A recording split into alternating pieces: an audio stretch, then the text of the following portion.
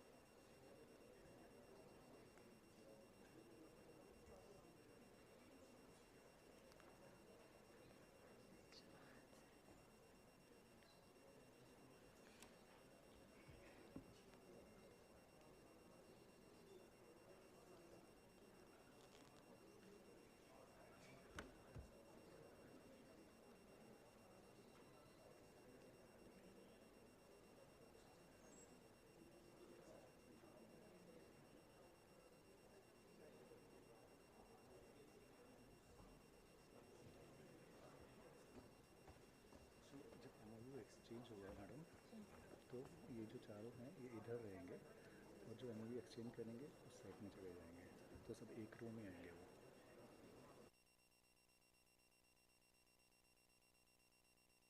बना देंगे। ठीक है।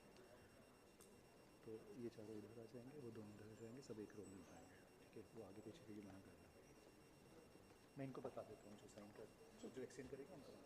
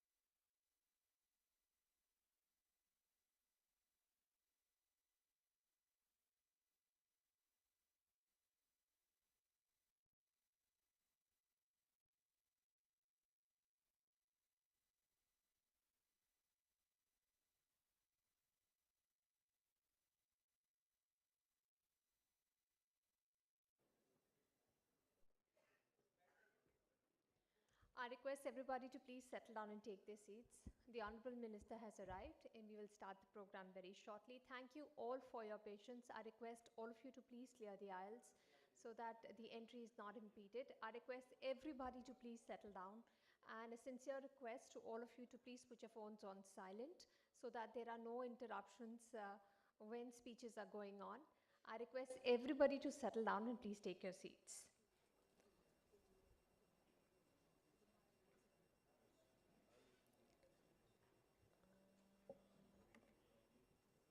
Yeah.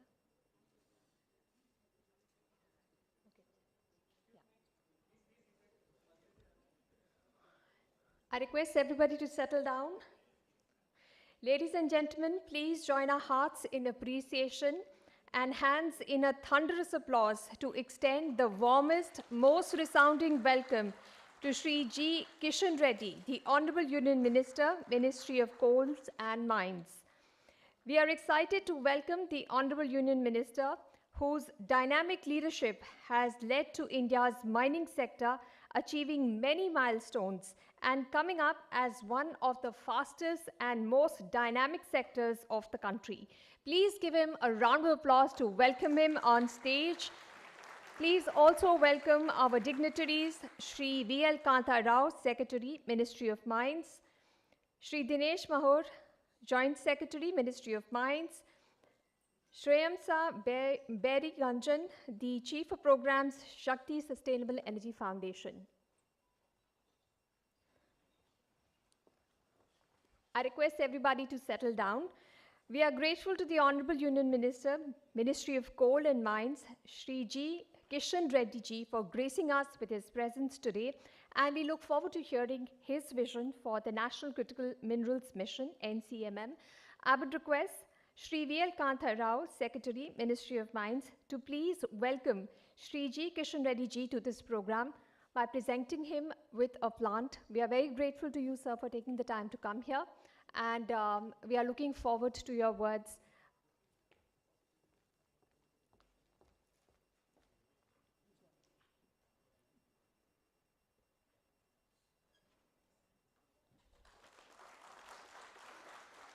I would request Ms. Geetika Sharma, Deputy Secretary, Ministry of Mines, to please come up on stage to welcome Shri V.L. Kanta Rao, Secretary, Ministry of Mines.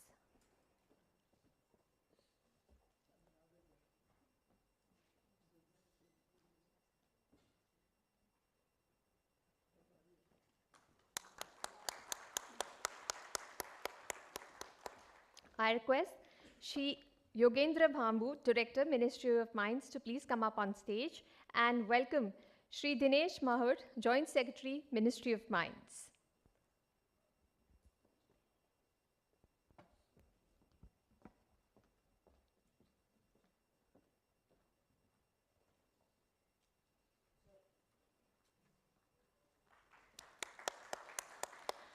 And I call upon Mohammed Sadiq, Director, Geology, Ministry of Mines, to please come up on stage to welcome Shreyamsa Berry Ganjan, the Chief of Programs, Shakti Sustainable Energy Foundation.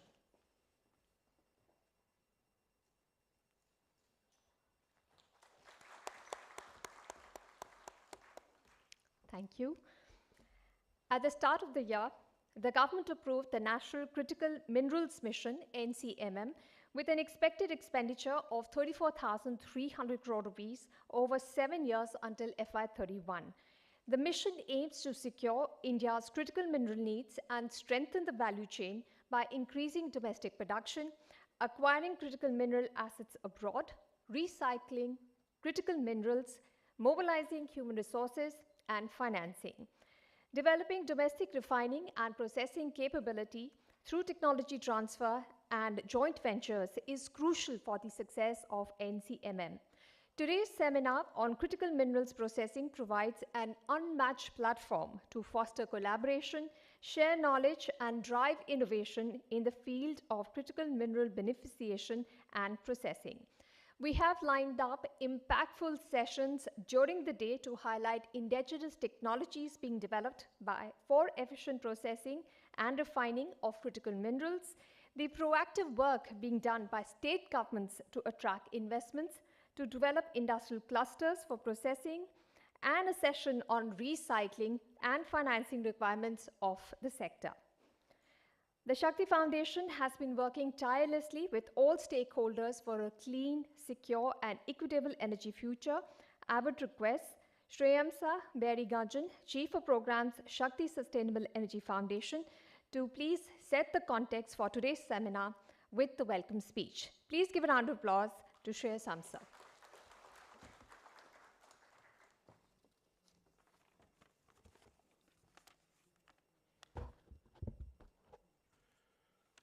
Honorable Union Minister Shri G. Kishan Reddy, respected Secretary Shri V.L. Kantha Rao, respected Joint Secretary Shri Dinesh Mahur, distinguished colleagues from the Ministry of Mines, state governments, esteemed scientists, industry leaders and partners, good morning and a very warm welcome to the Critical Mineral Processing Seminar. Critical minerals are now recognized as a cornerstone of India's economic and strategic ambitions. Whether it is scaling clean energy, manufacturing, strengthening supply chains for electric mobility, or supporting advanced electronics and defense application, critical minerals are essential enablers. As India advances towards its net zero and self-reliance goals, ensuring a secure, sustainable, and domestically aligned critical mineral value chain has become a pressing national priority. Recognizing this, the Government of India launched the Critical Mineral Mission earlier this year, which was a timely and a visionary step. It reflects a clear commitment that India is looking to be a builder of capability, a shaper of markets, and a leader in innovation. At Shakti Foundation, we are honored to partner with the Ministry of Mines as a knowledge partner. Our collaboration began in 2023 with a joint scoping study alongside leading think tanks like CEW, ICRIER, IIST, and CSEP. That early work made a strong case for a national level intervention, helping inform the path that led us to where we are all here today. Last year, we deepened our engagement with the ministry through the Processing and Beneficiation Summit and formalized our partnership through the MOU. The progress since has been extremely fast-paced, driven by a shared ambition and a growing momentum across the ecosystem. The critical mineral sector is a complex and multidimensional involving many actors across the entire value chain, from exploration and beneficiation to end-use manufacturing and policy frameworks. To unlock the full potential of this sector, we need to have coordinated engagement, strategic investment, and mechanisms that share knowledge and align national priorities in a rapidly shifting global landscape. It is with this goal in mind that we are here today to present the National Critical Mineral Mission Outreach Forum. This platform is designed to foster collaboration and innovation, catalyze investments, and facilitate continuous dialogue among stakeholders, helping inform the knowledge that needs to kind of continue growing in the sector. The support from the ministry to create a robust, secure, and sustainable critical mineral ecosystem in India is far-sighted. With this, I would like to welcome you all to the sessions today, and we are looking forward to an engaging discussion. Welcome again, and look forward to the event today. Thank you.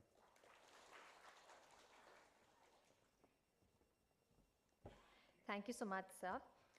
On this important occasion today, Hindustan Copper Limited, a CPSE under the administrative control of Ministry of Mines, Government of India, is signing an MOU with Rights Limited, operating under the Ministry of Railways, to secure a rapid, reliable and sustainable supply chain of metals, minerals, including critical minerals, by undertaking exploration, extraction, refining and production activities in India and overseas. Both the companies will use their complementary technical and financial strengths to achieve the goal set out for critical minerals in this MOU. I would now request the CMD Rights, Mr. Rahul Mithil, and CMD HCL, Mr. Sanjeev Kumar Singh, to please come up on stage and to exchange these MOUs and do the needful. We are very, very blessed to have the Honorable Union Minister, Ministry of Mines, Shri G. Kishan Reddy ji, with us, who will bless this MOU.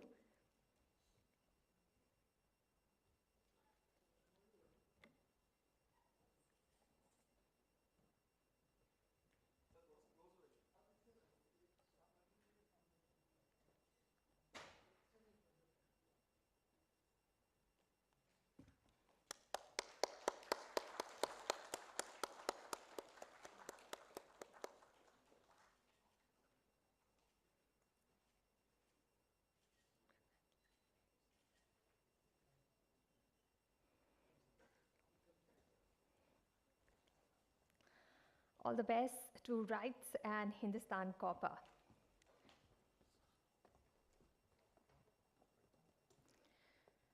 Shri V.L. Kantha Rao, Secretary, Ministry of Mines, has spearheaded transformative initiatives, policy reforms, auction of critical mineral blocks, and many more.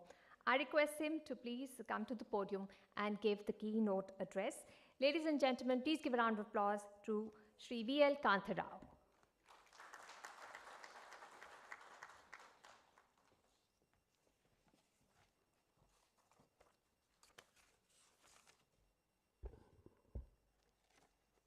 Honorable Minister and all the stakeholders of India's journey towards self-sufficiency in critical minerals. Good morning to all of you. This is a highly technical session. Normally you find programs where you will have the hall full. Today, this program is not meant to be a full house. It is meant to be a full house of people who are keenly interested in doing business with relation to critical minerals for India and in India. So you will find that today we have about 50 companies who are present here. We have about 50 others who are either state government officers, R&D institutions, associations, finance companies. We have foreign embassy representatives. They've all come here to see that under the National Critical Mineral Mission, which has defined certain action points to be done, both by the government and by the industry. How can they plug in? Whether it is a processing unit that it needs to be set up in India, where will you get the technology from? For the processing unit in India, where will you get the raw material from? Or if you are investing abroad in, let's say, a mine, then who will do the exploration for you? If you are investing abroad in processing, then where will you get the technology? Where will you get the financing? How will you tie up with the diplomatic channels in that country? How will you use the R&D that has been developed in India? How will you try and make use the existing schemes that are to be rolled out under the critical mineral mission, whether it is a recycling scheme which is in process, or whether it is a stockpile scheme, or whether it is supporting exploration abroad, or whether it is supporting R&D in India and abroad. There are many schemes that have been announced a few months back under the National Critical Mineral Mission, and we have to see how in our business we can make use of those schemes also. So today, if you see the program, you have people coming and telling us as to what kind of R&D that they have developed in one of the sessions. Then there are people who are going to tell us what kind of processing that they're planning to do, and in that processing, what kind of support or help that they would like.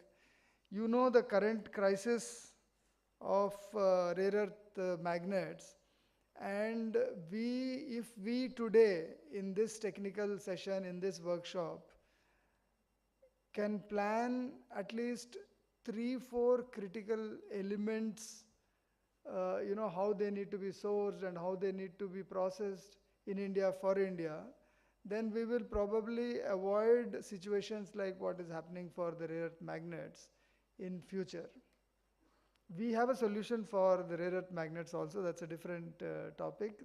People like you, people who are in this hall, have done a lot of research that has helped in one of the companies in India to produce it in the next 3-4 months. So there is the kind of work that we do and the kind of knowledge exchange that we do here today has been done in the past also, and that has led to some of the successful solutions of how to ensure that certain critical minerals, certain critical metals are available for the Indian consumption, made in India. So therefore, I feel that today's technical session is going to be very, very important in laying a roadmap for at least few critical minerals for the next 1 or 2 years. We may not be able to tackle all the 24 today, but there will be certain critical minerals that will come out in today's discussion on what kind of a roadmap that we can have in definitely ensuring a certain amount of self-sufficiency, production for and in India by the group of companies and institutions and governments that have gathered today. So my minister, you will listen to him. When he got to know yesterday that this event is happening, he was very keen because he presented this case in the cabinet in January for the approval by the cabinet, and there are certain commitments that the minister has given to the cabinet, and he would like a lot of those commitments to be fructified at the earliest in the next 6 months and the next 1 year. So we will look forward to the guidance of the minister in this event, and we will also, and this is something that the ministry has been saying, that we will ensure that there is support available from the state and the central governments for all the stakeholders, be it an academic institution or a company or a processing unit which is involved in critical minerals for India, production in India. With this note, let me request all the participants here that let there be serious interactions, let there be very business-like interactions on some of the proposals that are going to come up during the course of today's discussion, and let us come out with a definite roadmap as to what we are going to deliver for the country in the field of critical minerals. Thank you very much.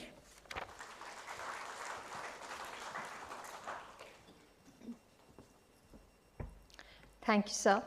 We are looking forward to the presentations that are coming up later in the day.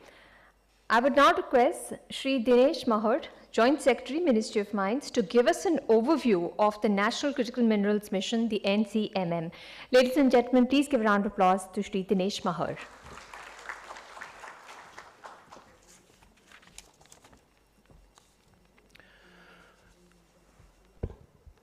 Honorable Minister, sir, respected Secretary Mines, Chief of Program Shakti Foundation, diplomats joined from various embassies, central ministry representatives, state government representatives, research institutions, industry and industry body participants, financial institutions, and all my friends in this hall.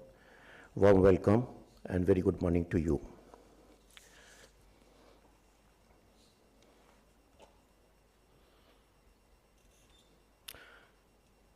I think you have to control. Thank you. This slide, all of you must have seen for dozens of times, but still I am displaying this slide here, just because not to know that we are 100% dependent on for various minerals like lithium, cobalt, nickel, potash, import dependent.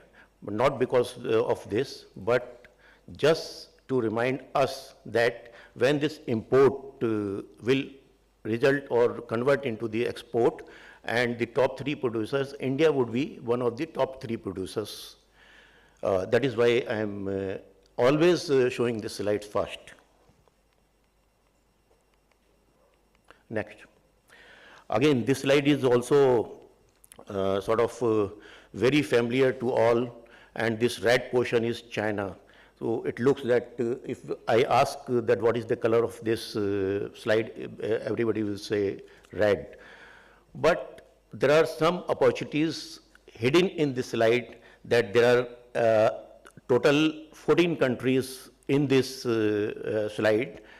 One is China. There are 13 countries which pose potential opportunity for us to collaborate. That is why I am showing this slide every time. Thank you. Next. So if we see the challenges, what challenges we are facing in critical mineral, one thing is that the geographical concentration of extraction and processing, supply chain vulnerability, which we have seen, as Secretary Sir also mentioned. Everybody knows that we have faced that RE scarcity, absolute scarcity in India. Then challenges in overseas investment. There are always more risk when we invest in the overseas than our own country. Then low rate of recycling and substitution, perhaps because there is lack of incentives for recycling or all. That is why we have kept one of the important component to that recycling. Then insufficient R&D in processing and recycling technologies. I wish that my friends from R&D institutions prove me wrong in the next session. So next slide, please. It is not that we are now working on critical minerals, but we have been planning and working on critical minerals for quite some times. So these are some, in past 10 years, there are some initiatives the ministry has taken, which are directly or indirectly related to the critical minerals, like in 2015, introduced auction as a method, which increased the transparency and accountability in the system. Then uniform mining lease for a period of 50 years, that gives a comfort to the business houses that the business will run for a long time. Certainty is there. Then DMF and NMET. NMET I have written here because it is going to be a big part of big support to the National Critical Mineral Mission. I'll talk about later in the slides. Then seamless, in 2020, seamless transfer of valid clearances for new leases for a period of 2 years. And subsequently in 2021, that transfer of leases was, transfer of clearances was is for all the time to come, not for 2 years.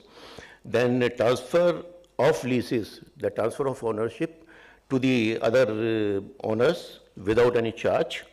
Then you must be knowing that most part of India is still unexplored. So initiative was taken that to empanel, to notify the private agencies for exploration purpose. They are doing lots of good work. Then a concept of composite license came, where the exploration and mining, both the things in a single license. In 2023, the 6 minerals which were earlier in the atomic minerals, because of low value of radioactive material there, those were shifted to critical minerals, and 24 critical minerals were included as a part of the act to give importance to the critical mineral, because it is part of the legislation. Then it was decided, earlier the state governments were doing the auction for the critical minerals. We found that the pace was slightly slow. So the central government was empowered to auction the critical mineral blocks, and within a period of 1.5 years, around 1.5 years, 34 mineral blocks have been auctioned. I'll discuss about which states and which minerals. Then important development was that OMDR Act was amended in 2023. In the offshore, there are many critical minerals are found. So through this OMDR amendment, the auction was introduced as matter of allocation of the leases, and again that uniform lease period of 50 years was done in offshore area also. Then important part is that offshore area mineral trust, similar to National Mineral Exploration Trust, was also established. And last outcome was that National Critical Mineral Mission. That is why we are here today for this outreach program. So the Critical Mineral Mission was approved by Union Cabinet in January this year. It was to put concentrated efforts and all our efforts, and it is a whole of government approach. Everybody, every component of the government has to work simultaneously to make to achieve the objective and vision of the National Critical Mineral Mission. So this mission encompasses all the stages from mineral exploration, mining, beneficiation, processing, and recovery of end-of-life product. Next, please. The objectives, all of you know that secure India's critical mineral supply chain, and the second is strengthening the value chain. The portion, the percentage of value which is added in India, we have to work on to increase that value. Next, please. So there are 7 important components of the National Critical Mineral Mission. The first component is enhancing domestic production. It will include the exploration activities, enhanced exploration activities, then enhanced activities of domestic mining, processing. The seminar is on processing technology today. Then role of the state government is very, very important, and one session has been dedicated for the state government, that what are they doing to make the vision of the government, make the vision of the nation. Then mineral processing parks are also part of their mission. Secondly, foreign asset acquisition. If we see that we have allocated the mining blocks, so mining is a long process. It may take 8-9 years to realize that some material is coming. So we'll have to depend on the readily available resources. So with the off-take arrangement, that minerals can come to India at the earliest. So some companies like Kabil, Altmain, Greenco, Loham, they are actively working on that. There may be many more companies which we may not be knowing. The next is recycling. So as we know that lots of the material we are importing which contains the critical minerals which we have defined as critical minerals. So what was happening that if we import mobile or battery materials and all, after end of life, what we are doing that we are converting it to black mass and exporting back. To re-import is again. So purpose is that we should ensure that once the minerals or material is imported, it should not be exported back to re-import. That is the purpose of this recycling, and I'm happy to say that our recycling companies are doing very, very good. They are doing good research activities, and now you will know that last session is on recycling. Perhaps they will tell about that they have the technology to process the raw material also. As per my understanding, there is a challenge that now we are adding more value, like we are not exporting back the black mass, but the finished good, there is a lack of downstream market for the finished minerals. They may not be to that mark that they can be directly used in the batteries or end-use industries can be used, but our friends from the industry, from recycling, in last session, they will enlighten us more.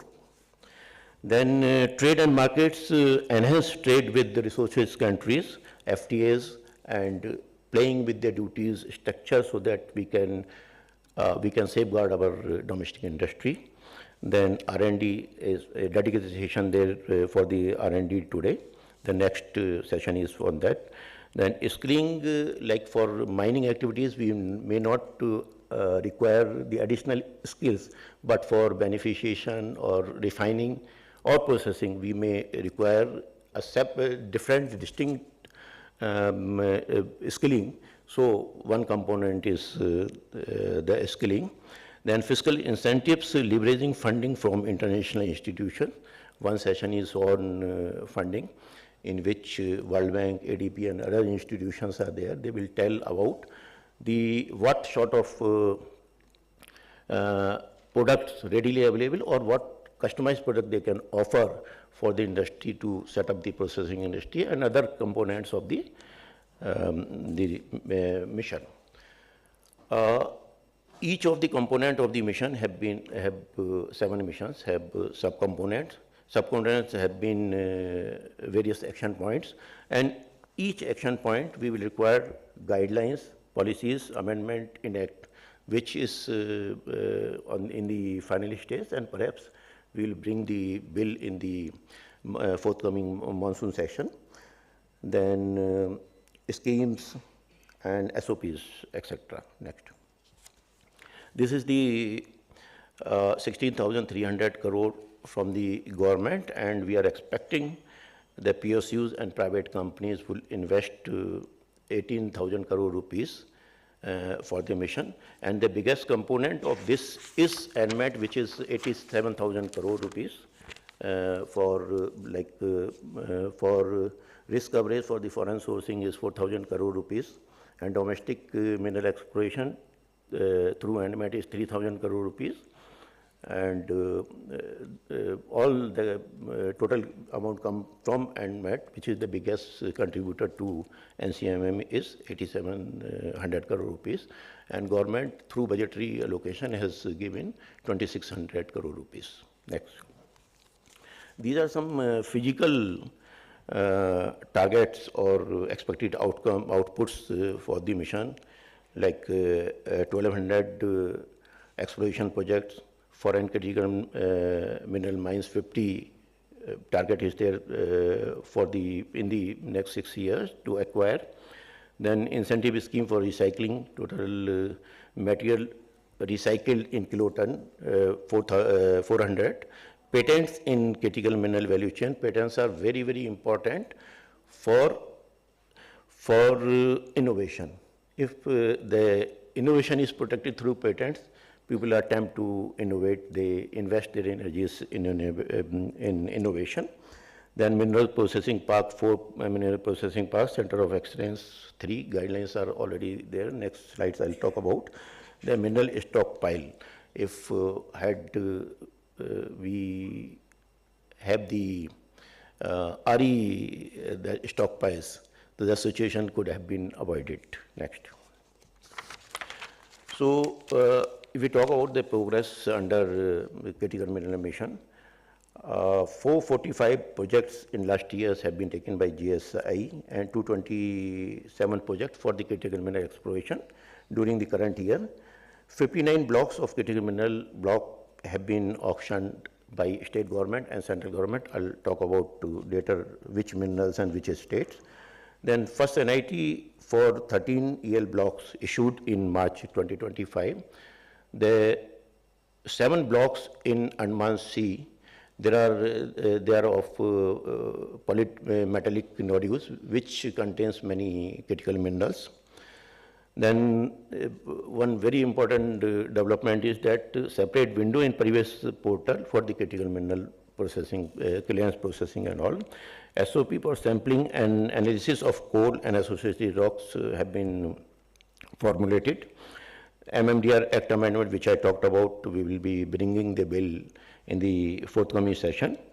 Then policy on trace element analysis during from exploration to whatever dumps and tailings we are having. IBM had identified mines for testing tailings and all. Various policy and guidelines are prepared, and NPAs, 32 NPAs are there as on date. Next. So, if you see that Madhya Pradesh is with 15 blocks, so total 49 blocks, 59 blocks have been auctioned. Next. So here we see that graphite is the largest number, that is 18 blocks have been successfully auctioned for graphite. We have today, we have invited the project proponents of critical mineral blocks who are here, and I am sure that with the after this conference, they will have confidence that there is downstream industry for them, and downstream industry, they will have confidence that the minerals, the raw material would be there in near future. Next, please. So acquisition of critical mineral assets abroad, GSI will start mapping an exploration project in Zambia. Active engagement with Indian embassies for opportunities in critical mineral sector, and many of our embassies have designated nodal officers for mining sector. The encouraging center and state PSUs, private sectors, that is why we are here. Kabil and other private companies are taking keen interest in acquiring the mineral assets, reviewing guidelines and all, mapping stakeholders across the complete value chain. Next. Here we see, I might have missed some names, but from upstream, midstream, downstream, and circularity, all we are trying to map whoever is meeting us, what are their USPs, so that we can connect the demand and source with each other. Next, please. So recycling incentive scheme for recycling is in final stage. Next, please. If you see that the biggest budgetary allocation in the mission is for the recycling, that is 1,500 crore rupees. That will meet growing demand of critical minerals in country, address recycling capacity shortfalls, make use of increasing feedstock availability, maybe being the whole of government approach, some other ministry is working on that incentivizing the collection of the material, which is very, very important part of this. Next. So other things are broadening scope of S&T scheme, Central of Excellence guidelines approved, critical mineral chapters in free trade agreements, fiscal measures to support critical mineral sector, dedicated track, the US, India-US strategic mineral recovery, which we are working on. Many meetings are taking place between US and India, and other capacity building programs to the resource-rich countries also. Next. So COE guidelines have been approved in a month of April. It is to support the deployment of state-of-art extraction, processing, and recycling technologies by leveraging domestic R&D infrastructure. So it's a hub and spoke model. Hub would be reputed higher educational, DSR recognized R&D lab or Section 8 company, and spoke to academic and R&D institute and 2 industry partners. So there is a opportunity that industry partner can be part of this initiative. Next. Thank you very much.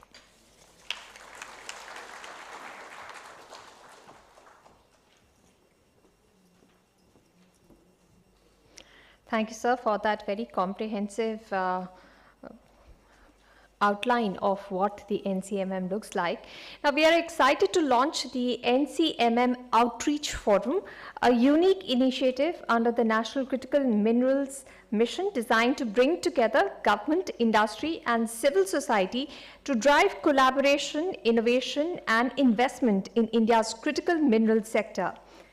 We are blessed to have the Honorable Union Minister, Ministry of Mines, Shri G. Kishan Reddy Ji with us. Today, on this momentous occasion, I would request Mantriji to please launch the NCMM Outreach Forum. Sir, I request you to please play this video and launch the forum.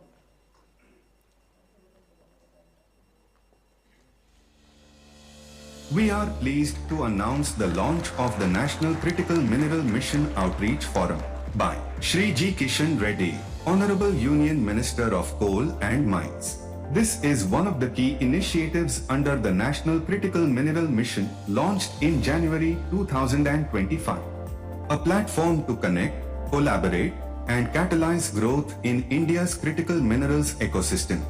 It is built on 4 strategic pillars: strategic discussions, collaborative engagement, knowledge dissemination, and public awareness. The Outreach Forum will regularly organize policy dialogues, stakeholder roundtables, national and international seminars, B2B and G2B meets, capacity building workshops, etc. It aims to serve as convening, collaboration and coordination platform for target stakeholders such as industry stakeholders, investors, academic institutions and think tanks. Ministry of Mines, in association with Shakti Sustainable Energy Foundation, will lead this forum for driving innovation for a sustainable future. The vision for Viksit and Atamnirbharbharat, powered by minerals.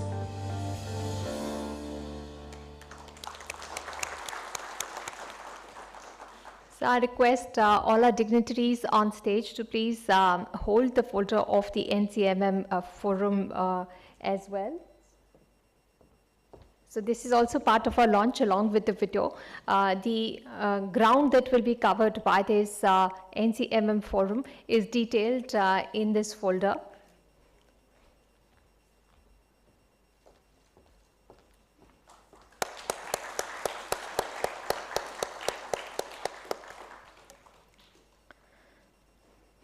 Thank you, Reddy, for your guidance and support.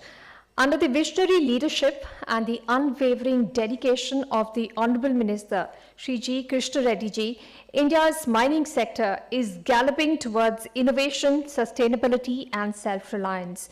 I humbly invite the Honorable Minister to please address the audience and give the keynote address. Please give a round of applause and welcome Shri G. Kishan Reddy.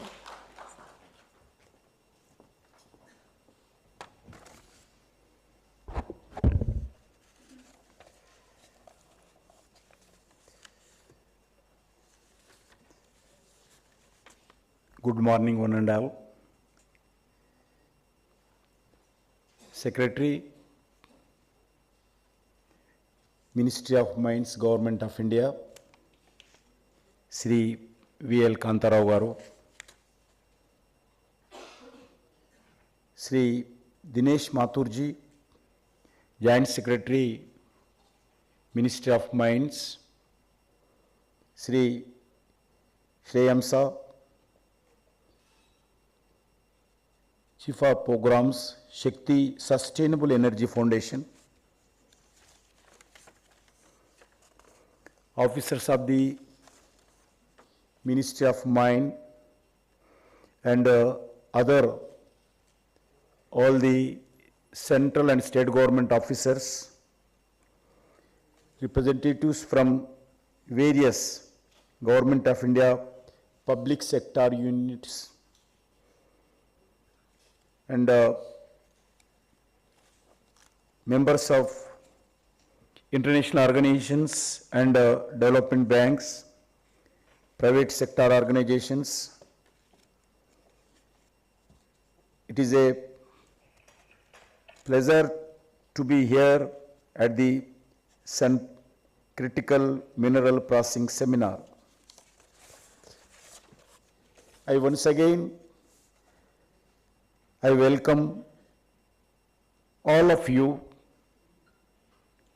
to this seminar where we will be discussing and deliberating various aspects in the processing of critical mineral, including opportunities to leverage indigenous technologies, innovations in critical mineral processing, policy challenges, and the role of government in streamlining approvals, and also role of the state in fostering industrial clusters, research and development efforts in critical mineral processing. We have reached the juncture after streamlining the sector over the past decade, and a lot of efforts has gone into this. I thinking and strategies we have adopted have the imprint of Honorable Prime Minister Narendra Modi ji vision. Under his remarkable leadership and guidance, the Ministry of Mines has made a great strides. We have taken several steps to strengthen India's critical mineral value chain. The introduction of exploration licenses for 29 mineral and allowing private partnership participation shows the government's approach to partnering and leveraging and entrepreneurial spirit of the private sector. Our reforms have also empowered the central government to action mineral blocks in a transparent and fair manner. You will be aware that we have successfully auctioned 34 blocks of different critical mineral and strategic sector. The Ministry of Mines is further enhancing exploration of critical minerals. In the last 3 years, Geological Survey of India has undertaken 445 exploration projects of various critical and strategic minerals. Moreover, through the National Mineral Exploration Trust, the Ministry has funded 185 projects through various exploration agencies.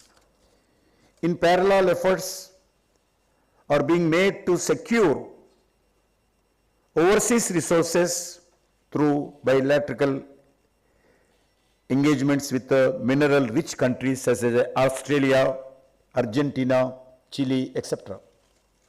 Notable, Kabil, a PSU of the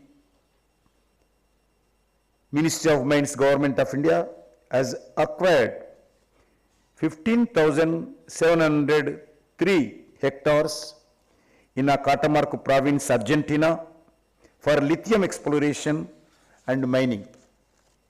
The Ministry of Mines is also engaged in various multilateral and bilateral platforms such as the Mineral Security Partnership, Indo-Pacific Economic Framework, India-UK Technology and Security Initiative, Quad, etc., for strengthening the critical minerals value chain. We have several MOUs with resource-rich nations such as Australia, Chile, Zambia, and Peru. Under the National Critical Mineral Mission, we aim to bring coordinated approach to these initiatives. In January 2025, in Union Cabinet, chaired by Honorable Prime Minister Narendra Modi ji, approved the mission with the proposed expenditure of 16,300 crores, approximately $2 billion US. The mission is expected to further initiative investments, 18,000 crores by PSUs, etc. This is approximately an additional $2.1 billion US, totally 34,300 crores. The mission will encompass all stages of value chain, including mineral exploration, mining, beneficiation, processing and recovery from end of life products to aim to accelerate domestic exploration in onshore and Indian offshore regions, streamline regulatory approvals and provide financial incentives. Friends, the global demand for critical mineral is a huge, like lithium, cobalt, and rare earth elements are skyrocketing due to clean energy goals and technology advancement. As per some of estimates, demand for critical minerals will increase 4 to 6 times by 2040. However, global supply chain are concentrated in a few countries. Geopolitical tensions, trade restrictions, and increasing trend of resource nationalism can cause supply chain disruptions. India is currently almost 100% import dependent for critical minerals. We see this as a major challenge for every citizen of this country. Recognizing the pivotal role of these minerals in driving economic growth and advancing India's energy transition, we are committed to make India Atamnirbharbharat, self-reliant in critical minerals. Friends, you would be aware that this financial year, our country will surpass Japan to become the 4th largest economy in the world. As we continue to develop and aim to become a Vikasit Bharat by 2047, our energy needs will increase. Our net zero commitment, the National Critical Mineral Mission, will play a key role in ensuring India energy security. We will taking a 300-degree approach, and this will visible in our approach to overcome the challenges the trade. During the recent union budget, Government of India exempted duties on cobalt power and waste, scrap of lithium and battery, lead, zinc, and like 12 more critical minerals. 100% we exempted duties for import. Friends, India has a well-established mining sector and considerable expertise in processing bulk minerals. Therefore, we are well positioned to expand into critical mineral processing as well as. In order to realize full potential of processing industries for critical minerals, the government,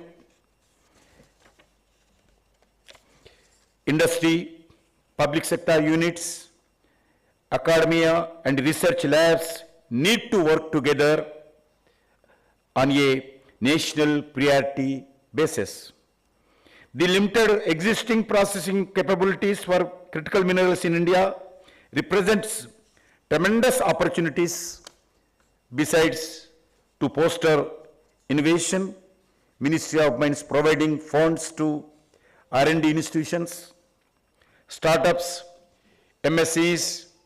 Moreover, I would like to invite mining and processing companies and government PSUs and private companies, research labs, academia and think tanks, and other relevant stakeholders to actively participate and create outcomes through the National Critical Mineral Mission Outreach Forum, which we launched today. This forum will improve collaboration across the upstream, midstream, and downstream industries, facilitate the ease of doing business and create awareness about the critical minerals sector in India as an important sector for energy security, national security, food security, and employment generation. I would like to invite industries to invest in the processing of critical minerals to facilitate domestic end-use industries in India and strengthen the development of mining sector. I would also urge PSUs and research organizations, other stakeholders, to chalk out definitive outcomes and push towards these outcomes, be it in the form of investments, research papers, and patents, mine acquisitions. They should commit to clear, time-bounded investment targets in these areas. Exploration, mining, processing, and strategic acquisitions of critical minerals assets, both in India and overseas also. Just like Kabil has taken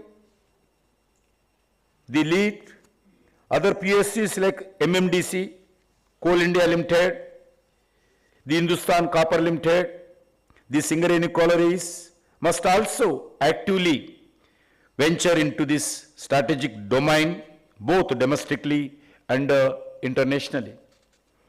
This will ensure that the critical mineral mission under the visionary guidance of Honorable Prime Minister Narendra Modi ji will serve as a cornerstone driving innovation, sustainability, and technology advancement, Atamnirbharbharat. I would like to thank all of those who are participating in this seminar, and strongly believe that this day-long seminar will be productive, fruitful, and beneficial to all the stakeholders in India.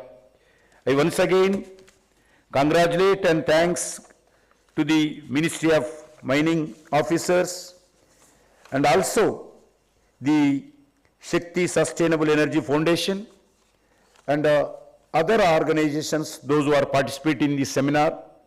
This is one of the challenging sector for future of this country, critical minerals.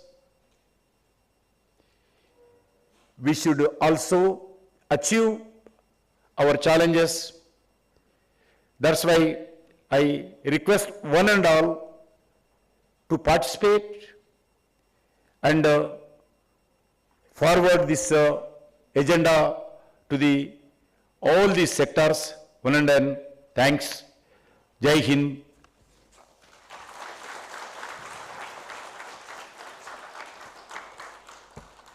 Thank you, sir. After the encouragement given by the government, we all hope that the industry and research organizations will also rise to the occasion and help meet the objectives of the NCMM. To sum up this session and give the vote of thanks, I invite on stage Ms. Preeti Shukla, Program Manager, Shakti Foundation. Please give a round of applause and welcome Ms. Preeti Shukla.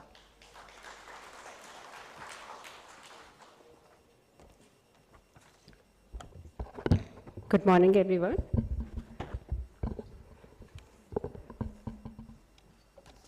Respected Shri G. Kishan Reddy Ji, Honorable Minister, Coals and Mines, Shri V.L. Kanta Rao Sir, Secretary, Ministry of Mines, distinguished dignitaries on the dais, esteemed guests, and dear colleagues, it is my honor to extend a sincere vote of thanks to Honorable Minister Shri G. Kishan Reddy Ji, whose presence today has elevated the significance of this important seminar on critical mineral processing. So, under your guidance and dynamic leadership, the Ministry of Mines has taken unprecedented steps towards achieving Atamnirbharbharat in the mineral sector.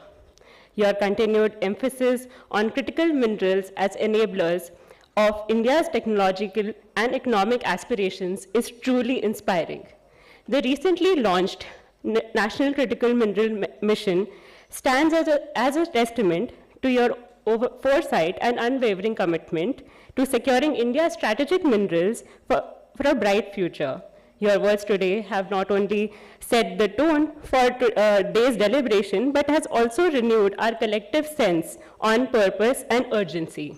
On behalf of Ministry of Mines and Shakti Sustainable Energy Foundation, I extend my heartfelt gratitude for taking time out of your demanding schedule to inaugurate this seminar and guide us with your vision. We look forward to your continued support and blessings as we move from vision to action. Jai Hind.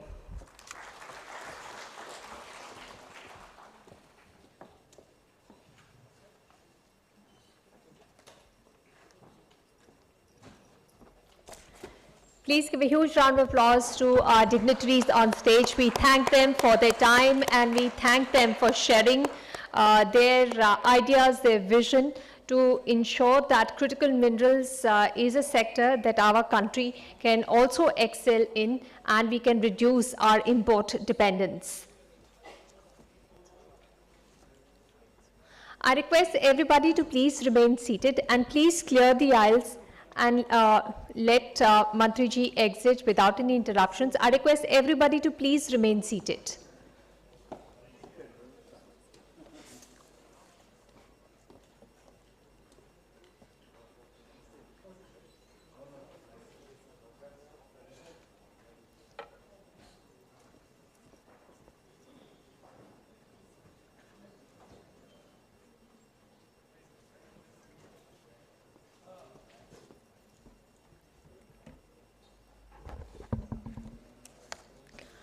I request all of you to remain seated. We are continuing with our sessions and we have a very interesting session coming up on research and development, something where an area that we are expecting breakthroughs to come through. I request everybody to please remain seated and we will continue with our sessions.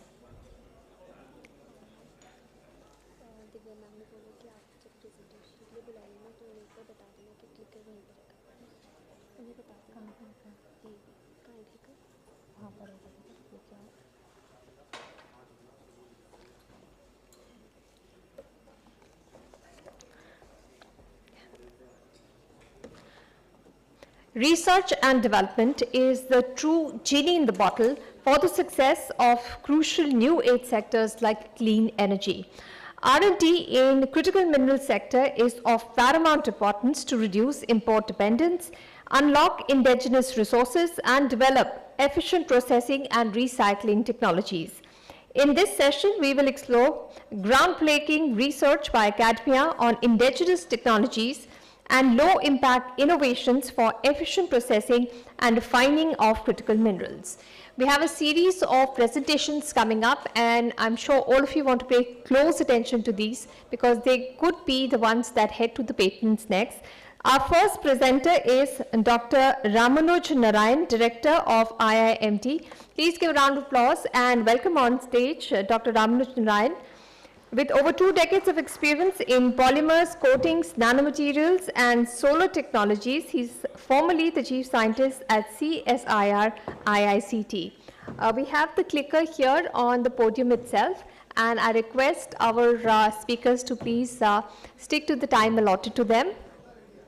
Please give a round of applause to Dr. Ramanuj Narayan.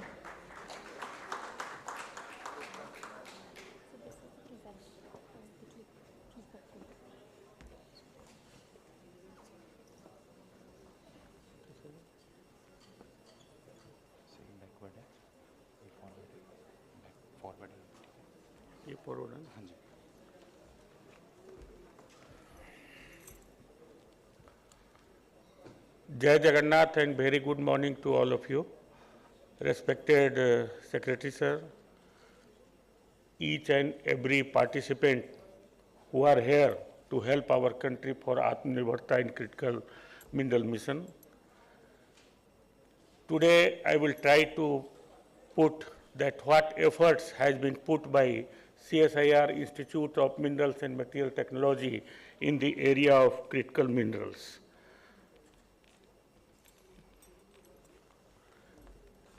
So, Secretary Sir has made a joint committee with CSIR, where Secretary DSIR is also the co-chairman and Secretary Sir is the chairman.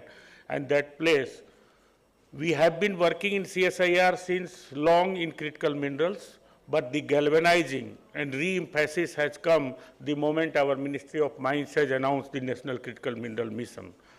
So today I will sum up the activity. So at CSIR level, once both the Secretary has discussed, then we have started 3 missions is ongoing and 4th mission is going to launch in the next month. First is battery to battery, where battery recycling activity till manufacture is taking up.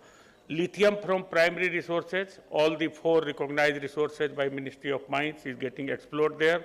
Then mapping and tapping of critical minerals, and this place we are trying to take 10 to pilot scale and around 10 minerals to the knowledge level. And the last mission, which will be led by NML, that is the solar panel, electrical/electronic waste, and air conditioner to sustainable materials. And in this, CSIR has around 6 laboratories which works directly into it, but we have a very good support of another 12 laboratory. And as per the presentation today, linkages to NCMM component, that increasing domestic critical minerals 1, scientific and advancement 5, recycling of critical minerals, and human resource development and skilling has been that. Our strength is infrastructure, very good infrastructure. I invite all of you to visit. Our labs are not but industry rather than a milligram to kilogram or ton level. Then we have good geographical location that whichever our labs, minerals, mines are there, starting from east to south. Connect with line ministry. We have been working with Ministry of Mines since long, and proven credential in both primary and secondary resources. Since time is short, this is a very busy slide. In a nutshell, CSIR IMMT has its own periodic table. Over the years of its existence, in more than 62 years, we have developed the process for almost 41 elements of the periodic table.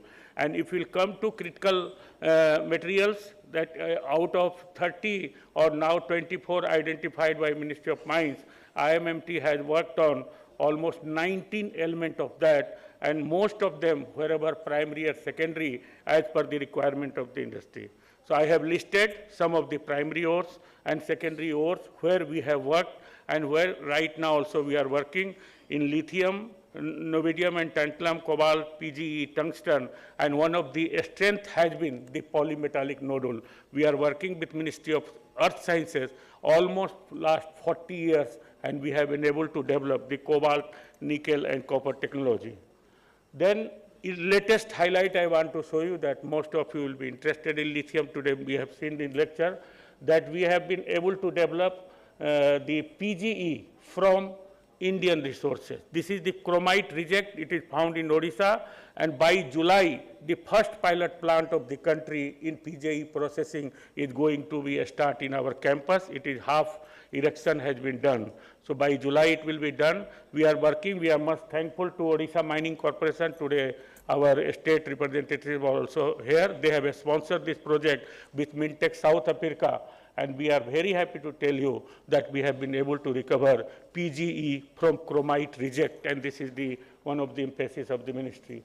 Then coming to processing of lithium ores, that 4 targets we have taken: Amreshwar in Karnataka, Riyasi in Jammu and Kashmir, and Bihar Mica belt, and then Degana in Rajasthan. And we are very happy to share with you the process flow sheet of Amreshwar Karnataka deposit has been done jointly with IMMT and followed by NML, and right now it has given the good result in the battery testing also. This is once again from primary battery to the complete battery system, and this place we have been able to develop lithium carbonate from the pegmatite rock from that process.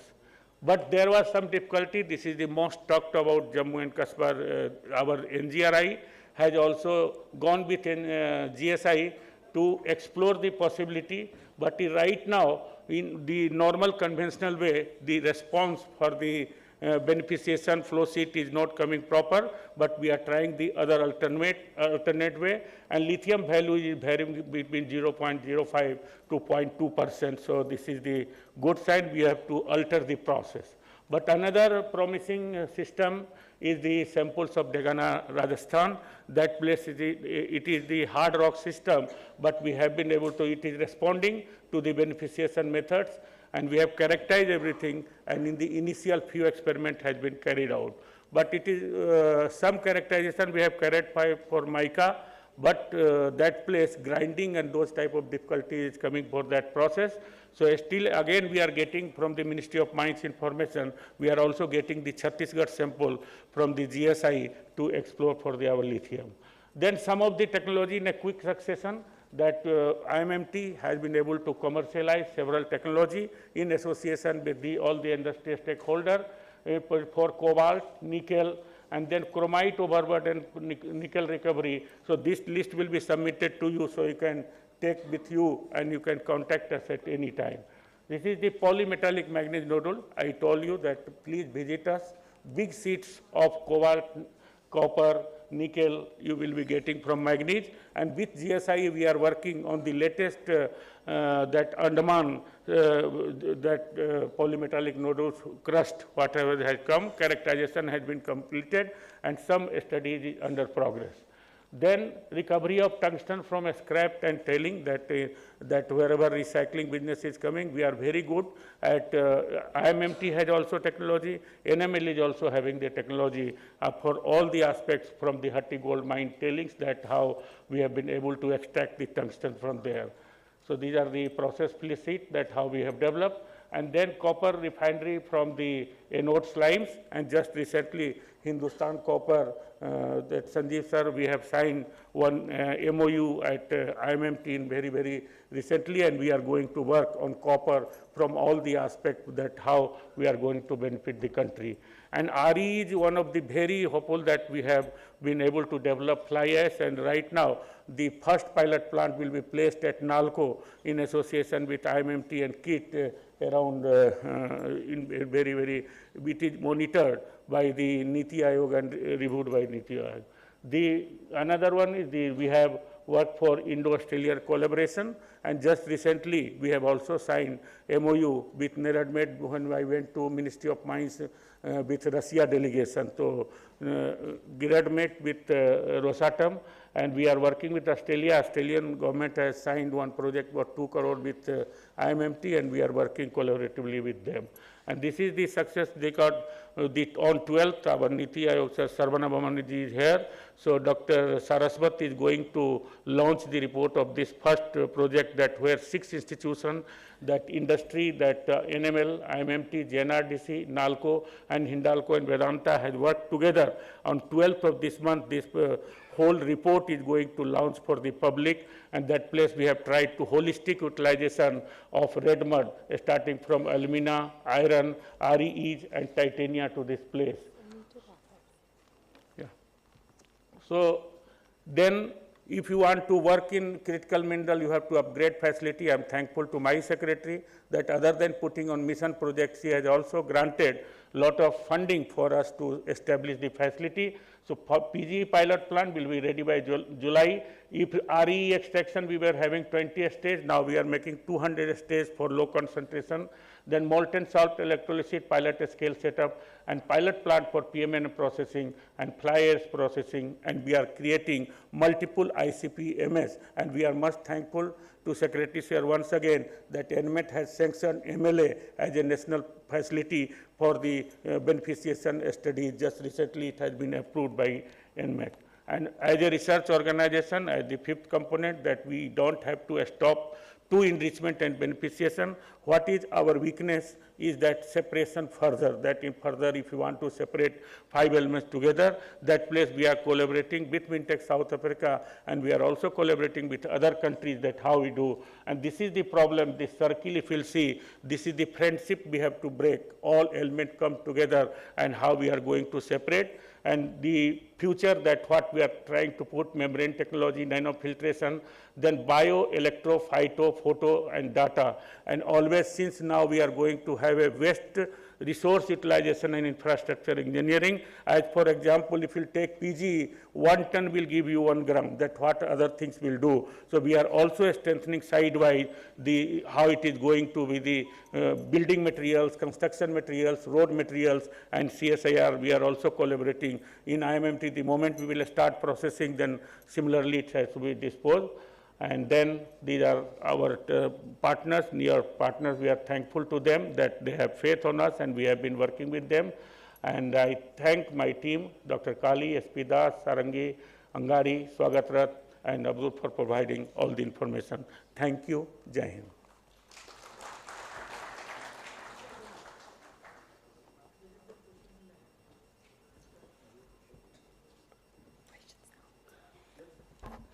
If there are any questions to Dr. Narayan, kindly raise your hands.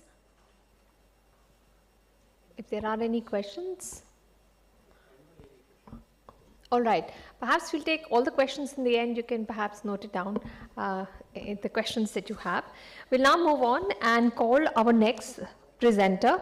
Please welcome Dr. Sandeep Ghosh Chaudhary, Director, National Metallurgical Laboratory, Jamshedpur. With over 25 years of experience, his research spans alloy development, thermomechanical processing, and crystallographic texture.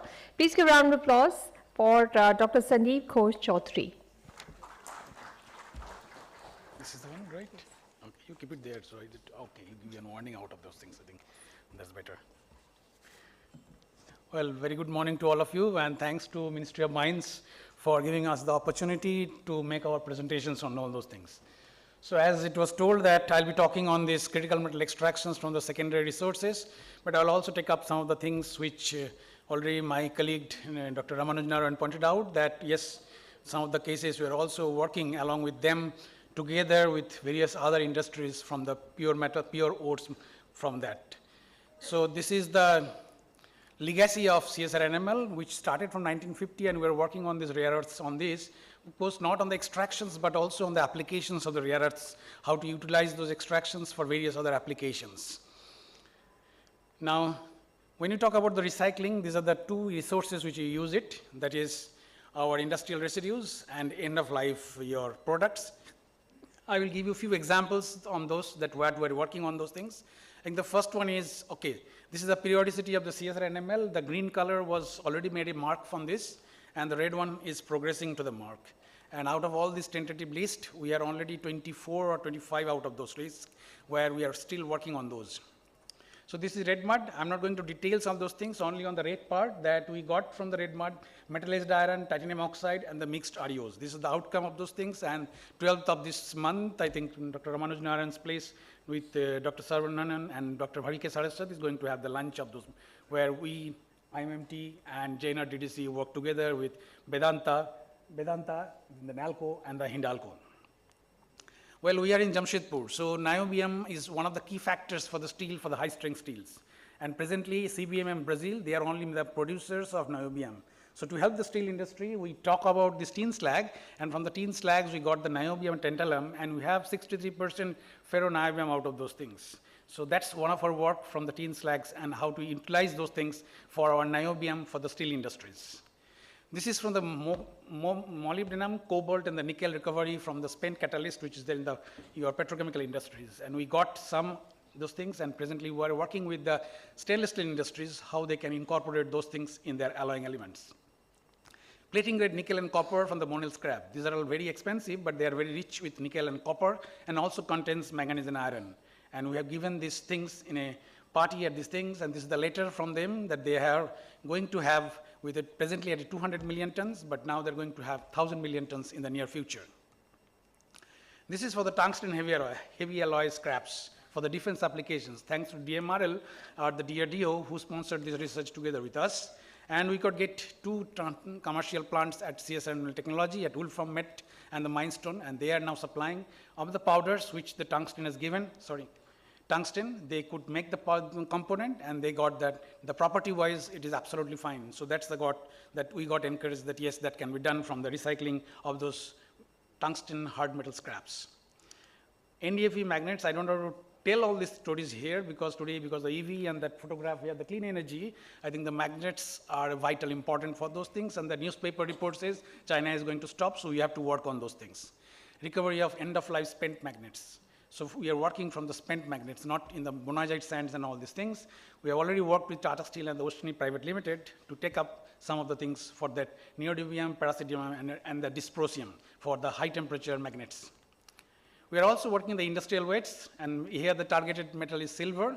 We worked with the Vedanta there, and we have got into those things, and soon it will be in their plant itself. We are also working in the manganese products because EMD and EMM, these are very vital today. And we are working with one of the parties, they are associated with Midhani, to give them the technology, and they will be having this DPR and piloting activity with the Mekon is presently going on. We have a Urbano Recycling Center for e-waste. It has been nearly over 20 years, and so it is there. And today we are getting several salts, and today across India, that is our technology, who have taken those technology from us. We have a group working on those things for those, and they are getting those PCBs or whatever PCB you can give it to them. They are getting all those things from them. This is our battery. Dr. Ramanuj has already pointed out. We together are working with that, CSIR, MMT, and the Sikri Koraikudi. And yes, this is the one pilot plant in NML that is 1 ton per day. 1 ton per day, not the output, 1 ton per day is the input. That's the Spain batteries, 1 ton per day, and from there we can get the black mass, and from there we can get all those elements out of those things.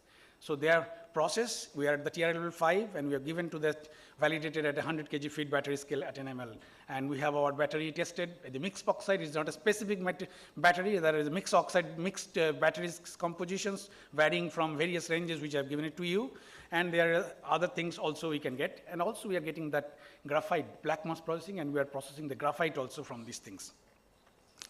Now, this is of the recycling, and we do also production of the critical metals. This is our sodium, because sodium is now it is required after the Fukushima blast. I think that is required for the nuclear reactors. So we have given it to the Heavy Water Board and BRC, and one technology has been demonstrated with 300 amps at SRAG Kurnool.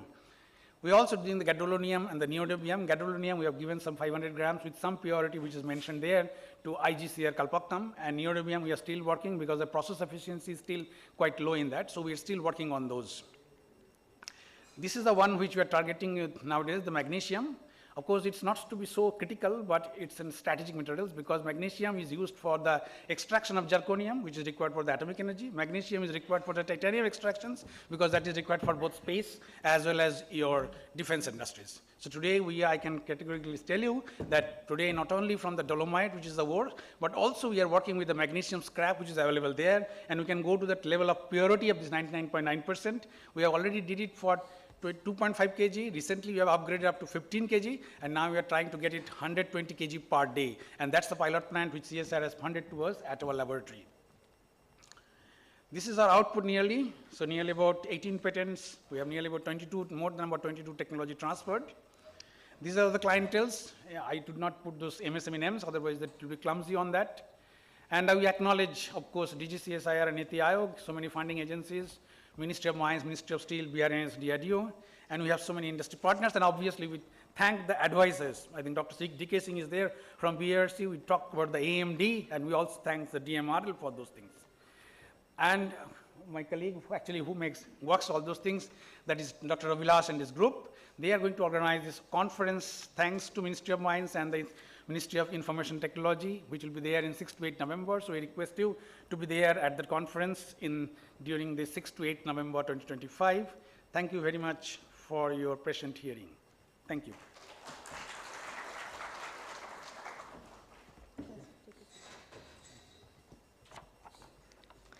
Please welcome our next presenter, Dr. K. Balasubramanian, Director, NFTDC. He is a distinguished scientist and director of Non-Ferrous Material Technology Development Center, India.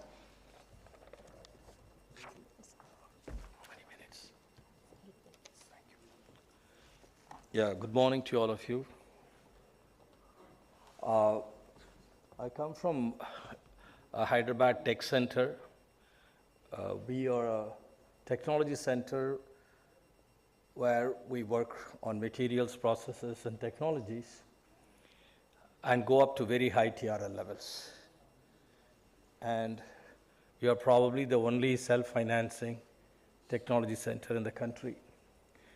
A quick look, I was asked to talk about battery-related critical materials and metals, to be more specific on that. So on the left, you see the base metals. On the right, I put the technology critical metals. In that, I have yellow highlighted it. And you would find one interesting observation. I have extended the battery materials to energy devices. By that, what I mean is fuel cells, hydrogen devices, production storage devices. So all gamut of energy devices, if you take, you'll find a throw of a lot of them, and in that you'll find nickel to be overwhelming. Not even lithium, nickel. And when we go from lithium ion to sodium ion, we'll have sodium also going up in this. The principle that we are trying to say here is this. If you look at the energy devices, the top line is batteries, where you all know we have been overwhelmed with lithium batteries, but the nickel metal hydride battery has been running along for a long time in Japanese hybrid vehicles, nickel metal hydride. And just few kilowatt hours runs your Toyota Camry C. If you look at the blue color is the anode and the red color is the cathode. So what are people doing? Trying to get rid of either those expensive cathode materials or get rid of anode. If you want to get rid of anode lithium, you go to nickel or sodium. You want to get rid of cathode expensive materials, they have gone to iron and phosphorus or sulfur, lithium sulfur. So that's how the technology is moving. So if you have missed the boat on the bus, it's a lot easier to, get rid of this expensive cathode materials, move on, and that's how this LFP is ruling. If you come to fuel cells, in fact, why I have put that yellow one is by 2030, by 2028, we will see much less of lithium-ion batteries. I'm sorry to say this, but that's what is going to happen. So if you have to work on recycling, you'll get a lot of recycled materials coming for the next 10 years. But in the next 5 years, this is the disruptor. The fuel cells are disrupting in a big way because they are hydrogen-based. And what I have given there is, again, nickel is the anode for solid oxide fuel cells. The Ori oxides form the electrolyte, and that's the cathode. Like that, we see for basically your PEM-based ones is platinum and nickel, and again, storage is NaNi5. So this is the gamut that you have for energy devices. Now, if you look at where do you put the effort? Short term, medium term, long term. So if you look at it on the energy devices, I've pointed out in red, that's how it is moving. And what I have given in blue, which is the medium effort and medium thing, you'll be able to get a set of important transition metals. And the green is very urgent. So we have to immediately put it, but the rewards are very high. I put only one slide for all the processes that you need to have core competence so that you can work with any critical material from any source, primary, secondary, tertiary. This is the list. Initially, you are crushing, grinding. The second one is all in black, where you separate. It's all our separation processes. If you are in hydrometallurgy, either you dissolve, digest, or precipitate. This is what you do. And then what you do, you selectively take it on an ion or another phase. And finally, you come to this. So these are the basics of separation processes. It's not rocket science. It's even rocket science is not very difficult in India anyway. So our problems are this. If you go to primary, you are in linear ores. If you are in tailings, you're going to have a similar amount of tailing as the residue again. And so what is the criticality is we need to work on process development and manufacturing line. So that's where we concentrated on. We said, okay, let anybody work on mine, get the beneficiation. You can give me whatever you have as source. But what we are going out in the second line, we want to complete plants within 3 years. That's our aim. And if you look at the lithium portfolio, I was concentrating on LFP because they already finished nickel, cobalt, and all those things 6-7 years ago, and he has reached plant levels. So LFP is a headache. It is a headache when you are recycling, and that's what is going to come in the largest quantity. You're going to have aluminum as the impurity which you have to control, which comes from your cathode collector. And you have to get the phase correct. And you have to recover phosphorus also, because phosphoric acid costs are going up. It has become 3x. So we did it successfully, so we can take it either from battery or from a ore or from anywhere and get it. So plant is running now for the last few years. And what we do is that any of these things, you have to reduce the chemical stress by adding an energy input, either through microwave or sonication or even activation or whatever it is. And that's the key to some of the recoveries that we were able to successfully do. We have now launched the end-to-end magnet plant, REPM, end-to-end. When I say end-to-end, we are calling from concentrate to oxide to metal to alloy powder to magnet. And now the first plant is coming up this year. And we're scaling up to 2,000 TPA and 5,000 TPA by 2030 with an industry partner. So that's not a problem. We'll be able to give even plant with the manufacturing equipments next year onwards. This year we are doing it ours. Lithium is also big. Already 100 TPA equivalent production capacities have been established in the country, and our pilot has been running for the last 8 years. You see the blue, that is the CRE. Because it goes to strategic sector. If you talk about lithium titanate, niobate, or even energy devices, whatever it is, that's what it is. So what we are doing is slightly different from what others are doing. I'm the first customer for all the metals anyway, because of strategic sector as well as this. So at least 25 to 100 ton plants we keep at any time, and that is a starting point. And we take the raw material resource from anywhere. The key is we come to an intermediate point from any source, and afterwards it is a straightforward line, and it will go through. And we have already started the advanced carbon materials, because carbon is a wonderful material in all forms. One of the things that you have to understand here also, that all these grades are vacuum grades, very high level purity grades, either as a powder or as a metal and alloy. Since we work a lot on aerospace, we do that because we make products out of it. So this is our backward integration for us, because from metal to this we have already done. So I'm within time, and contact us if you have resource for any of these things. So the line which I've given you is materials, process, product, plant. That's how we work. We start with a plant sizing and then work backwards. And we will have all of these things in the next 2-3 years. And the first one to come out as a plant is rare earth magnet plant. In this year and next year, we are rolling it out. Thank you very much.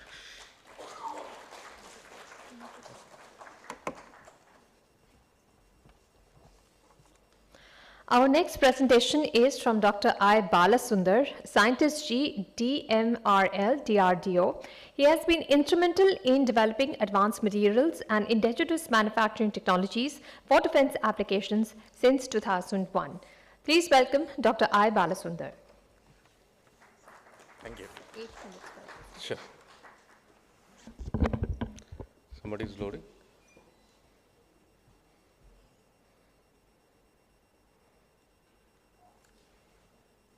Shall I do it?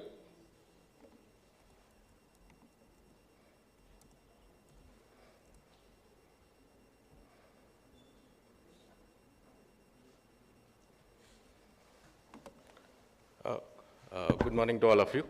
And thanks to the organizers, I've been rightly positioned. We have IMMT, NML, and NFTDC. Then DMRL is making this presentation, because DMRL collaborates with all these organizations to establish various material processing technologies. So DMRL's vision is to be a center for providing total material solutions, and our verticals are listed here. Pointer is not, okay, fine. Yeah, predominantly we have been focusing on vertical 3 and 4, that have been our core strength of DMRL. And of late, the recent additions to this is the vertical 6, technologies for extraction, though DMRL had been working on certain extractive metallurgy techniques for certain critical elements. Recycling and sustainability is a new addition to this vertical, which DMRL is currently focusing on. From a systems perspective, if you look at DRDO has been always involved in developing various systems or platforms for the defense services. From a defense or systems perspective, I would look at the material value chain in terms of 3 sequential but separate blocks which are interconnected.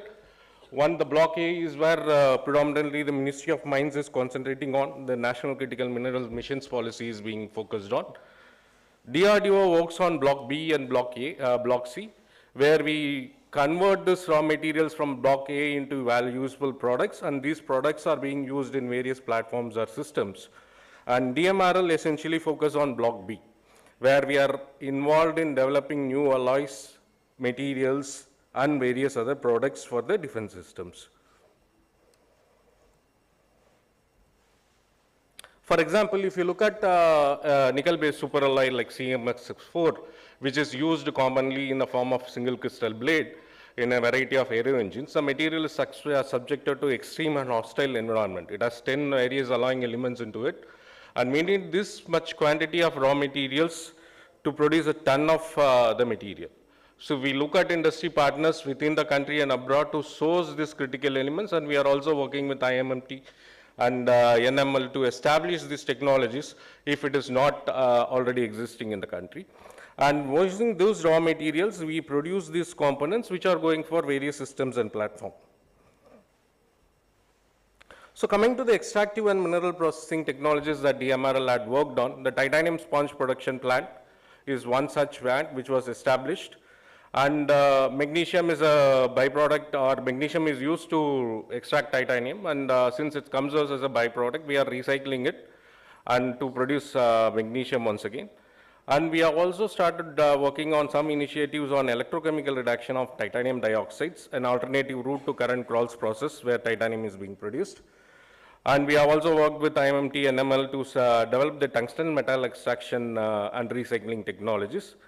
And recent initiatives at DMRL on critical metals and minerals is with respect to recycling of magnets, because DMRL has been involved in developing magnets, and also the superalloys. So this titanium sponge plant has been established. India is the 6th country to have such technology. It's an indigenous technology. This plant is set up at KML with a 500 tons per annum capacity. And the material, the titanium sponge that has been produced out of this KML plant has been certified for both air and underwater applications. And the plant is operational since 2012, meeting the requirement of VSSC and ATP program of India. However, the sustenance of plant has become a challenge. So currently DMRL, VSSC and KML are working towards to restore its production capacity, and also to enhance the production capacity from 500 tons per annum to 1000 tons per annum currently. So magnesium is used to reduce titanium chloride to get titanium. So magnesium chloride comes as a byproduct. So DMRL, to close this loop, DMRL has worked on fused salt electrolysis to convert magnesium chloride into magnesium. We have operated pilot plants at DMRL, and we have planning to set up 70 metric ton per annum pilot plants, one at Tuticorin and the other one at DAE. The Tuticorin plant has been recently commissioned. So as an alternative and viable route for titanium extraction, DMRL has been working on electrochemical reduction of titanium. This is oxide reduction, which is a generic methodology which can be used for any other oxide metals to extract various other materials.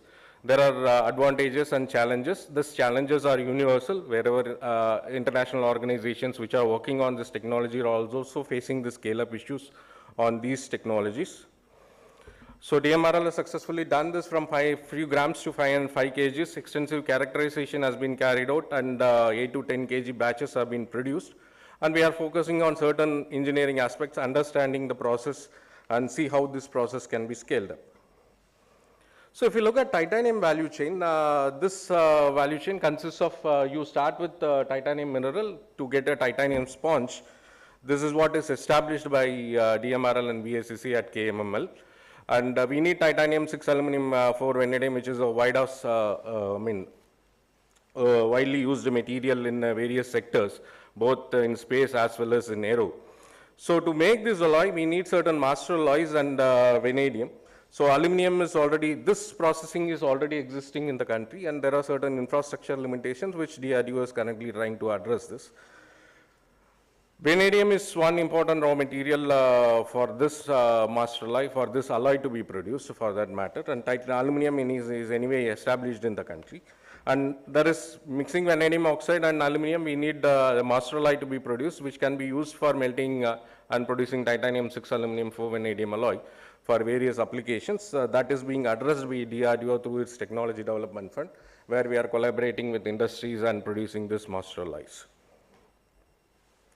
So development of indigenous technologies for tungsten metal extractions, and IMMT has already presented it. We have been closely working with NML and IMMT on this aspect. So from all three sources, tungsten heavy alloys, Harty-Gold tailings and APT, the flow sheets are available. The project proposal for establishing a plant, 50-ton plant, is currently being pursued by DMRL. So mineral to magnets is another success story where variety of various organizations have joined hands. So for example, IREL has converted the mineral to oxide, BAC has converted the oxide to metal or an alloy, and DMRL has established the metal to magnet technology. Using this collaborative effort, and RVE rare earth permanent magnet production facility is set up at Vizag in 2023 rather. And this plant is particularly catering towards only the strategic sector of the country and not to the civilian sector. This is a 3-ton per annum plant, which is extensively catering towards producing magnets towards the strategic sector alone. As Dr. Balasubramaniam has already done, for civilian sector, we need more tonnages, probably in tens and thousands of tons of magnet, which probably NFTDC will be addressing it. Recycling of NDFEB magnet scrap is another thing which DMRL has embarked on recently. This is one of the recent initiatives, because in-house magnet scraps are available and end-of-life magnet scraps are available. So we are taking two approaches, scrap magnet to magnet and magnet to powder for grading bonded magnets. So these are the flow sheets, and DMRL has been working on this. The major concerns are listed over here. There is no information on how much scrap is generated within the country, and how it is collated and how it is being exported. And these are being exported in various names as ferrous scraps or magnet scraps. Coming to the restrictions recently imposed by China, it is imperative that we look into it in a more systematic way and ensure that this is curtailed. Superalloy castings for aerogas by time engines is again another area where we are looking at recycling. So various, the processes, for example, the single crystal development process itself is inherently gives a low yield. So nearly about your yield is only 40 to 50%. The remaining 50% are basically process cap, your risers, runners, or your rejects of the blade materials and other things. So it's essential that we establish a recycling methodology to use this process cap and convert them into useful components. DMRL has embarked on this and is currently working on it. If you look at DMRL's material requirement, we require for current running projects, we require nearly about 131 materials in various forms. And we need 13 elements which are in 74 forms for this. The total value is estimated to be about 230 crores. If you look at by value, 50% of the materials are falling under vital and high risk category. So this is the scenario where we are in. So which has derailed many of our project programs, timelines we are not able to meet.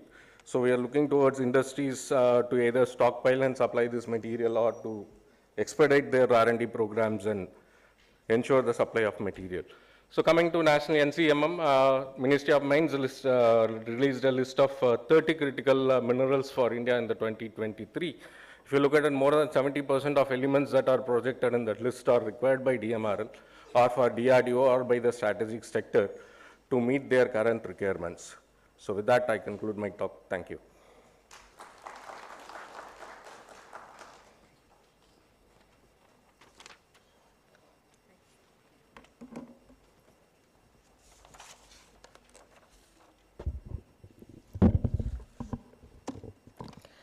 Our next presenter is Professor Dhruv Kumar Singh, IIT ISM Dhanbad. He's a former senior scientist at BARC and a leading expert in rare earths and critical mineral processing. With over 30 years of experience, he has developed processing flow sheets for uranium, thorium, rare earths, cobalt, and nickel. Please give a round of applause to Professor Dhruv Kumar Singh.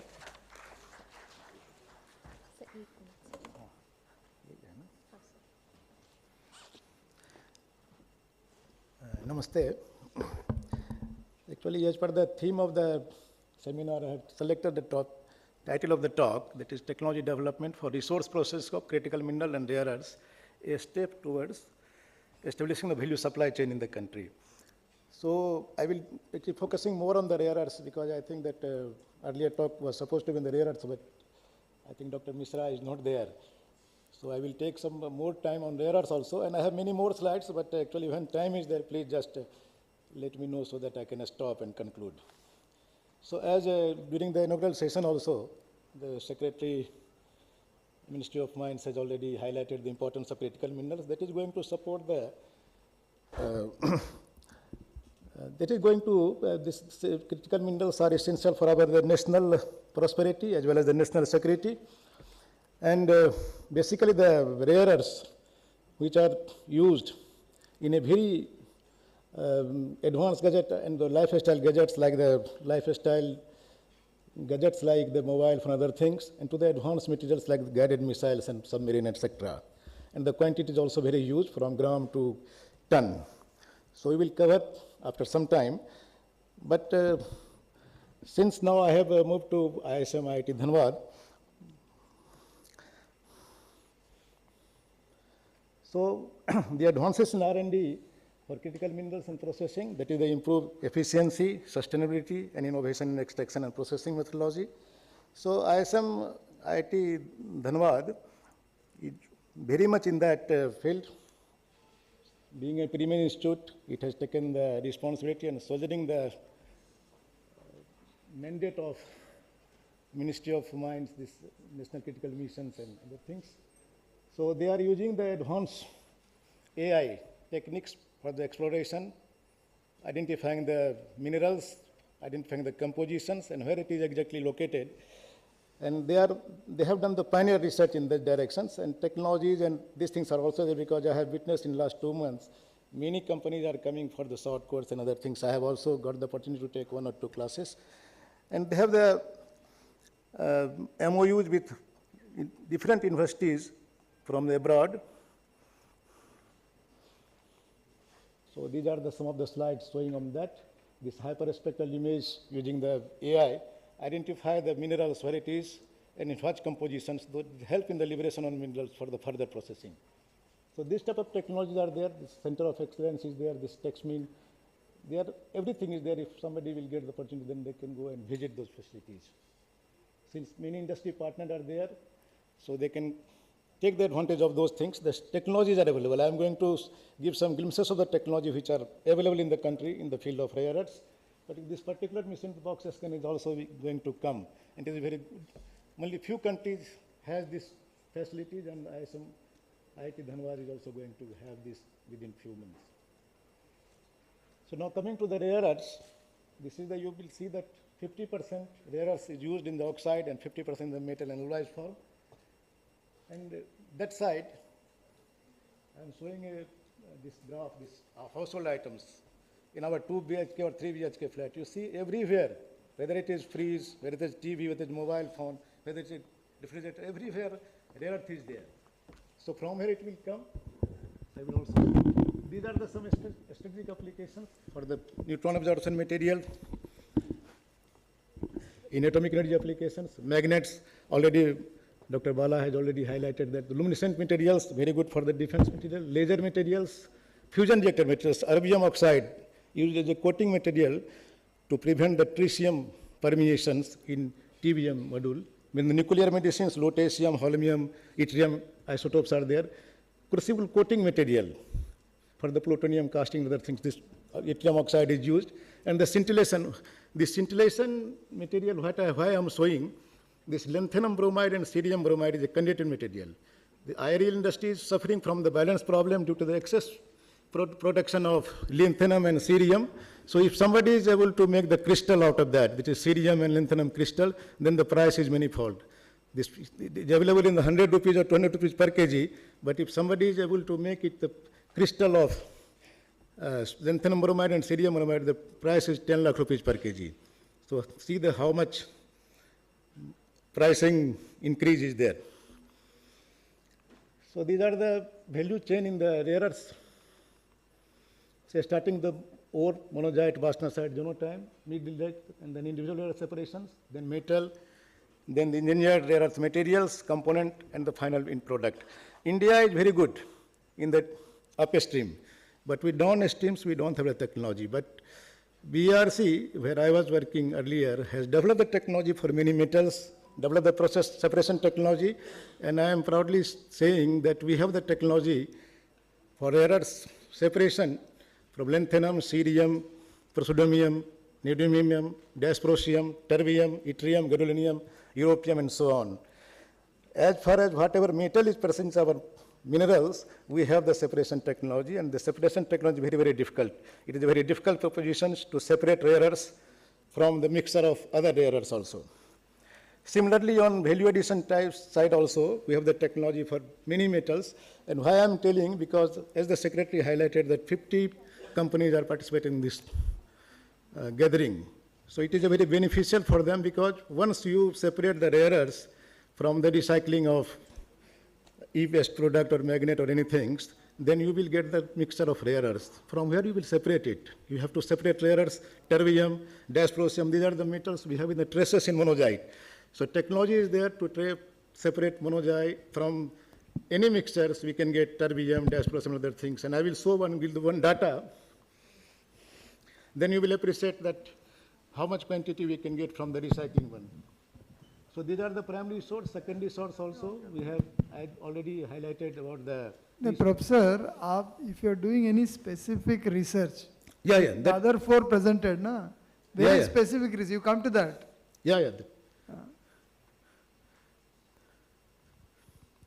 See, there are 50 companies. There are 50 companies sitting here. They are interested if you are doing any specific research which they can buy from you, which they can commercialize. You come to that slide. That is that. So this is the one slide showing that the recovery of rare earths from the permanent magnets. Another, even the spent catalyst. If vanadium you can get lithium and other things from the scrap already discussed. That's why I'm not discussing all these things. But the... अब conclude करिए, बाकी discuss कर लेंगे break में. So now coming to the recycling one, this technology is already there.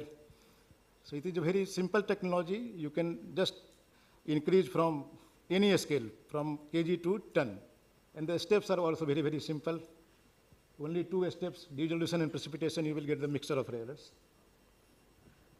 Advanced techniques like polymeric beads and this HFM is used to separate dysprosium and terbium. You can get, otherwise getting these metals from the monazite or bastnasite is very, very difficult. Even bastnasite, we don't have that material. So this technology is also available. Similarly, as Dr. Bala was mentioning that samarium, cobalt, and these magnets is there. During magnet manufacturing, you generally lost 30 to 40% during processing and machining. So from that, you have to get cobalt and samarium. Technology is available. In rare earth theme park, you will get the demonstration park is there. There you will get the rare earth from magnetic scrap, lanthanum and cerium metal is there. ND metal is also going to be added there. Phosphorus technology is available. And then, then this type of molecule, this MRT technology is also very good to selectively extract. This technology is also available. So because our aim is to minimize the use of organic solvents. So in that case, this is very good option for that. Phosphorus, the slump phosphorus energy swing devices all contains rare earths. So technology is available for that. Similarly, for copper, from the PCB boards, technology is available. Any industry is interested, they can take this technology. Similarly, from the phosphoric acid, I am talking about the secondary sources. Secondary sources also, one of the source that rare earth considered 3000 ppm. So for that also dissolution and separation technology is available. Similarly, for value additions, anybody can take the technology for metal, and DMRL can get the technology for magnet making. So bark technology and DMRL technology can be taken together. So okay, you conclude now. I think the rest can be discussed. So these are the facilities. This is the important slide. No, you want people have spoken about it. You conclude now. Let's call the next speaker. What I wanted to say, that to have a supply value chain, it is not that technology is not available. Technology is available. Industry should come forward, take the technology, expertise is available. And since we don't, if government is very much willing to establish the supply chain in the country, then they have to subsidize the industry also, because industry is not willing to come. So industry is subsidization, because we have to be just at par with China in coming years. Then we have to do a lot of R&D, and for this, academic institution, R&D institution, and industry should come together, as you have also highlighted in your talk. So with this, I just conclude. So technology is available. Anybody can get the technology expertise, and it is not that technology is not available. Technology is available. That's what I wanted to say. Thank you.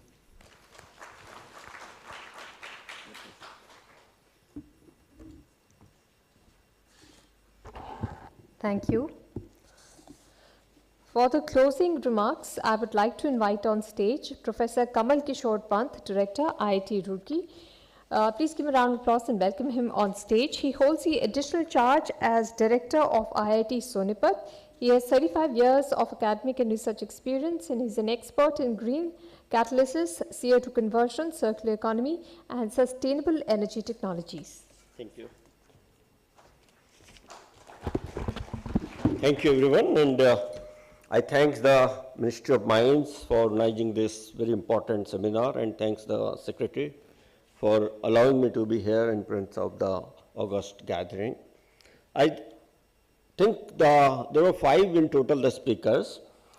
And when you talk about the mandates of the seminar and the need of the work to be done, I think all the seminars were pretty good, and they were reaching to certain goal. The most important thing, but I feel that, because if you look at when we talk about the rare earth metal recovery, when we talk about sustainability, the challenge comes out, what is the finally life cycle assessment, what is the techno-economical feasibility, because when we talk about the market readiness level, I know that a lot of technologies have been developed by CSIRs and different IITs also, but market readiness level, TRL 4, 5, 6 are fine, TRL 9 to commercial level requires many things, because it's need a business. And business, when we talk about, it requires the sustainability, how much water is being consumed. Just for example, if I give 1 ton of lithium recovery takes 5 lakh liters of water. So now how can you minimize this water management is the biggest challenge. If you pass it, most of these technologies so far, I have observed these use the very concentric acids. And again, there is a need to find out the greener approach, because concentrated acids, most of these, when you talk about in terms of the analysis, even in the India, as of today, I have done a lot of the market survey and the sustainability, because that's a big word. So most of these rack pickers, when you see, right, these all are at the, even in the Ghaziabad, you see a couple of industries who are recovering the many metals, but this is based on concentrated acids, hydrofluoric acid, and finally, the water is being discharged into the soil. This is the irony. We have to see these things also. CPCB is doing its job, but at the end, when I see that the technologies which are being developed, the commercialization level leads, lot of work to be done. And I think all of us have to join hand in order to find the solution for water management, for making the environment clean, and more greener approach. Nowadays, ionic liquid, deep eutectic solvent, these are also being explored. So I'm sure that a couple of these organizations must be working on that, which is already our group also have done at TRL3. We have developed a technology for e-waste and mobile battery waste management, and that 50 kg pilot plant we have set up also. But when you talk about the commercialization, the cost per kg of the material and all the other factors which require the life cycle assessment analysis, I think, to be done. So thank you very much for providing me the opportunity, and I thank all the speakers. Now it is open for the question and answer session. If you have any question, please ask, and I hope that the team will be able to answer. Yeah, one by one, so I will take the seat and then.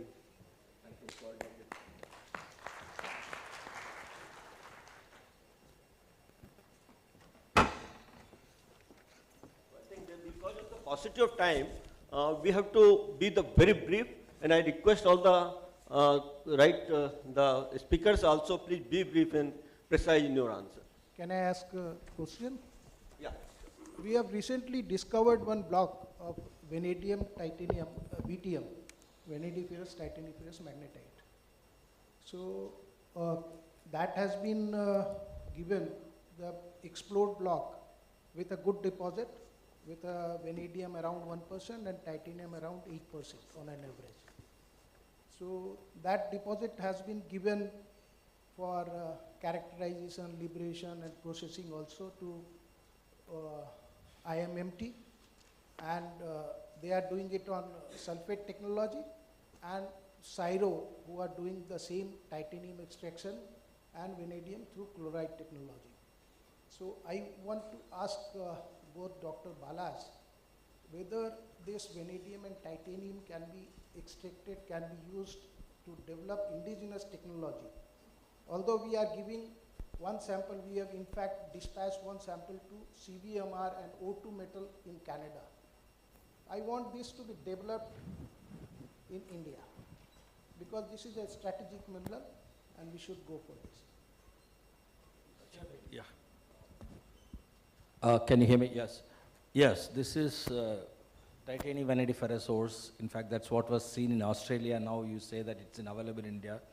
Yes, it can be beneficiated, not only beneficiated, we will go down to the metal. The flow sheets can be quickly developed within a few months. We are saying 3 to 6 months we'll give you the flow sheet. All we need is that don't give us 100 grams of sample or 1 kg. Please move a ton of material or at least 100 kgs of material so that the variations, etc. can be done. The processes are known, and the yield, recovery, energy consumption, water consumption and chemical consumption. This is what has to be determined in a flow sheet.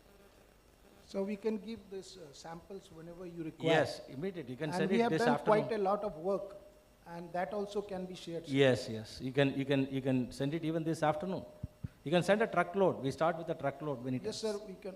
We don't have that much, but okay. With the core, whatever core, 100 kgs. 200 yeah, we can continuously work on it. That also can be discussed during the tea time also.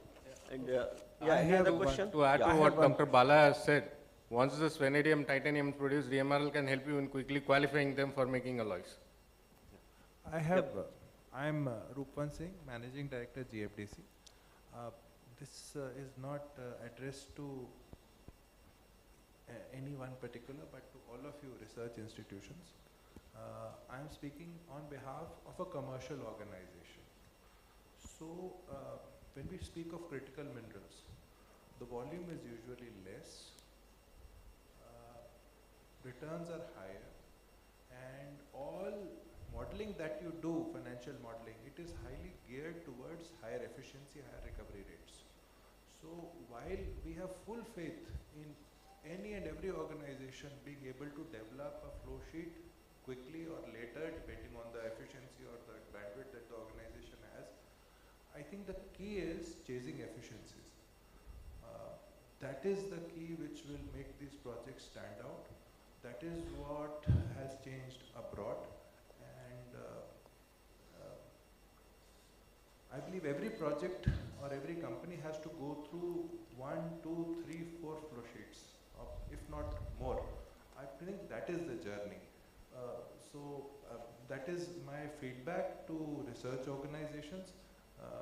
We build one pilot plant and we should not regale in it, because neither the company's jobs gets done, neither the research organization's job gets done. So it is just a starting point. Creating the flow sheet and that plant is just the beginning. The journey starts there. So my feedback from the user industry to the research bodies. Just a comment. Yeah, I think this is a very pertinent point. To address this, the artificial intelligence and machine learning, these tools are now very, very helpful. And the process intensification in every unit operation and unit process is the need of the hour. Because if you are able to reduce the unit operation and make the two processes in one pot, I think that will definitely be the business outcome also, as well as the efficiency of the process will improve. Because most of the time our heat balance and mass balance are not in match. This is what is my observation. And I think if artificial intelligence machine learning are applied thoroughly, every process unit is to be routed through process intensification using a kind of exergy analysis. And then I think the more and more efficiency and output will come. Good morning, sir. Sir, I am from Rajasthan, senior geologist. Sir, in Rajasthan में अभी एक sir block बना रहे अर्थ का AMD ने export किया है, G3, G2 level का है. तो रियली अभी वास्तव में अपने पास हार्ड रॉक से सेपरेट करने की टेक्नोलॉजी है या नहीं, यानी जो माइक्रो ग्रेनाइट्स में है वो डिपोजिट. मैं अभी IRL भी विजिट करके आया था, तो वहाँ पे 20 सेंट से सारा काम हो रहा है. तो at present we have technology to from hard rock है या नहीं? हेलो, टेक्नोलॉजी अवेलेबल है. आप मिनरल डिवीजन को अप्रोच कीजिए, BRC का मटेरियल्स ग्रुप में, they will guide you appropriately. We have the technology.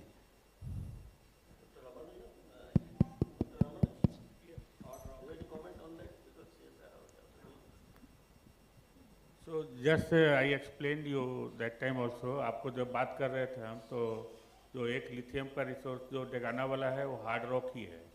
तो हार्ड रॉक का जो टेक्नोलॉजी अवेलेबल है, तो उससे तो जो नॉर्मल फ्लो है उससे भी जाएगा, लेकिन उसको और सॉफ्टनेस करने का तरीका भी बनाया जा रहा है कि जिससे जो वेदर्ड होता है ना, तो वेदरिंग को फास्ट करके भी उसको किया जा सकता है. तो हम लोग तीनों प्रोसेस से जा रहे हैं, डीपिंग करके एक नेचुरल सॉफ्टनिंग होना चाहिए, तो पूरा प्रोसेस का कंबाइन करके. लेकिन हार्ड रॉक का टेक्नोलॉजी अवेलेबल है. थोड़ा एनर्जी ज़्यादा लगता है, लेकिन अदर प्रोसेस भी हम लोग जैसे डायरेक्ट सनलाइट हीटिंग है, दैट कॉन्सनट्रेटेड सोलार, उस तरह का काम चल रहा है. क्योंकि अभी सर ने बताया, जो IIT के सर हैं, उन्होंने बताया कि जो सब LCA अप्रोच रखना है, तो उसमें सोलार का भी एक बहुत बड़ा रोल होने वाला है वहाँ पर. Actually, grinding is the biggest challenge there. That's what. That heating with solar concentrated light will soften the rock, so it will go down. Good morning. My name is Praveen Kumar. I am from WRI India, and my question is, like, from the presentation, it's quite clear that we have the processes for the critical technologies at the lab scale. So my question is that how scalable is this technology for the industrial scale? The second question is that about the alloys and the magnet manufacturing. So as clear from the presentation that we have the technology at the lab scale, so why we are not able to use this technology scale and commercialize this? And I don't answer. I think some of you can meet him in the break and then explain to him what the issue is.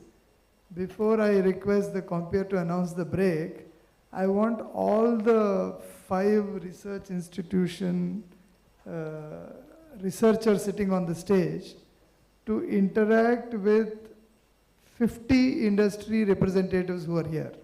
There are 50 companies who are represented here. There are 35 private companies and there are 15 PSUs.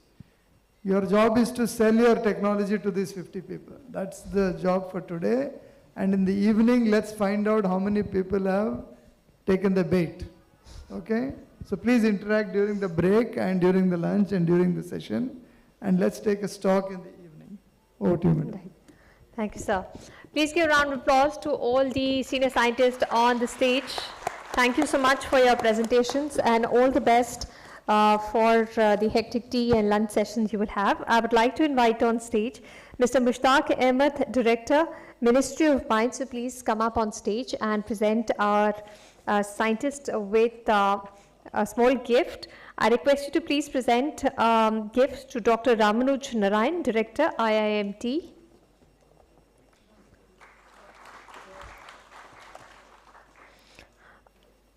A token of appreciation for Dr. Sandeep Ghosh Chaudhary, Director, NML Jamshedpur.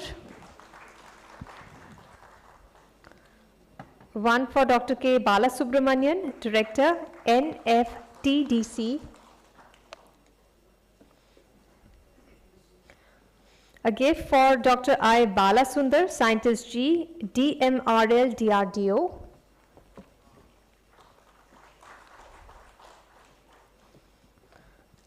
A gift for Professor Dhruv Kumar Singh, IIT, ISM Dhanbad. And one for Professor Kamal Kishore Pant, Director, IIT Roorkee. Next session, 12:30 sharp.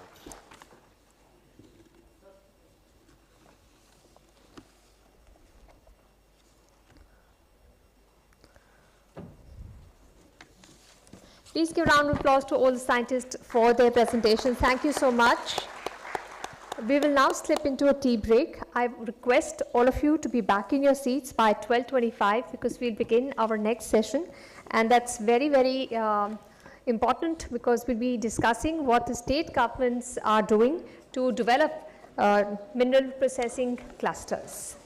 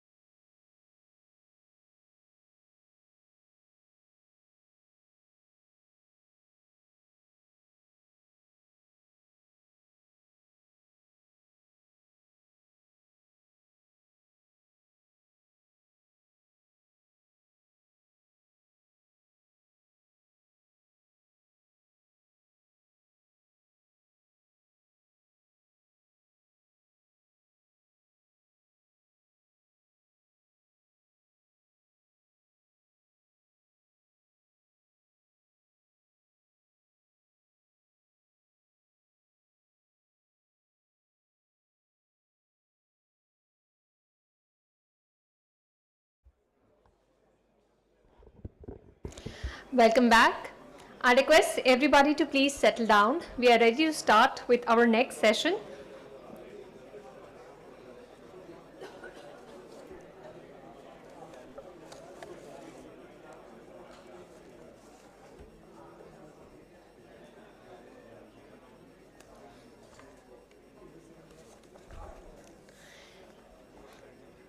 I request everybody to take their seats and please clear the aisles. You can continue your conversations once you're seated, but with minimum decorum, we will start with the session. Request all of you to please settle down and take your seats.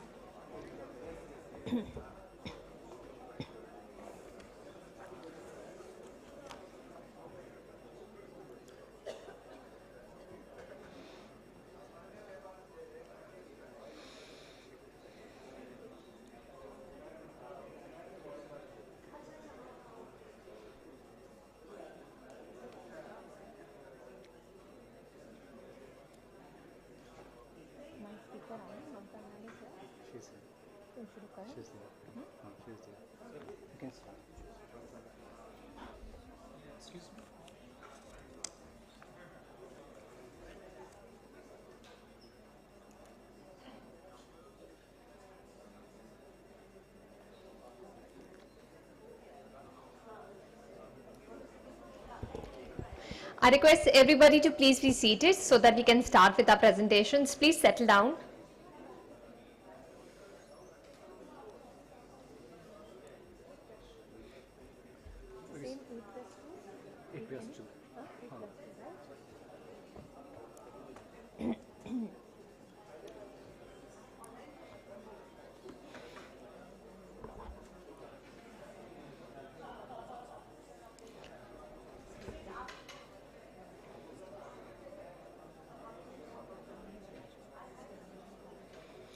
I request everybody to please take your seats.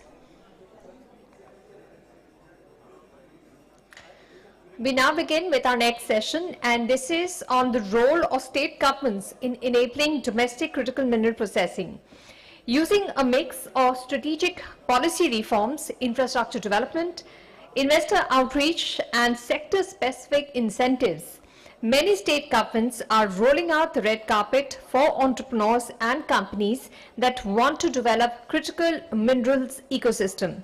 In this session, we'll have representatives of state governments, 5 of them, 4 of them actually, who will detail their exclusive industrial and mining policies, offering investor-friendly terms to those looking to put in the money and do the hard work. So please welcome our first speaker. Please give a round of applause and welcome on stage Ms. Mamta Verma, IAS, Principal Secretary, Industries and Mines Department, GMDC. Ms. Verma is an accomplished civil servant with over 22 years of experience at the government of Gujarat. She has led major initiatives in green energy, industrial policy, investor facilitation and digital governance, with a strong focus on enabling sustainable and investor-friendly growth across the state. Ma'am, I request you to please give us your presentation.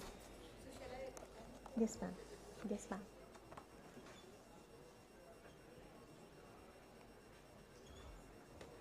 This is the clicker. The clicker is there.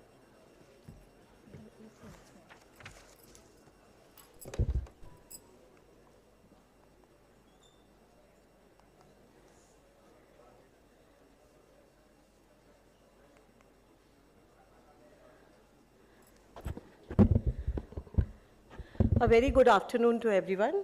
I'm thankful to Ministry of Mines to give this opportunity to state governments, especially to showcase our strength and at the same time also to reiterate our commitment that we are with Government of India as far as both securing of essential critical minerals are concerned, at the same time to focus on Atamnirbharbharat in the critical mineral segment.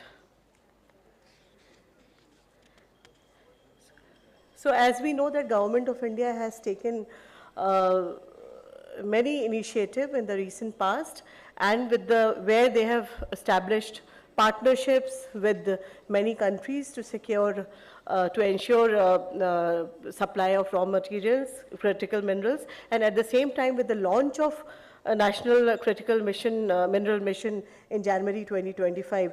It again reiterates the fact that Government of India is very keen, and at the same time, it also gives us opportunity to align with the state government to present, also to seize this opportunity and give a good platform to both the investors and industry and the research organization to work in this sector. And as far as Government of Gujarat is concerned, we are very keen, and we would like to align totally with Government of India in this Atamnirbharbharat mission.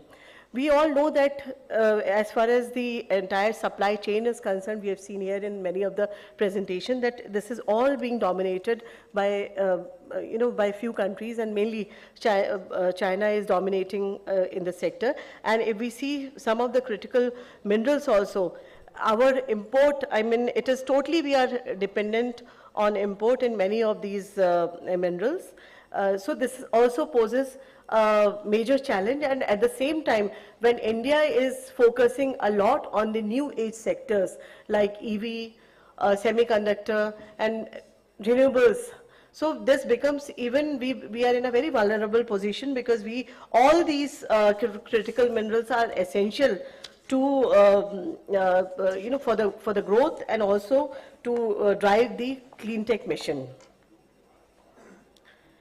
When we talk about processing also, if you see this chart, even in the processing also, we are almost nowhere. It is all being cornered by few countries, and this also becomes a problem, because this is where the opportunity also lies, but at the same time, it is also quite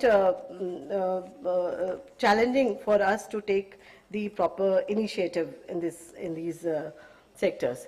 So after doing a lot of stakeholder analysis, after doing a lot of with the industry, with researchers, we have realized that upstream we can, where Government of India is working with these partnerships, and in downstream where we have to, basically we have those industries and those sectors where the raw material and the refined materials are going to be used. But we realize that the major drawback or major shortfall which is there, it is in the midstream sector. And it is in this sector where right now it is being dominated by China, but at the same time now we, from the Gujarat state, we are going to pitch for our state to become a very strong, to become a very strong partner, and at the same time present our, whether infrastructure, location, and the entire ecosystem, we are basically developing on those, the entire value chain, so that we become a very important player in the critical mineral processing sector. When we talk about Gujarat, as you all know that Gujarat is the manufacturing powerhouse. We, with almost about 5% of the India's with the land and 6% of India's population, we contribute to 8.2% to India's GDP. We have we contribute to almost 18% of India's industrial output. We are a significant, we are one of the biggest recipient of FDIs also. And in our state manufacturing sector, the manufacturing sector in the state's gross value addition is almost to the tune of 35%. And as far as exports are concerned, we contribute to 30% to the nation, to the India's total export. 30% comes from Gujarat. Why I am giving this indicator also, that this also gives a very, we have the, apart from having a very strategic location where we have about 40 ports and almost 38% of India's cargo is being handled by our port. It also becomes very important that we have to take one of the, if all the states take lead, but Gujarat will have to take a lead in this segment.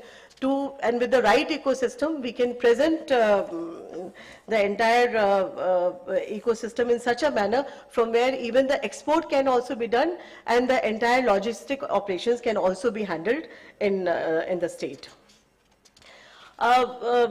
Recently, we have about 20 sector-specific policies. I will not go into each and every policy, but just to showcase that recently we have come out with space tech policy. We have come out with a very aggressive textile policy, but renewable energy policy, semiconductor policies, and aerospace and defense policies. These are the sectors where the requirement of critical minerals is actually huge in these sectors. So we have also come out with the sector specific policies so that we are able to give the right promotion and the right ecosystem to these industries so that we take a further step in the Viksit Bharat concept. One of the scheme is also Atamnirbharbharat Gujarat scheme 2022, and where we are giving, I'm not going into the incentive as such, but we are giving incentives. It has been divided into 3 categories. We are giving incentives, interest subsidies. We are also giving SGST reimbursement. But what is very important is that we are focusing on the thrust sector, and metals and mineral is one of the thrust sector in our Atamnirbhar policy. One of the major significant initiative which has been taken by government of Gujarat this year is to launch a Viksit Gujarat Fund, which has been announced in this year's budget, where the entire corpus is to the tune of 50,000 crore, and for this year it is 5,000 crore has been earmarked, and the entire budget is going to be earmarked for the special and projects, especially in the infrastructure sector. And also one of the key, so there will be different model through which the fund can be given. It can be equity, it can be viable gap funding, it can be loan. And one of the key sector in this Viksit Gujarat Fund is also the mineral sector. In fact, our state PSU GMDC, Mr. Rupant is here, and we are already working on 2-3 projects which we have given to the state government, and we are going to take benefit of this particular scheme to fund those projects. As far as Gujarat, some of the key initiatives which we have taken recently to strengthen the entire critical mineral processing expertise is where one of the recently in this year budget we have given approval to GMDC to establish critical mineral observatory at GMDC, and this observatory will basically be having the database, and it will use AI to have the entire repository of all the key producers, consumers and with the entire capability, and they will map all these things in one. So we will have one data center, and this facility will also work for the skill development. At the same time, we are also giving 3.5 million grant is being given to ISIM to have a pilot scale project in critical minerals processing facility. So this will also be a facility where people will get hands-on experience in this sector, where not only the training will also be imparted, but people will get experience, and they will learn a lot to work in this facility. And one of a very ambitious project which GMDC is now going to take up is basically establishing a critical mineral processing hub at Bharuch. And I'm sure that Rupant is going to talk more about it. But I'm just giving a snapshot that this is going to be a RE hub in Bharuch area, and it will be basically a big area where it will also, a lot of international players will be there, and the entire value chain of RE will be done there, and the processing, various kind of processing will also be there. So it will not only for the GMDC, but it will be for many international and national players to set up their processing plants over there, and with the supply of raw material, lot of it is already available in Gujarat, but at the same time the end users are also in Gujarat. So this basically is going to be a very ambitious plan, and we are working towards it. So when we talk about, we have already discussed that in the entire supply chain of, these are the areas where India is focusing, whether it is EV EV sector or battery sector or the renewables. So these are the sectors where right now we are nowhere there. We are working a little bit, work is being done in the wind turbine, but this is where we would like to position ourselves. How do we enter in the segment, and how do we strengthen our segment, so our processing, so that it becomes a win-win situation from everyone. So some of we already have, just to mention about the downstream industry, we already have some of the players which we have listed here, is that, you know, these are the known players who are there already, and where we have already achieved a lot of investment intentions from them, and things are also happening. But this also shows that with a very strong downstream sector industry, we can use the entire processing of critical minerals over there, and they will be the end users. Just to give in the upstream also, we would just like to position ourselves that we have two key mineral deposits are there. One is that we have a deposit of copper deposits are there in Gujarat of about 10.2 million tons, and we also have a RE deposit in Gujarat to the tune of 4.7 lakh tons. And in all these both the sectors, a lot of work is being is happening, and maybe in the next 3 years we will start the production from here. So this will also give a boost to the entire sector. Some of the, as I mentioned earlier, since with the right sector, we know we are one of the leaders in the renewable energy. We have excellent connectivity with ports and everything. We have availability of skilled manpower with the right industry, semiconductor, defense, automobile, which is actually, these are the sector which will take the next jump will happen actually in these sectors. And this is where India is going to be very strong in these sectors. And this is going to also be the key sector through which the Viksit Bharat concept is basically achieved. And with the very huge presence of chemical and petrochemical sector, which is also going to be using this industry, and at the same time, through Gujarat, we can also cater to the domestic market. So this is how the entire Gujarat is being positioned. And with these slides, I also request all of you to come and explore the possibility, and I would request all the research institutions, the industries, state governments, and also the private players to come and partner with us, and together we can basically partner and collaborate to see that how this, not only the Atamnirbharbharat, but at the same time both in the upstream and midstream, how do we partner, how do we collaborate, so that we are able to be a strong player in this global field. Thank you. We can take up the questions later on whenever it is, the session is over. No, I'm fine.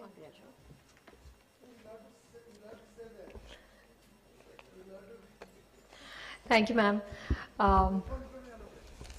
Those booking seats to Ahmedabad can also look forward to Thepla, Khakra, and all the other delicacies in Gujarat, along with the investment opportunities. We now have presentations for the government of Uttar Pradesh. We have two presenters, and I'll introduce both of them. We have Ms. Mala Srivastav, Secretary and Director, Department of Geology and Mining, Uttar Pradesh, an officer of the 2009 Uttar Pradesh cadre. She's held key roles in Department of Housing and Planning and Labour in the government of Uttar Pradesh. And we also have Shashank Chaudhary, Additional CEO, Invest UP, Government of Uttar Pradesh. He's an officer of the 2017 Uttar Pradesh cadre and currently serves as Additional CEO at Invest UP. So please put your hands together for Ms. Mala Srivastav. Yeah, I will. Thank you so much. Respected Secretary, sir, respected officers of the central government as well as the state governments, and all the industry stakeholders, research institutions, and distinguished guests present here. I'm very thankful to the ministry for giving us this opportunity to present the UP perspective on the role of state governments in enabling domestic critical minerals processing. And I would just like to start by pointing out that our Honorable CM has this very special message. He said that UP stands for unlimited potential, and that is what I'm here to talk about. So we are all familiar why the processing and beneficiation industry is important, because of the typical geographical challenges and the sourcing challenges that come with critical minerals in particular. And in this context, sir, with the support of the NMET funding, we have been able to organize a workshop in March 2025 on similar lines with all the industry stakeholders as well as the exploration agencies, which were the PSUs as well as the NPEAs.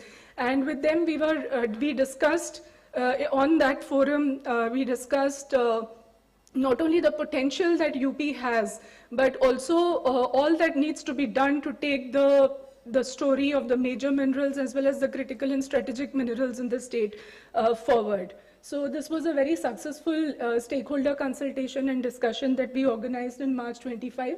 And as a result of that, we are moving very fast, as we will see.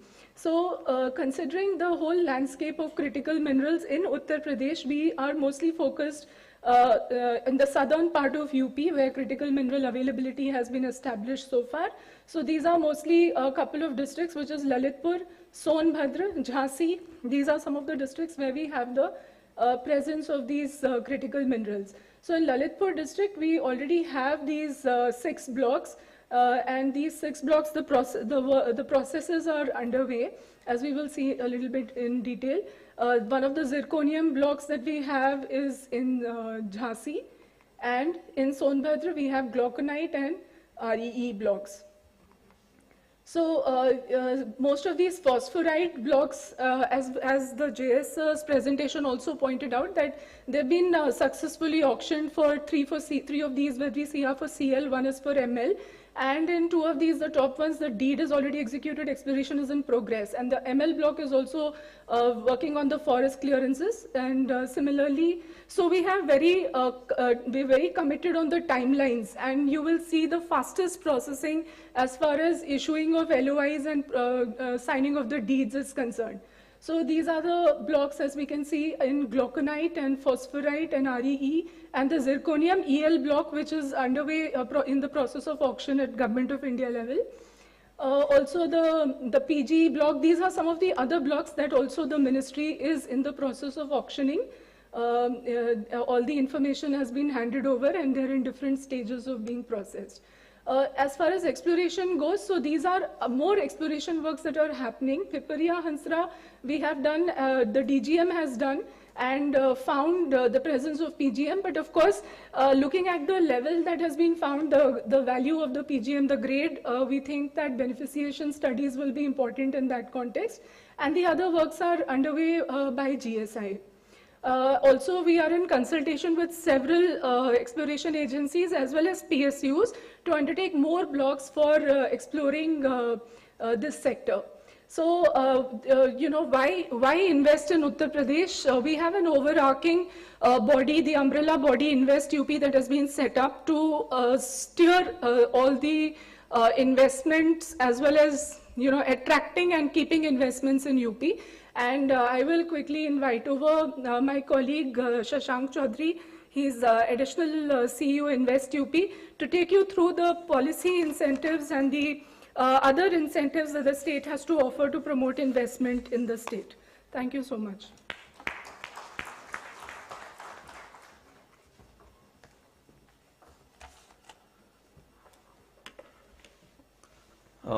Thank you, ma'am. Respected Secretary, sir, respected Joint Secretary, sir, colleagues from other states, seniors from other states, and the esteemed investors and media persons. Thank you for giving me this opportunity to present the scenario of Uttar Pradesh in front of this esteemed gathering. As ma'am rightly told, why invest in UP? UP is rapidly emerging as India's growth engine with a strong industrial and mineral base. The state offers strategic advantages for strengthening the domestic supply chain with access to both resource-rich and consumption-heavy regions. Policy-backed initiatives are designed to attract investments in mining, processing, and value addition, creating end-to-end supply chains. I would like to emphasize on the improvement that UP has done in the last few years. In terms of good governance, we have achieved rank 1 in Good Governance Index, second rank in Export Preparedness Index, top achiever in ease of doing business. Achiever stays in logistics ease across different states, leads survey which is done by Ministry of Commerce and Industries. As you can see, from 2017 till 2022 and till today, UP has emerged as a more attractive and sought after investment state in the country. These interventions have made UP one of the most industrial friendly mining jurisdiction in India. Also, we are continuously improving our digital interventions and also logistics, as I'll explain in the next slides. If we talk about infrastructural and strategic advantage of UP, UP has a robust logistics network which supports bulk mineral movements, which will support bulk mineral movement through its airways, waterways and roads. Jewar Airport, which will be coming this year only, will be the Asia's largest airport and world's 4th biggest airports upon its completion. UP has proximity to NCR region. Also, it has strategic access to market and resource depth of Eastern India. Also, catchment area of Eastern and Western dedicated freight corridor is there, connecting to the ports of Defense Industrial Corridor. Also, UP is the only state with 13 expressway, out of which 6 are operational and 7 are coming. Also, rapid transport systems enabling sustainable transport in the state. We'll have a multimodal waterways terminal on river Ganges, which is first in the country. Also, if I talk about different connectivity, logistics, district to district, and especially from Western UP to Eastern UP, the upcoming project of Ganga Expressway will be the longest expressway connecting western tip of UP to the southeastern tip of UP, from Bijnor to Varanasi. Now, if we talk about the demographic advantages of UP, as you all know, we are the most populous state of the country, and we are, if in terms of population, we will be the fifth largest country if we see by the population. UP with 56% of the population in the working age group and a strong technical education system, UP is primed for manpower intensive sectors like mining and mineral processing. As you already know, all over the country, the workers and laborers mostly are from UP, and they find it difficult to migrate to other states and work a living there. And they are most interested and looking forward to local employment opportunities.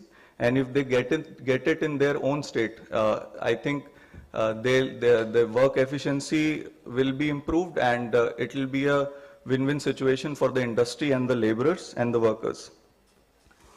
With almost 8,077 higher education institutes, we have a strong educational base, institutional base, widespread vocational education ecosystem with 3,000 plus industrial training institutes and 500 plus training partners. Promoting research with the world-class institutions like IIT Kanpur, IIM Lucknow, IIT BHU and MNIT Prayagraj, promoting research and innovation relevant to the mining and metallurgy sectors. Now coming to the digital governance, UP has immensely improved in the last few years. We have 3 major facilitation digital support system, Nivesh Mitra, Nivesh Sarthi, and online incentive management system. Through Nivesh Mitra and Nivesh Sarthi, investors can see their applications, can track their applications from starting till end. Nivesh Mitra one-stop platform for knowing all your approvals, and with Nivesh Tarthi, the entire cycle of investment from the MOU till the investment grounding. There is an online monitoring system there, which can easily be accessed by the investor, and also it is monitored by the respective department in the government and also Invest UP. Digital systems like Nivesh Mitra, Nivesh Sarthi offers end-to-end facilitation, right from investment intent to the final disbursement also. Also, there is an online system in which we give proper tracking of the disbursement under our policies, in which we give subsidies, exemptions, and other benefits to the investors. Key industrial growth centers. UP is focusing on developing clusters in different industrial areas. UP's industrial map includes mining related zones like Bundelkhand industrial region, as ma'am mentioned, and clusters for fertilizers, chemicals, biofuels, clean energy, electronic manufacturing, driving demand for minerals and offering synergies in processing and industrial use. Strategic plans such as defense industrial corridor and aviation hubs further open avenues for mineral-based manufacturing industries. So, as you can clearly see, we have both demand and supply for the critical minerals. And okay, so as ma'am already mentioned, the major mining areas in Uttar Pradesh, districts like Lalitpur, Sonbhadra, Jhansi, Mahoba, they have good reserves of phosphorite, gluconite, zirconium, and rare earth metals, which can be used in industries like fertilizers, biofuels, clean energy technologies. If we talk about our global footprint, through UP's Global Investor Summit held in 2023, the state has secured significant domestic and foreign investments, showcasing its proactive role in global collaboration for sustainable resource development. We partnered with 40 plus countries, 10 partner nations, and almost more than 25,000 delegates. Finally, my last slide, I'll just finish it up. When we talk about the policy support, we have Industrial Investment and Employment Promotion Policy 2022, which provides flexible incentive packages including capital subsidy, net state GST reimbursement, and production links incentives top-ups. These are the details. Also, there is grant for setting up R&D centers and center of excellence up to 10 crores.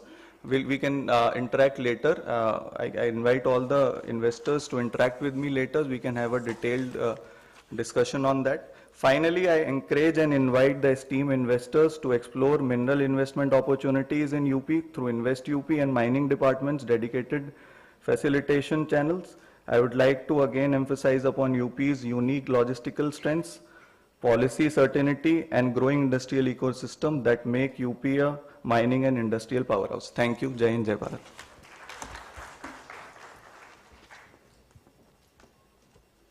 Thank you.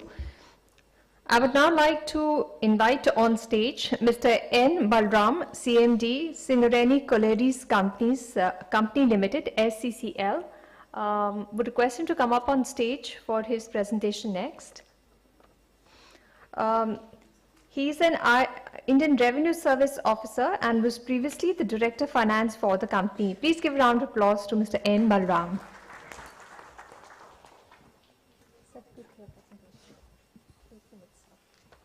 Okay. How many minutes? 2 minutes? Okay. Respected Secretary Mines, JS, and other senior officers from Ministry of Mines, and seniors from other states and PSUs and other stakeholders. Sir, ACCL, Singareni Collieries Company Limited, is one of the oldest coal company in India, and primarily we are into coal production, and later on company has diversified into thermal power generation, solar power, and next we are going for the PSPs, establishment of PSPs, and wind power.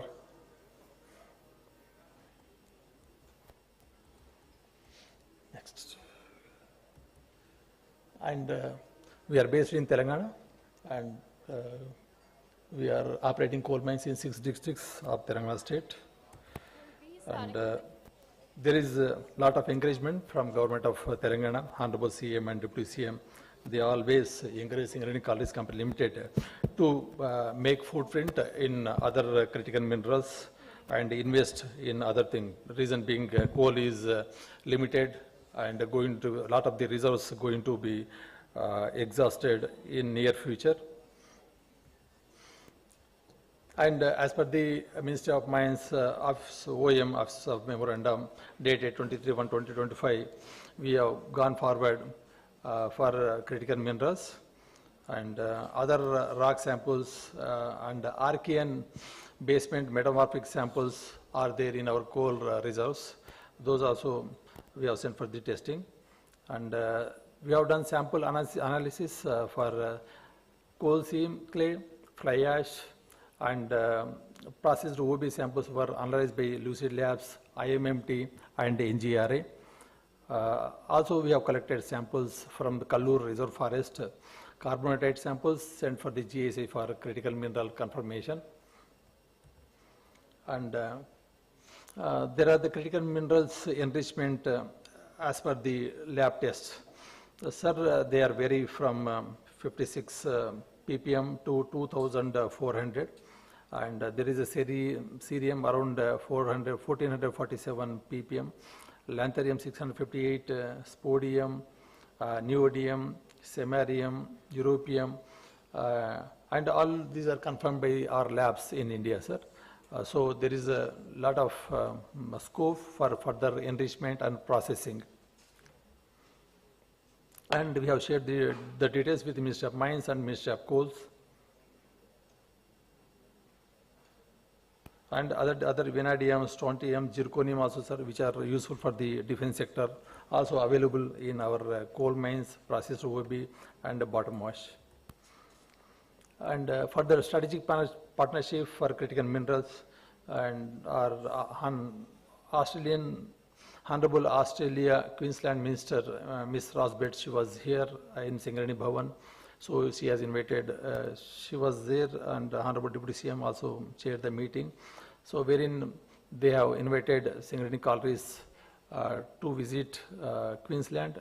They got around 11 critical minerals in Queensland, and we are already in touch with Australia. I think our higher delegation will be visiting next month for prospecting and further exploration and having MOU or NDA with Queensland's government. And further, we have entered MOU with IIT Hyderabad, and IIT Hyderabad got MOU, further MOU with Monash University, Australia, and for the processing. They also got micro factory concept. I think our delegation will be visiting in the month of July or August for further MOU and JVs. And we also floated UOE for entry into the critical minerals space in geophysics outside India, and to identify investable mining assets for selected critical minerals in shortlisted countries, and to outreach and conduct due diligence. And also we are proposing, Indian top 5 companies, institutions, IMMT and IREL and NSTFDC. So on 12th June, we are proposing our MOU in the presence of Niti Ayog in Bhubaneswar. And also we are coordinating with Australia, Queensland for technical support and acquisition of foreign assets. ACC also has initiated discussions with Altmin Private Limited. And we have already engaged Deloitte as consultant for proposing to participate in bids in critical minerals exploration in blocks. So, sir, we have identified 4 blocks. We are going to participate in exploration. And there are the potential mineral site in Singareni Collieries Company Limited. Those are Srirampur open cast mines, interseam clay, and processed OB. Singrain Thermal Power Plant, Fly Ash, Ramagundam OC inter-seam clays, and Khairigra OCP inter-seam clays. And as I mentioned, already we have engaged Delight as consultant. We are also preparing to participate in auction in prospecting the critical mineral box to be launched by Ministry of Mines. And we are proposing to establish geoscience laboratory, which further useful for processing and finding the elements, collected elements. Those are XRF instrument, ICPM instrument, XRD. So we have already approved, and we are going to get it approved in ensuing week. And sir, we are thankful to Honorable Secretary, sir, for making a part of this August gathering.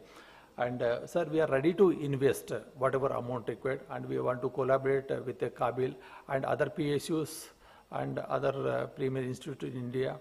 And they don't need no dearth of the funds, and we are as a cash-rich company, will be happy to be part of the India's vision for self-reliance. Thank you, sir.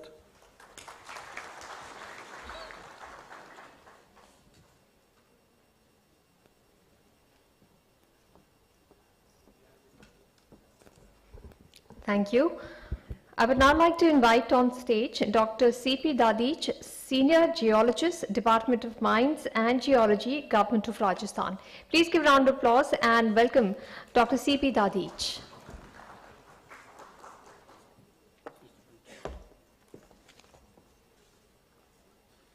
Good morning, Secretary Mines, Government of India, JS Mines, sir, and all respected scientists, professors from different universities. Just I am presenting about overview of Rajasthan critical deposits.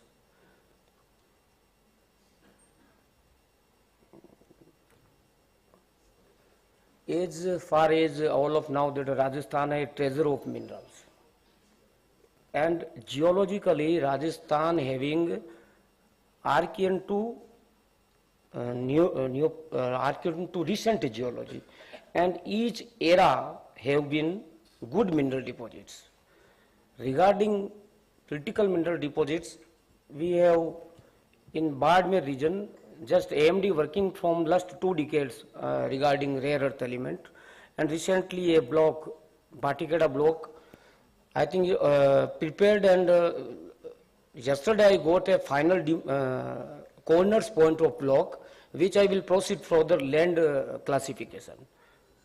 And as per MMDR, we have more critical mineral Act 2023, 24 minerals critical category.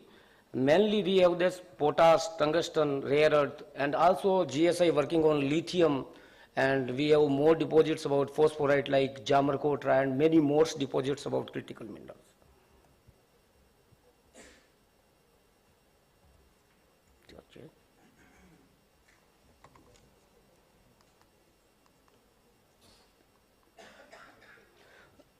Recently 2 blocks of Rajasthan in critical strategical category, 2 blocks, one given to Oil India Limited and other is Hindustan Zinc Limited. And many more minerals, critical minerals blocks sent to MOM for further action for regarding to auctioning. Some of these blocks here, these blocks are sent to MOM. And further exploration, some of blocks under exploration by GSI. Regarding rare earth elements, we have in 2 deposits, one in hard rock like microgranites and in Shivanaring complex, and other is a famous Kamthai deposit which is in carbonatites. And AMD reserves many more areas in Rajasthan for prospecting and for REs in Bardmer, in Shivanaring complex. Recently get a GR by AMD. The resource of this block is 21.28 million ton ores. And in these TR, total rare earth oxide 94,288. And in which HREO is 34,000 about. these are from getting resource from AMD. State government in our 24-25 state government's finance minister announced for establishing a rare earth excellency center in Rajasthan. Now we are last week I visit to IRL and talk with CMD IRL and also visit the Bhopal titanium rare earth and titanium theme park regarding to your advice, suggestions and how we stabilize the CEOs in Rajasthan regarding to rare earth. And on Wednesday I meet to in MOM Sri Shakil Alam Sahab regarding to CEOs and they're highly knowledgeable about that and he explained more things in 2 hours. Give me 2 hours. How to stabilize CEOs in your states. In Rajasthan, the Bureau of Investment Promotion, BIP is the working mainly for the investor to industrialist to how to promote and some of the highlights that Rajasthan government in mineral sector, mainly in mineral sector, some of highlights what we can do for your help to stabilize industries in Rajasthan, coordinating with mines department, act as a bridge between investor and mines department, a single window, all clearances by single window. Some of these are highlights. Thank you, sir.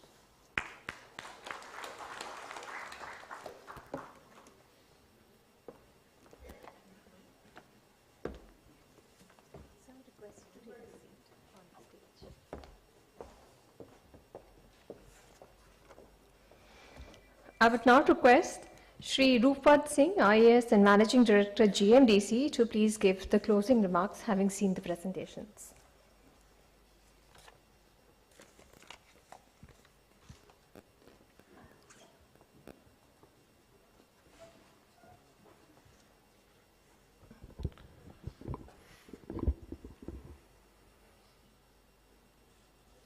Thank you for having all of us here, sir.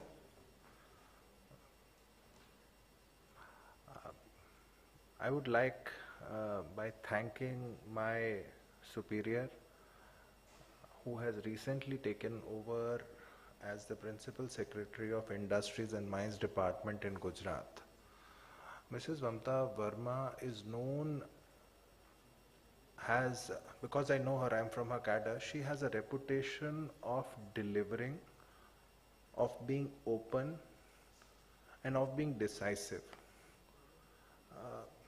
The kind of space that we are in, I believe besides the policies, our state government has taken the right call of putting the right person in the right place to take things forward. I know this because I am her subordinate in the state and I have known her record so far. So we thank ma'am for her presentation.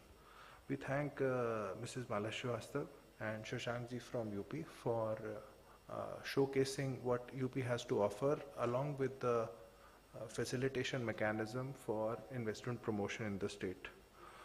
We thank Shri N. Balram who has shown what traditional PSU, more or less like ours in very conservative minerals, what it can do by just having an open mind towards the opportunities that are there. I thank Shri Dadiji ji for showcasing the immense wealth that is going to be offered in Rajasthan. Before I close, sir, may I take liberty of saying 3-4 sentences? You are not supposed to give a vote of thanks. You are supposed to conclude as to what the states are doing for critical minerals. Sir.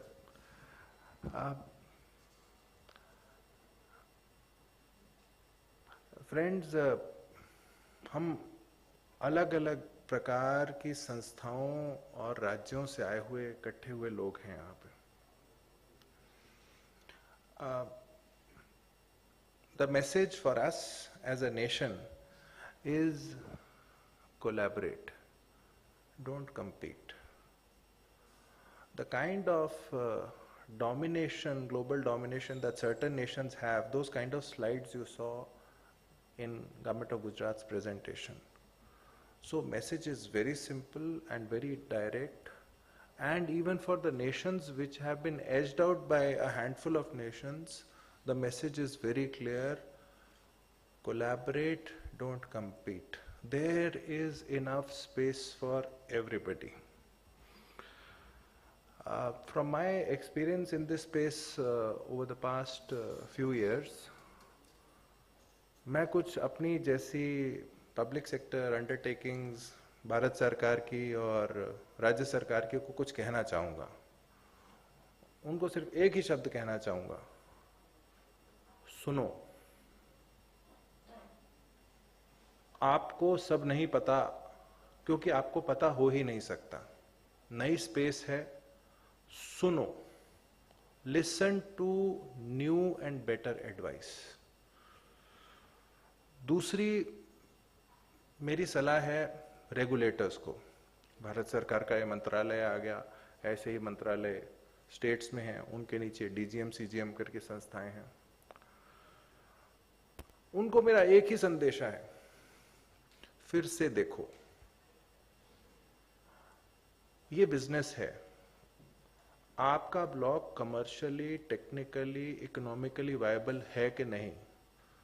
Geology is the base. Geology में रेवल मत करो, फिर से देखो. Third set of stakeholders, जो हमसे पहले वाला सेशन था, the research bodies, the stalwarts are here. आपको मैसेज है कि जुड़े रहो. ये पॉसिबल है, ये हम सब जानते हैं. ये मिनरल केमिस्ट्री है, ये पेटेंटेड टेक्नोलॉजी नहीं है, दुनिया में जग जाहिर है.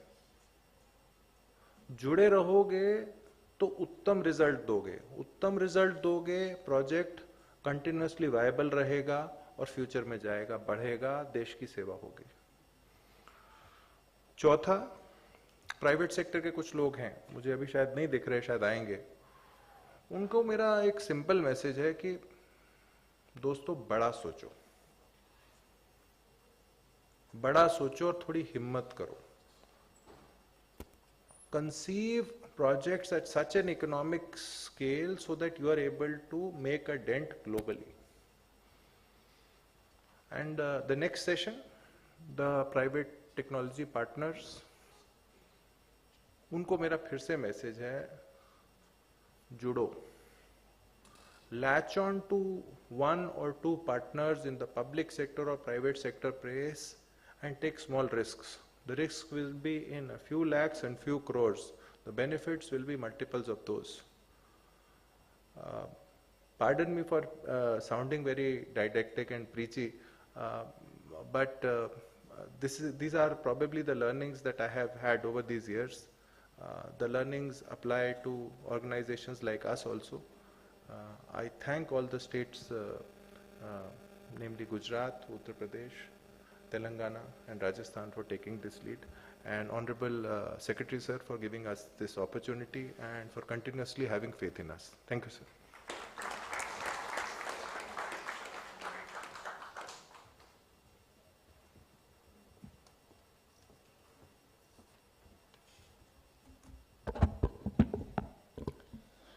If there are any questions, please raise your hand and ask your questions. The girl is coming. There is one question here.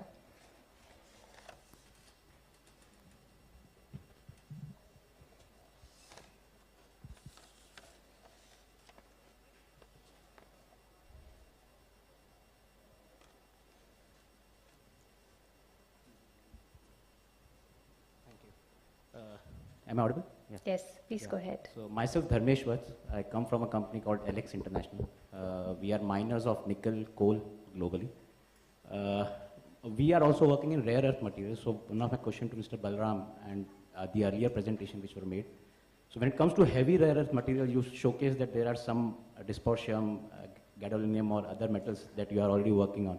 So are these at commercial stage as of now, or these are at ppm or lab scale which are achieved?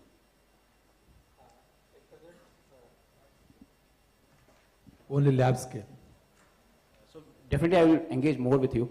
And as I got opportunity to have this mic, as we are sitting with the entire ministry here, Secretary Sir, we are working with many of the Indian battery materials like Vedanta and many of them to export materials from India. So definitely these companies like Vedanta, Tata, they have their deep pockets to invest.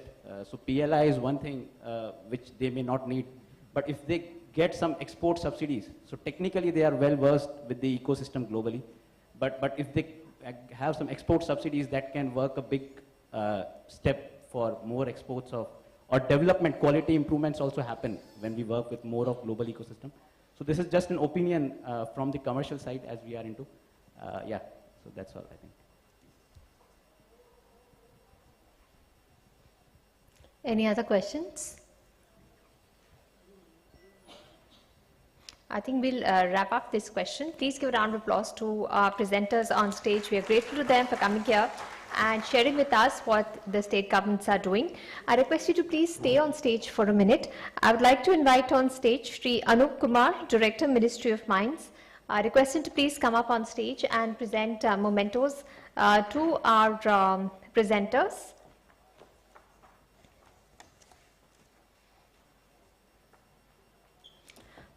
A gift for Mr. N. Balram. Okay, for Ms. Mamta Verma first. A gift for Ms. Mala Srivastav.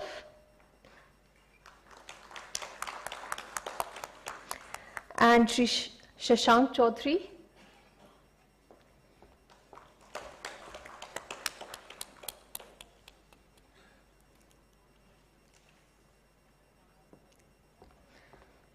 A small token of appreciation for Mr. N. Balram.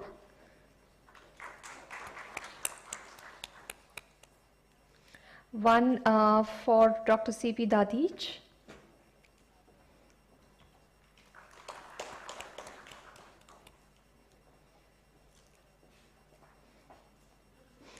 And one for Shri Roopwant Singh, MD GMDC. I request all of you to gather for a group photograph.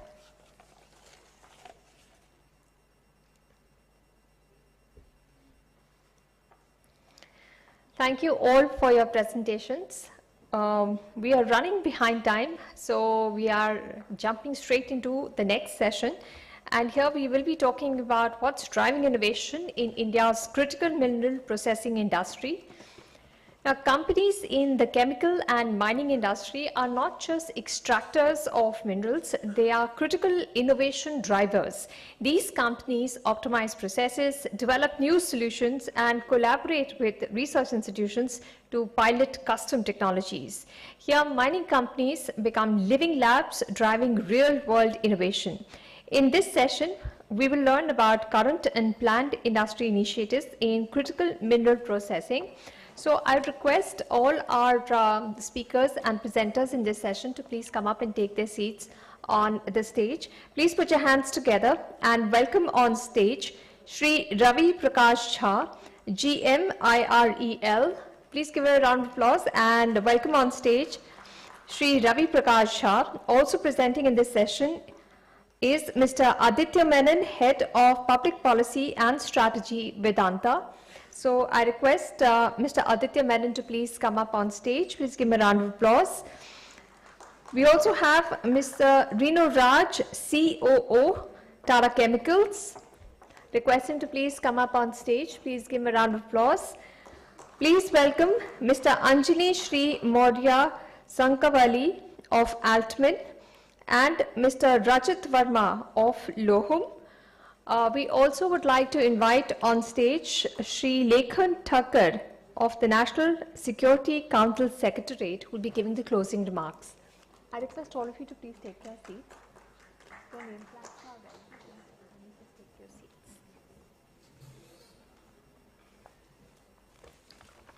Since we are running behind time, I request all our speakers to keep their presentations a little short. We want to wrap up this session by 2 p.m. And for the first presentation, I would request Mr. Ravi Prakash Jha to give his presentation. He will be talking about processing of REE.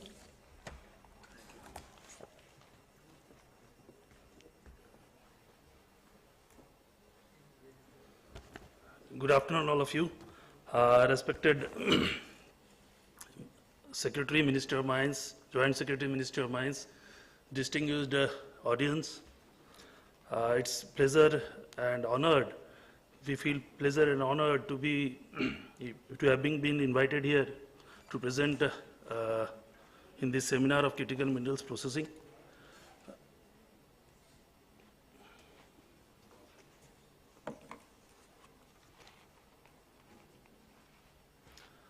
Now, here will be the entire overview of the IRL activities.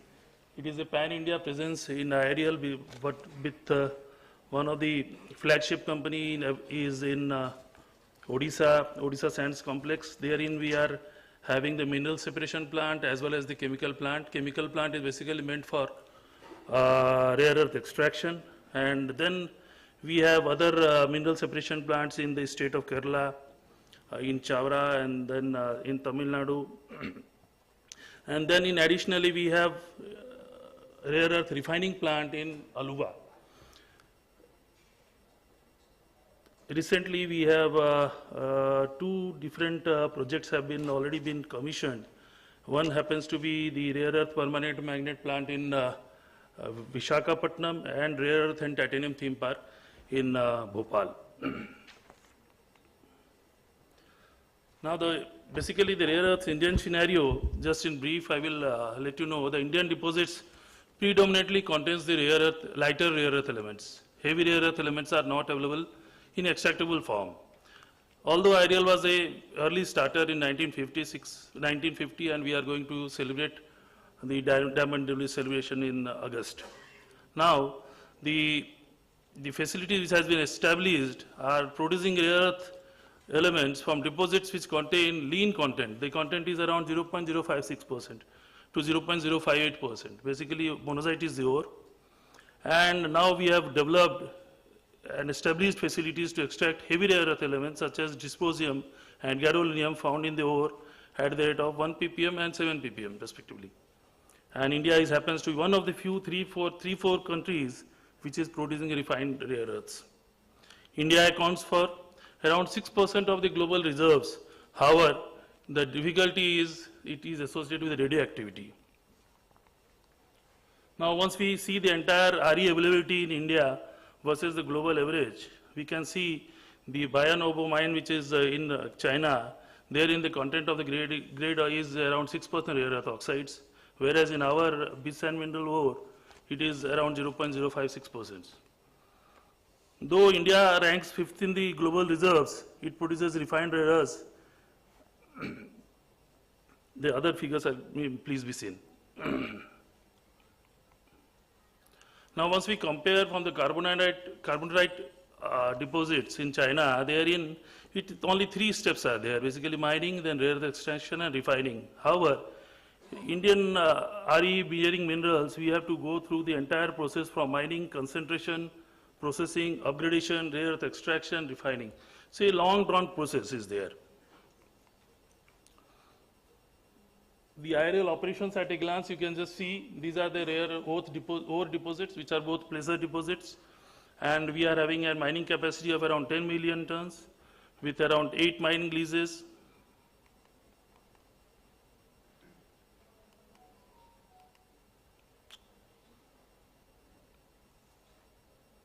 Sorry.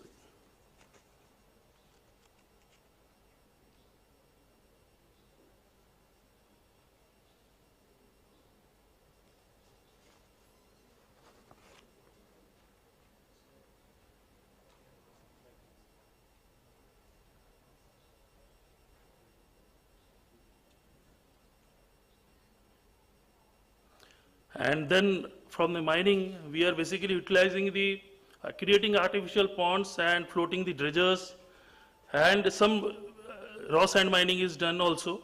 And from that we are separating the individual minerals like ilmenite, rutile, zircon, sillimanite, garnet and monazite. Monazite is a radioactive metal which is a source of rare earths. And from there, in the chemical plant, monazite is cracked using caustic soda lye, and therein the production capacity of rare earth chloride is around 12,000 TPa, tons per annum. And from there, we are sending these rare earth chlorides to our refining plant in Aluva, wherein the capacity of high pure rare earths is around 2000 TPA, consists of lanthanum, cerium, NdPr, samarium, gadolinium, and dysprosium. Some issue is there. Now, this is the slide which shows us the mineral assemblage and product basket. Here, if in the ore, if 100% is around 77 lakh tons, after final refining and processing, we are getting NdPr oxide of only 480 tons only.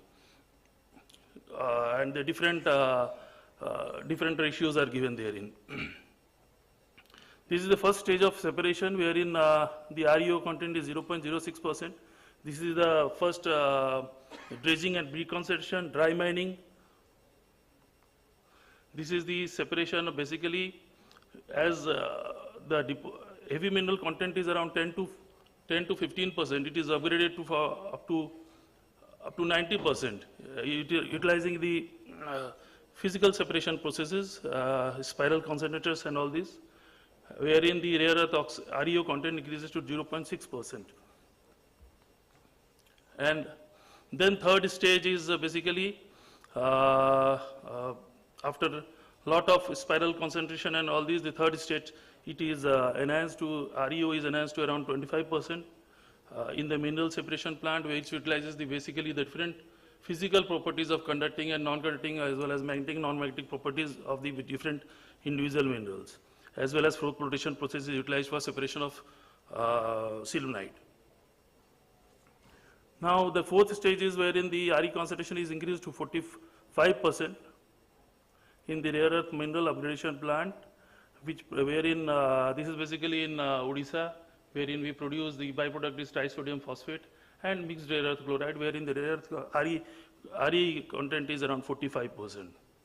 And the finally is that which we send rare earth chlorides, flakes we are sending to our Aluva plant in Kerala, wherein individual heavy rare earth mineral elimination is being done, and these are the different products.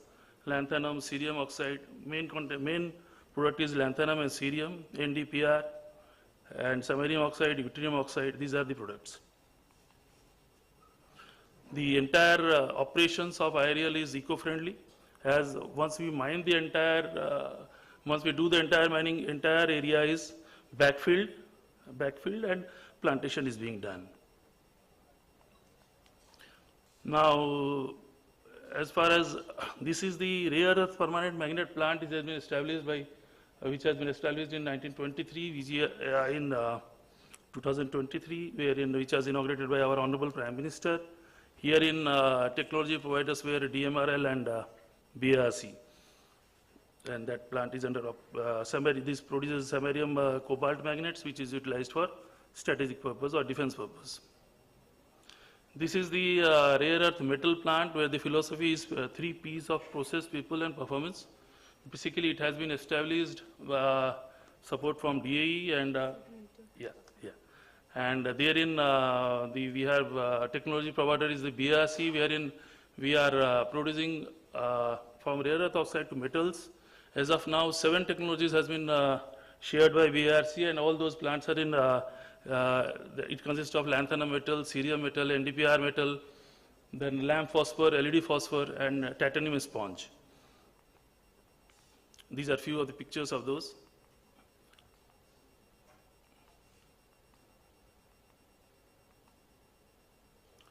These are the for heavy rare earths which we have established at Aluva plant.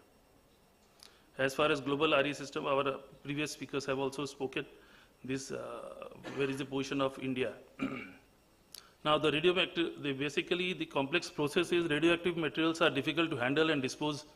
So it is a difficulty is there. Second is the gestation period of getting a mine and operation is long. Sector was long drawn ecosystem to reach to the end product.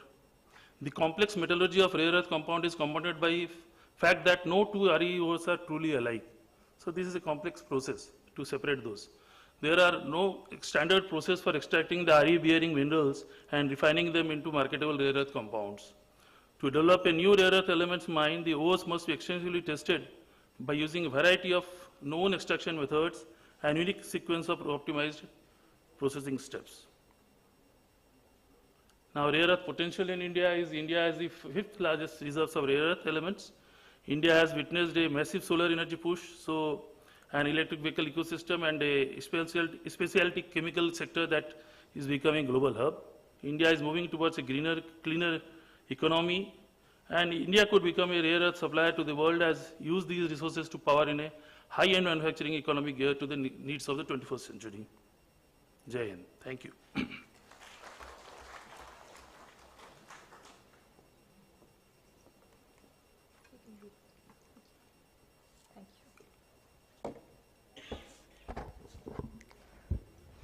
I would now like to call upon our next presenter, Mr. Aditya Menon, Head, Public Policy and Strategy, Vedanta.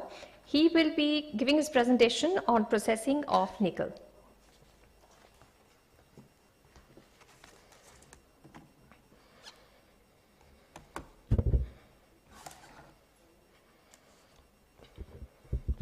A very good afternoon to all the dignitaries, Shri Dinesh Mahur from the Ministry of Mines, the respected dignitaries from the multiple state governments, from the Niti Aayog, and our partners from the industry.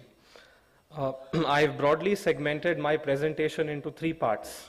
What I've tried to do is capture learnings that we have learned as Vedanta, having entered the critical mineral business segment in 2021. So what I'll be talking about are what process learnings we have had at a process level. Then, in order to overcome agile market conditions, what kind of innovations we did at the plant. Number three, for any major investor in the refining of nickel, what are the things you need to keep into account to de-risk your refinery from supply chain vulnerabilities?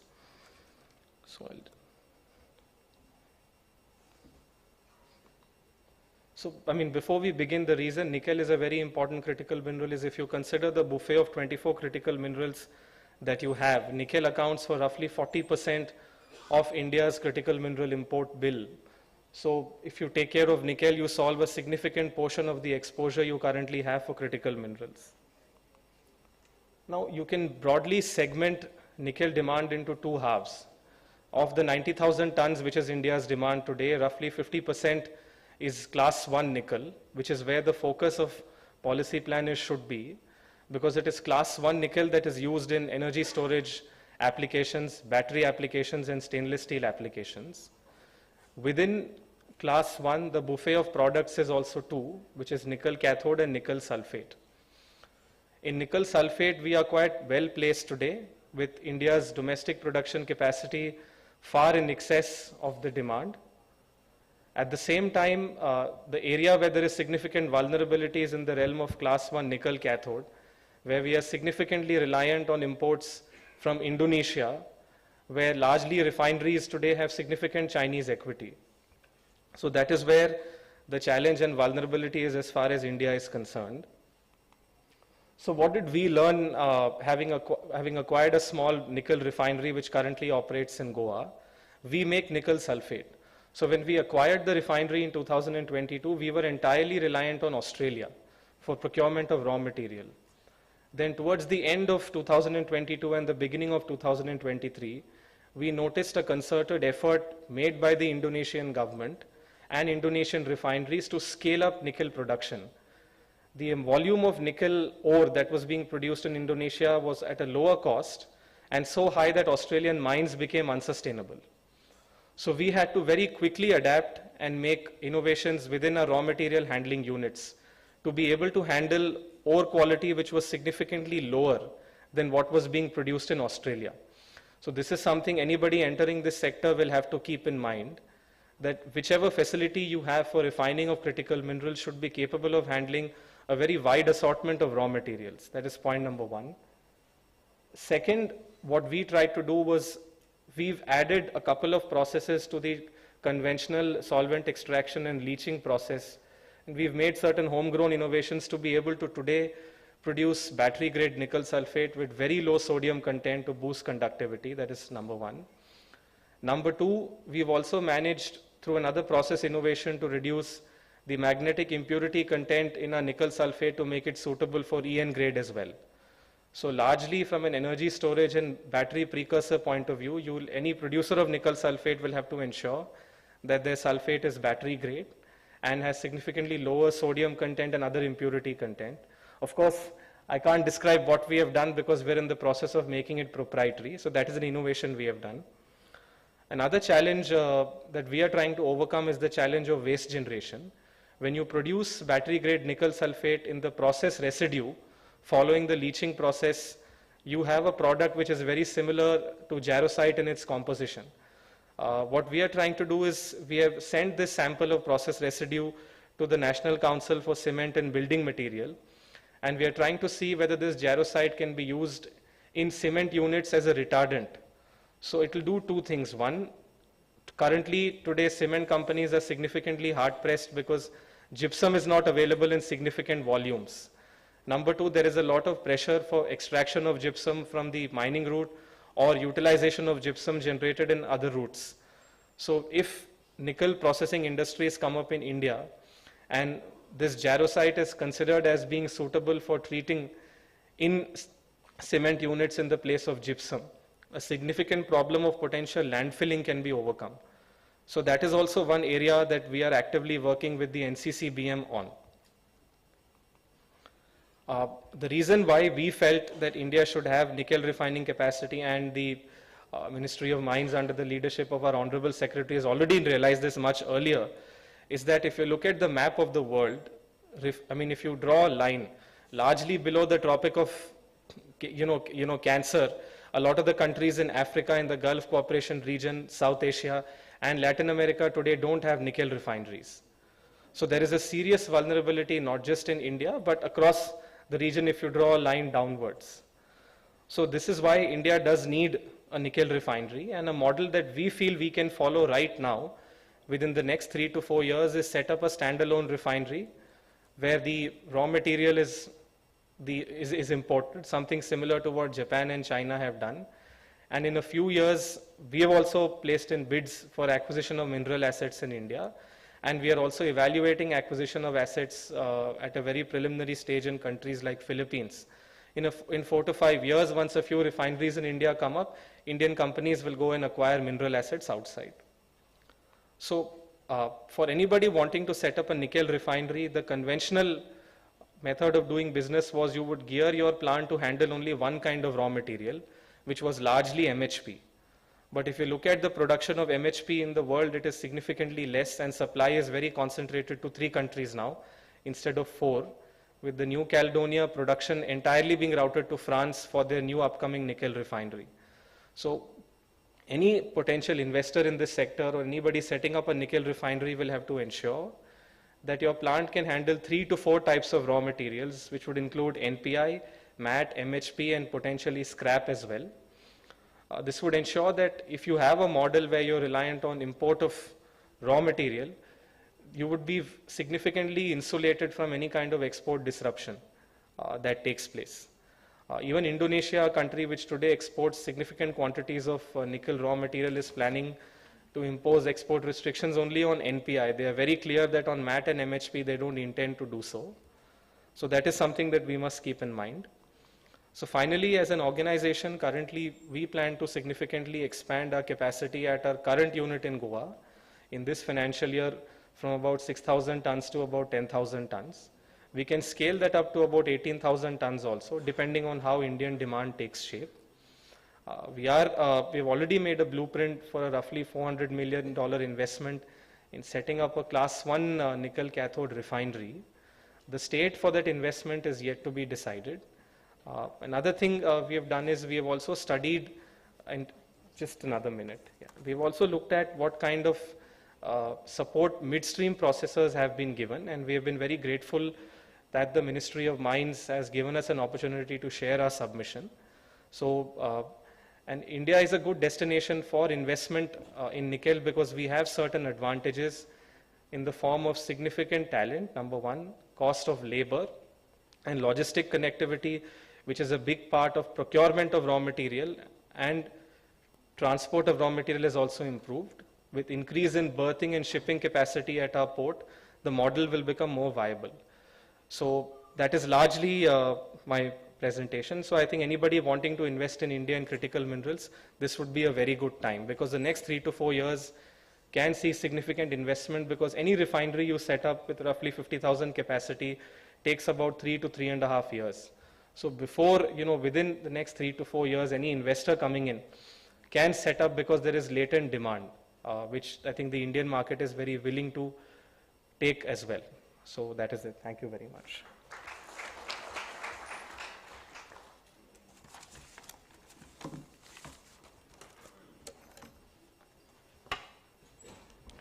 Thank you. I would now like to invite Mr. Renu Raj, COO of Tata Chemicals, for his presentation. He'll be talking about critical mineral processing.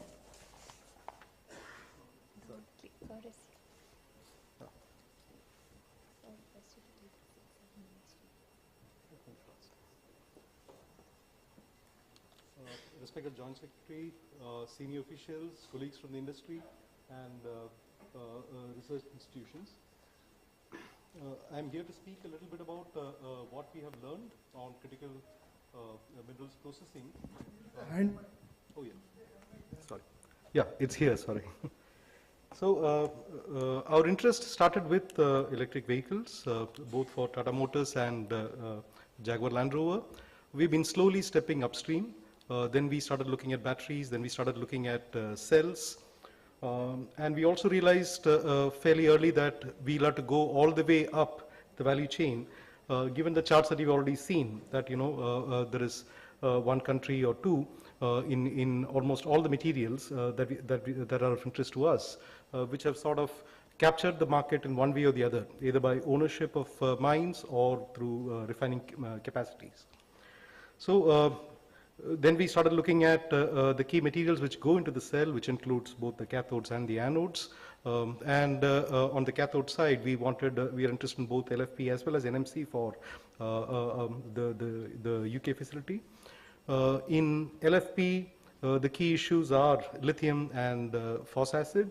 Phos acid, we seem to have some processing capability in Morocco. If there are people developing it in India, we are quite happy to help and join hands. And from where we stand, the more people in India who start processing this and start controlling the value chain, the better it gets for us. Because each investment in each segment is in some sense doubling or multiplying the bets that we are making in the electric mobility space.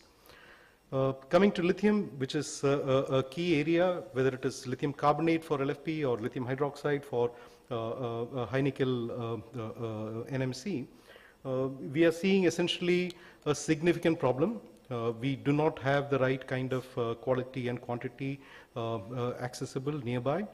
We are also looking at essentially a huge amount of influence of one country.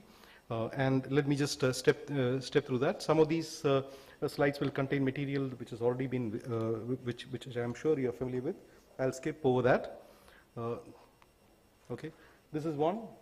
Fundamentally, we have, I would say, largely, there are multiplicity of minerals here. There are minerals which are, let us say, if you go under Tibet, for example, there is almost 48% concentration of lithium carbonate. Now, that's one extreme. What's available, accessible to us largely is in Australia, I would say, some parts of Africa, and in LATAM, where basically you have hard rock, spodumene largely. There are clays and some other aspects which you can process, but at a much higher cost. And then you have brines in LATAM. Unfortunately, we end up having to choose between one of these two. Correct? And I will skip this because you are familiar with a large amount of this. Correct? So I will focus on these two. In some sense, if we look at it, we have hard rock. A large amount of this is being produced currently, more than 50% in Australia. I think you should go straight to what Tata is planning to do. Well, okay. So if that is the case, then we are actually exploring multiple options. What we have finalized is basically two routes, and that's the dominant routes that I'm going to talk about. One is basically looking at sourcing material, which is in this particular case spodumene concentrate, from two potential sources. The second is basically trying to see whether we can take lithium chloride from LATAM, again through either offtake contracts or this. Both these allow us a certain room to process and refine things in India for supplying to this thing. Otherwise, basically, most of these routes end up becoming a supply contract and maybe some amount of token equity with very little control over what's going on. So these are the two routes that we have sort of focused on. Are you planning to do some mining somewhere, acquire some assets somewhere, or are you just planning to buy lithium carbonate or lithium hydroxide from one of these sources? Yeah, potentially. And then make EV batteries? Yeah, not exactly the final product. As I mentioned, this spodumene is an intermediate product, which is about 6% concentration of lithium. We will try to look at completely refining that. And that gives us, and that works very well because most of the refining capacity is not accessible. It's basically in one country. You plan to set up a refining facility in India? That is right. So we have two options, as I mentioned earlier. There is Morocco, where there is phos acid. It's also having a fair amount of, I'll just come to that. So this is basically it's a fairly common sheet. We need hydroxide and carbonate. So we are actually thinking of looking at options which allow us both. And if you look at it, basically we have three problems here. One is energy. It's a fairly largely energy intensive operation. So cost of energy is a huge driver for this. Second, we have a similar issue to the nickel processing that my colleague mentioned. We have about 1:9 in terms of tailings which come out. Close to, as I mentioned, it's about 6%. So we have a huge amount of waste which we'll be shipping all the way to India, which after processing we'll have to dispose of. In many of the places that I've seen, for example, in China, it's in the same place itself that they fill it up and then they put greenery over it. It's a simple operation if you have your own resource. But in our case, we'll have to find a good way of doing this. There are options, but mostly they fall into the similar categories, either in terms of road fill, some amount of material it's again silicates which can go into products like cement. So, but if you look at this whole value chain, you'll find that almost everywhere you have products like that, which has to be sort of accommodated in the stream. So this is, I would say, the second major challenge. The third major challenge, I would say, is CapEx itself and technology. This is one of the very few things which has been banned from... You are supposed to solve all these challenges. You are Tata. Yeah. Don't tell us about challenges. See, in the beginning we have said 18,000 crore has to come from PSUs and private companies. Right. So you tell the audience here, which has researchers, which has people who are willing to invest, and so on and so forth, as to what is your roadmap and what support you want from the audience. Yeah, so I would say that this is one I can describe where our issues are, gaps are. I'm not sure exactly how much support people can provide, but that's the open part. The flow sheets are available, and these are some of the old, there are newer ones as well. We can do these things in the lab, that is also established. There are people in multiple countries who are willing to do this also. In Australia, for example, recently 3 refineries have been set up. All 3 are struggling, one of which has significant amount of help from China as well. So the challenge here is this. If I look at CapEx, in China, if it is X, let us say, the number outside China is about 1.8X. So one part is the ecosystem of the equipment suppliers and how that can be supported itself. All these unit operations have been done in various parts of Tata Chemicals itself. I'm sure that there is expertise available in each individual unit operation. The question is to do it at the level of efficiency and scale that we need to. And that's a challenge that we have to solve, we can largely solve. This is one of the only technologies, if you notice, earlier in this year was banned for export out of China, both in terms of technology and in equipment. So here the challenge, what we are facing is very simple. It is just this. If we don't make it at, let us say, within 5% or 10% of the current world's best, we may find that our customers will find it uncompetitive. And that's truly the challenge that we are trying to see. So it's scaling up and getting to that level of efficiency, which unfortunately somebody is already ahead, and we are sort of trying to jump into that train. And we know the scales.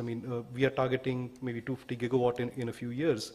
There is already capacity of something close to 3,000. Much of it seems to be capacity which is being replaced by better technology, so it may not be productive. But that's really the part that we are trying to solve. We are working with people who are close, who have worked with companies, who have set up units like this in China, etc., trying to get that efficiency bit done. And that's truly where, I mean, you can call it last mile, but it's a gap. My message to you is, do something. You are Tata Chemicals, you do a lot of these processes that you're showing on the screen. So it's easier for you to do processing in India than any other company like Coal India or Singareni who is entering for the first time. So in the end you say that we will try and do processing in this country. Understood. Say that and then you can take a seat. We are, I would say, to the last maybe 15%, that we have to sort of cross. And part of it is, maybe I'll just also show one slide. I mean, forget all of this. This is, I mean, it may be something which people know in different forms, but this is sort of a map. See, the more you speak, the more you're scaring my people. Okay. Okay? So try and do something in India. That is the message for you. Great. Thank you. Great. Sorry.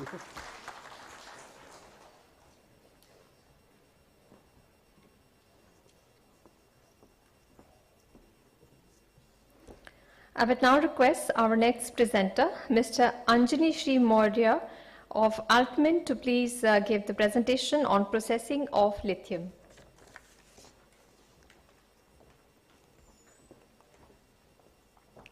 Hi, good afternoon. I would like to thank the Honorable Secretary and all the dignitaries of the Ministry of Mines and everyone present here for this opportunity.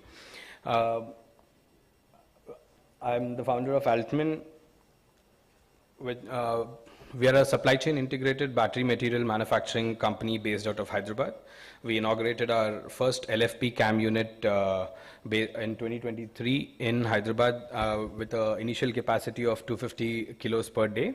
But now we are expanding into 20,000 or 8 gigawatt hour equivalent while we are qualifying with most of the cell manufacturers.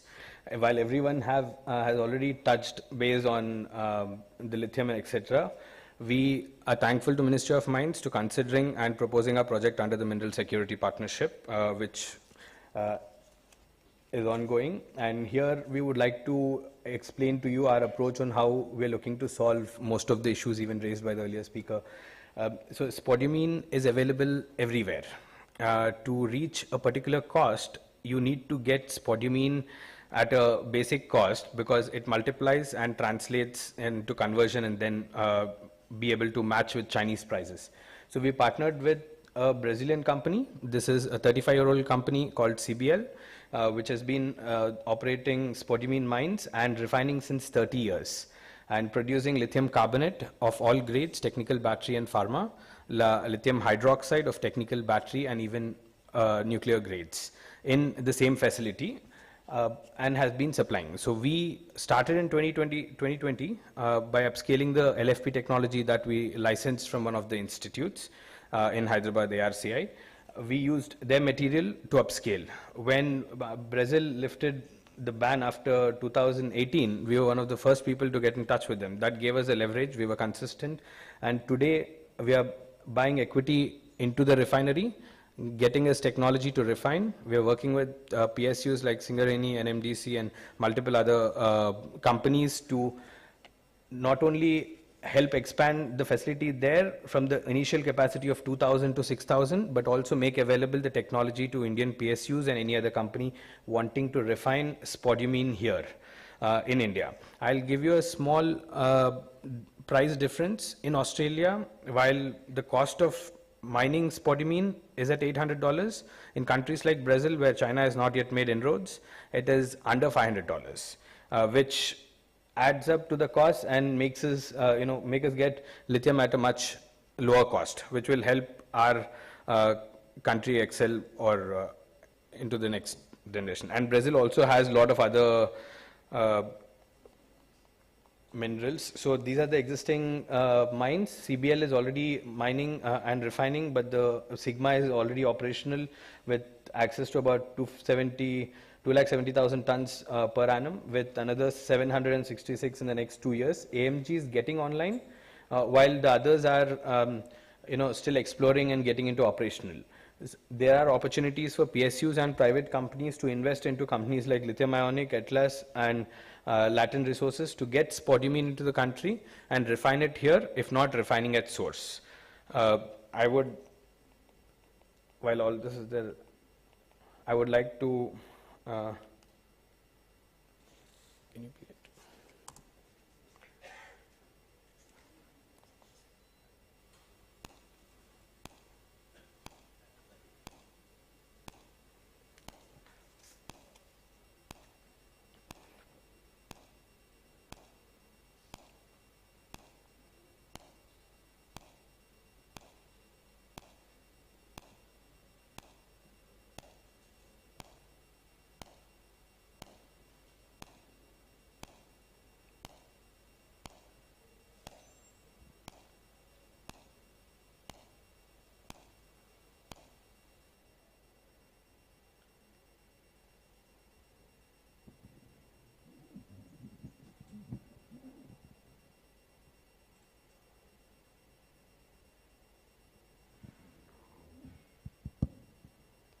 Next time you come to a conference of ours, you will show a video of Hyderabad factory. Absolutely. So, while I would like to conclude my speech, what I would like to request the industry or government dignitaries here is we always keep benchmarking ourselves to Chinese prices and etc.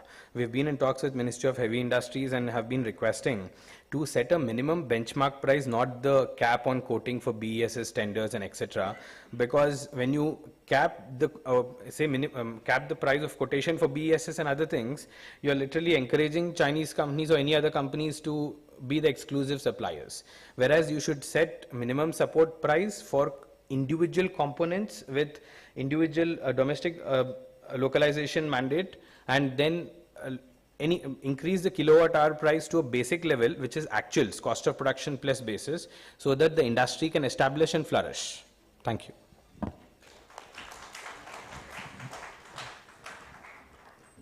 You catch hold of Reno Raj and both of you tie up and then invest together. They have the money and you have the technology.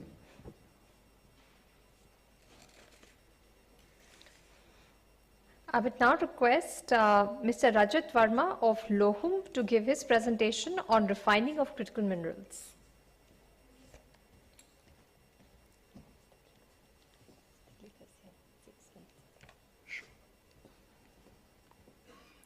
Good afternoon, Honorable Secretary and all the other distinguished guests here. I would like to start by shifting the focus a little bit here. I know Reno, Aditya, and Anjani have all spoken about the battery material space. But a quick question, what is this one thing which is tougher than rocket science? Managing time in this conference. Okay, so I'll very quickly get to the answer. Building a fighter aircraft. In particular, there are only 5 countries in the world which have gotten jet engine right, whereas several other companies have gotten the orbital launch rockets right. Why have we not been able to crack the jet engine problem? If you look at the jet engine and you look at the fighter aircraft, you look at jet engines, airframes, radars, avionics, weapon systems, you're seeing a critical mineral literally being put out everywhere. It's not just a critical mineral, it's also the downstream application. One of the reasons why we can't get our turbines right in a jet engine is because it needs a super alloy of nickel blended with other rare earth elements. If you look at the quantum of critical mineral that goes into any jet engine, I mean, that's almost 2 tons of material going into a 15-ton aircraft. So this is super important to solve for. If we truly want India to become a superpower, we really need to solve for the jet engine problem, while we of course will crack the battery problem and all the associated critical mineral problems. Self-reliance in these minerals, and more importantly in the downstream products of these minerals, is super critical. I want to just talk a little bit about my own experience with what we've been able to do as we've tried to develop various technologies in the country. As any other company, and I think Reno also mentioned that, and Anjani mentioned this as well, you know, we are always looking at whether we want to build the tech internally or whether we want to buy the tech. There's always a build versus buy decision. So just shifting gears a little bit to cathode active material, which is a downstream product in lithium-ion batteries. There are two cathode active materials which are available out there, chemistries available, NMC and LFP. And if you look at the market share, China significantly dominates the LFP cathode active material market, and to a reasonable extent also dominates the NMC cathode active material market. When we started our journey on the cathode active material side, we started evaluating various techs available in India. We started evaluating various techs available outside of India. We hired some of the best consultants, and we asked them to let us do a general benchmarking of the market. And after about 12 to 20 months of activity, we ultimately concluded that we could potentially leverage a technology from China, which is being done at scale. Please remember, when it comes to cathode active material, particularly on the LFP side, China is sitting at a 90-95% scale out there. They're the only country out there which is doing something which can be done at industrial scale. So when we looked at what can the Chinese provide, they can provide EPC, technical know-how, access to customers, technology licensing fee was what they needed, and royalties were what they needed. Bottom line, over 30% of the project cost was merely technology licensing fee in cathode active material, significantly brings down the return on capital for that business. Today, when we talk about the National Critical Mineral Mission, one of the reasons why we are seeking subsidy is because of that 30% out there. Not a great situation to be in. I don't think any of us wants that. We all want to make sure that tech in India scales, right? Not just that. On top of it, the tech that we were getting from China was 2 generations old. A tech that we were getting would probably become obsolete in 2 to 3 years from now, and our customers would start demanding something different. This was a basic learning that we sort of developed in all our exploration of technologies coming from China. Needless to say, we all understand China has not only developed refining technologies, but significant downstream product technologies. But every time you go out and you try to buy that tech, it is super expensive and it makes your own industry non-viable. So we at Loham, of course, decided to do a lot more things on our own. A lot of you present in the crowd have visited our facility, present in the audience, have visited our facility. You've seen what we are doing out here. We've got cobalt refinery, lithium refinery. In nickel, of course, our friends at Vedanta are a bit ahead of us, but we do nickel as well.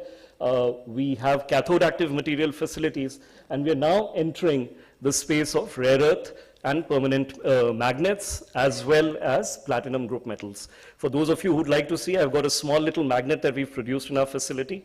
It is a permanent magnet made out of neodymium and praseodymium. What is technology, particularly for the researchers out here? And for those who don't do research but try to understand what the word technology means, fundamentally comes down to 3 things: process know-how, ingredients, and plants and equipment. What we've learned in our 6 to 7 year journey in India is process know-how at a lab scale and at pilot scale is certainly available within the country. Process know-how, as we try to scale things up to 10,000 ton plant, or I think Anjani is talking about 20,000 ton plant that he's trying to set up, is still not proven. A lot of iteration needs to be done. The next bit is ingredients. We produce nickel. Again, our colleagues at Vedanta also produce nickel. And one big problem that we all run into with nickel is something called pitting of the nickel cathode. How do you solve for that problem? One way to solve for that problem is by actually mixing some secret ingredients in the process. How do you sort of develop that know-how? How do you develop those trade secrets? That's the other challenge that all of us face. And then finally, when it comes to plant and equipment, India is, of course, very capable when it comes to traditional equipments that have gone into the chemical sector, that have gone into the metallurgy sector. But what we've uncovered is, particularly when it comes to high temperature operations, we are still relying and still dependent on countries outside of India. We need to solve all these problems. We follow a very simple approach. A lot of small things done well will ultimately add up, will ultimately compound, and will ultimately help all of us. And that is what we've been able to achieve in our journey. Just to share with you, there was a time when we used to have an yield of only 19% in our lithium. Today we've gone up to about 91%. We've just initiated our journey in permanent magnets, in PGM catalysts, and of course in cathode active material. We are very committed to ensuring that we develop these products in the nation. We ensure that we are developing these products with the highest quality out there. And we ensure that we are producing a large variety of different products out there. One of the beauties of doing products with it. One of the beauties of developing the technology internally is you can actually take a wide variety of material in your process. And that is a need of the hour. Again, Aditya mentioned that, you know, if you're going to run a nickel facility, you better have the ability to take 3 to 4 different input streams, including scrap.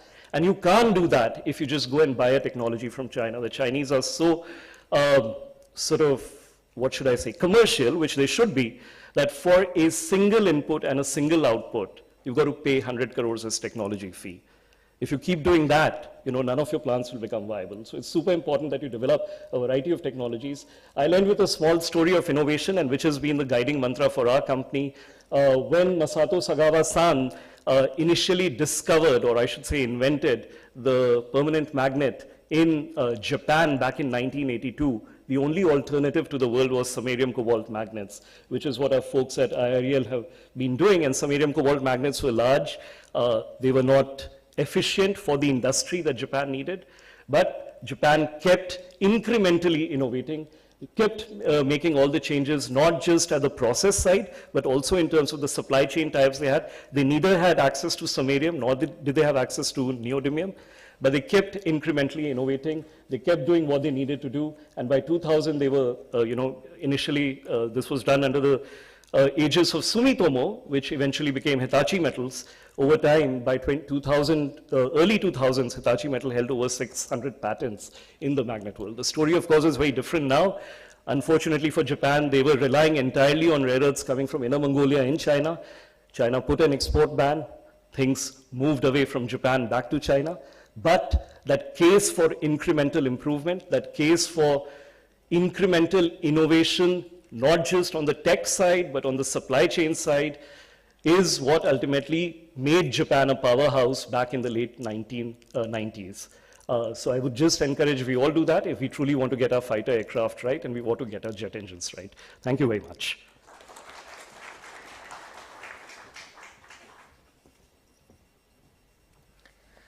I would now request Shri Lekhan Thakur, National Security Council Secretary, to give the closing remarks.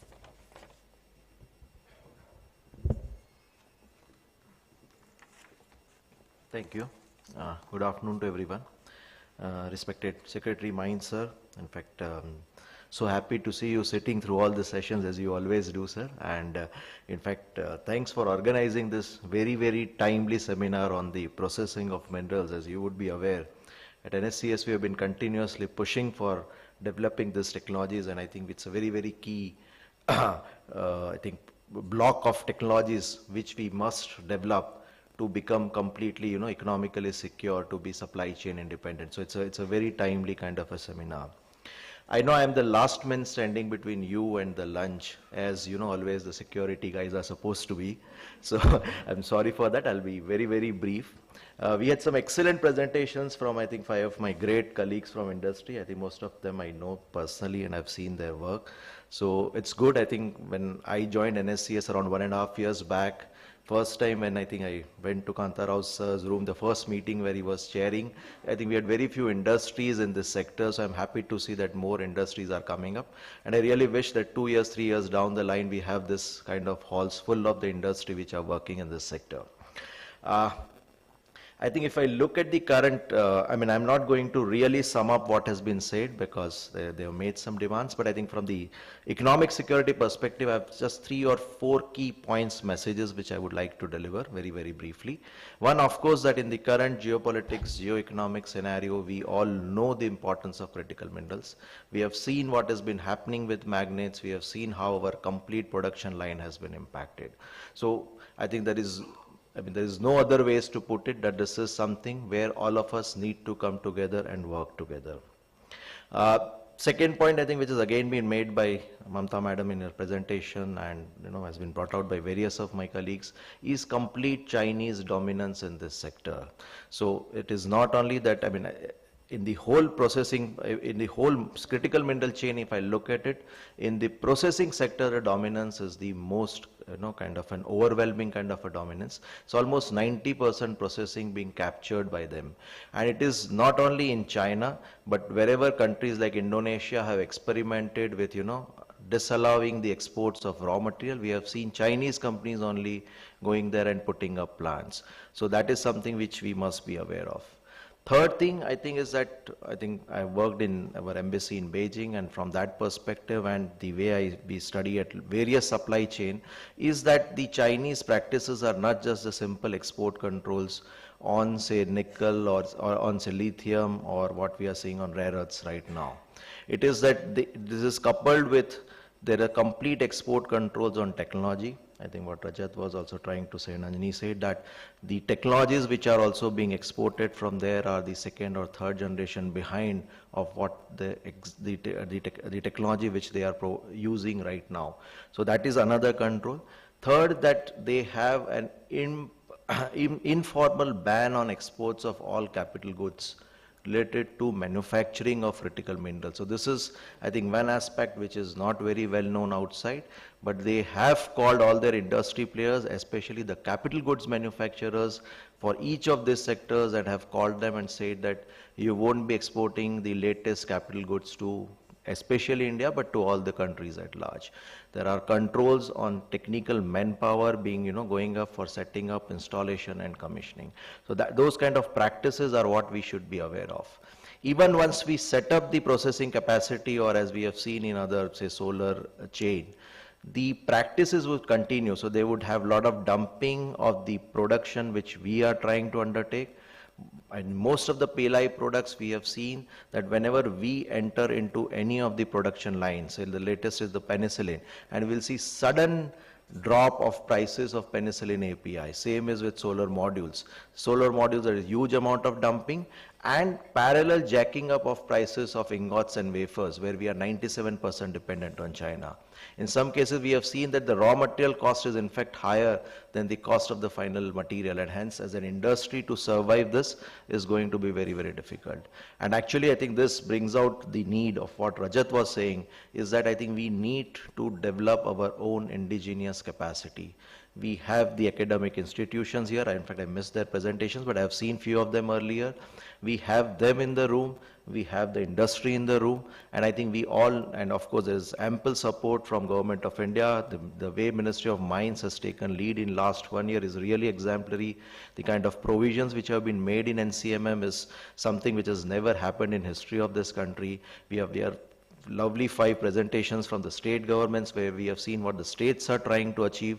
So I think it's now for the academic institutions and the industry to come up together, get of course enough of support from the state as well as the center, and crack through this problem.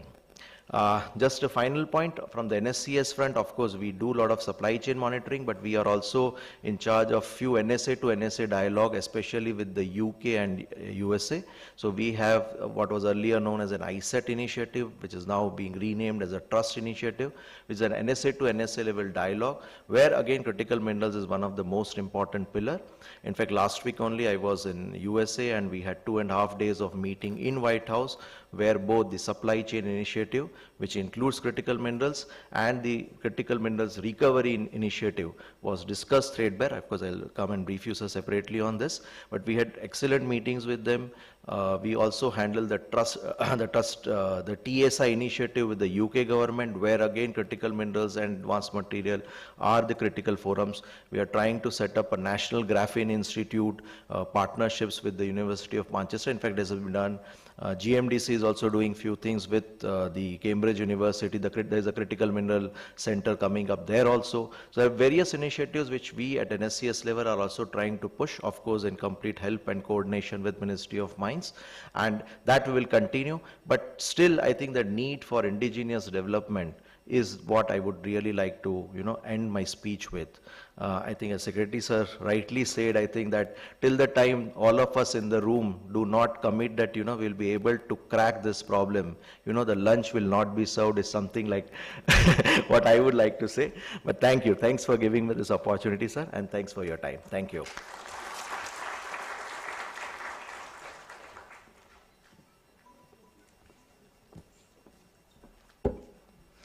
Thank you to all our presenters. I would now request Mohammed Siddiq, Director Geology, Ministry of Mines, to please come up on stage and give a small gift to our speakers. We are grateful to them for coming here. I request you to present a small gift to Sri Lekhan Thakur, National Security Council Secretariat. One for Sri Ravi Prakash Jha, GM, IREL. One for Mr. Aditya Menon, Head of Public Policy and Strategy, Vedanta Private Limited.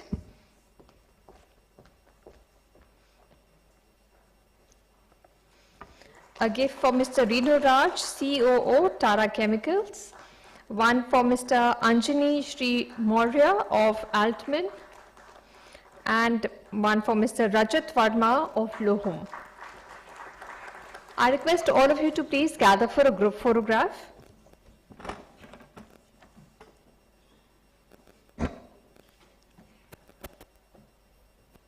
We will now take a break for lunch. I request all of you to be back in your seats in half an hour. We'll start the next session at 3 p.m. Please, once you exit the hall, please go right, go left, and then the lunch is being served downstairs, so head a floor lower for the lunch. And the staff members of the Ministry of Mines can head one floor up for the lunch.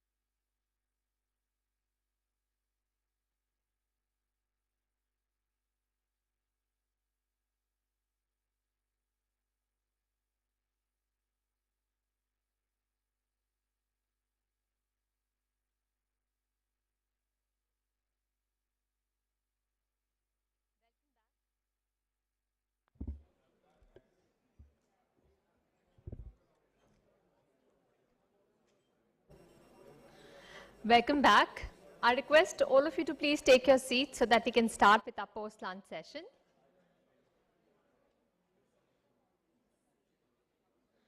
Please be seated, please clear the aisles so that we can begin with the program.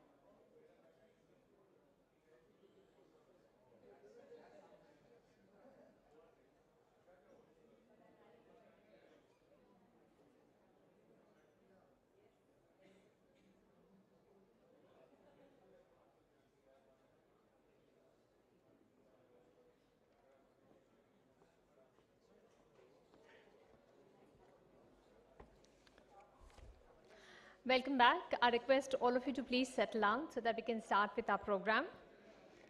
Next, we have a panel discussion, and the topic is unlocking capital, de-risking investments for critical mineral processing. Is the availability of risk finance and capital a major impediment for the development of India's critical minerals and rare earth sector? This session will explore the investment models to enable end-to-end integration across critical minerals value chain. It will cover India's incentives framework, financing instruments for scaling infrastructure and technology, and de-risking strategies such as offtake agreements and blended finance. I request everybody to please settle down and take your seats. You will have a comfortable time listening to the speakers when seated. Please put your hands together and welcome on stage our speakers for this session. Please welcome Mr. Rishabh Jain, Senior Program Lead, CEEW. Please give him a round of applause and welcome him on stage. Rishabh focuses on critical minerals, renewable energy and supply chain resilience. He has contributed to national policy reform and supported India's G20 energy transition agenda. Please welcome our speakers and panelists in this session. Please welcome Mr. Michael Stanley, Lead Mining Sector Specialist, World Bank. He has 40 years of mining sector experience across North and South America, Europe and Central Asia, Africa, South Asia, and East Asia and Pacific regions. Please welcome Mr. Satish Kumar Sundarajan, Practice Manager, IBRDA, IDA Guarantee Unit, World Bank. His unit develops financial solutions, financial structuring, and WB credit enhancements for infrastructure projects in energy, transport, and other sectors across the region. Please welcome Ms. Anika Saylor, Principal Energy Specialist, ADB. She leads initiatives to develop responsible and sustainable energy technology supply chains in developing Asia and the Pacific, and co-leads a joint program with the World Economic Forum on data-driven policy making and energy transitions. Please welcome Ms. Ashmita Biswas, Renewable Energy Expert, IEA.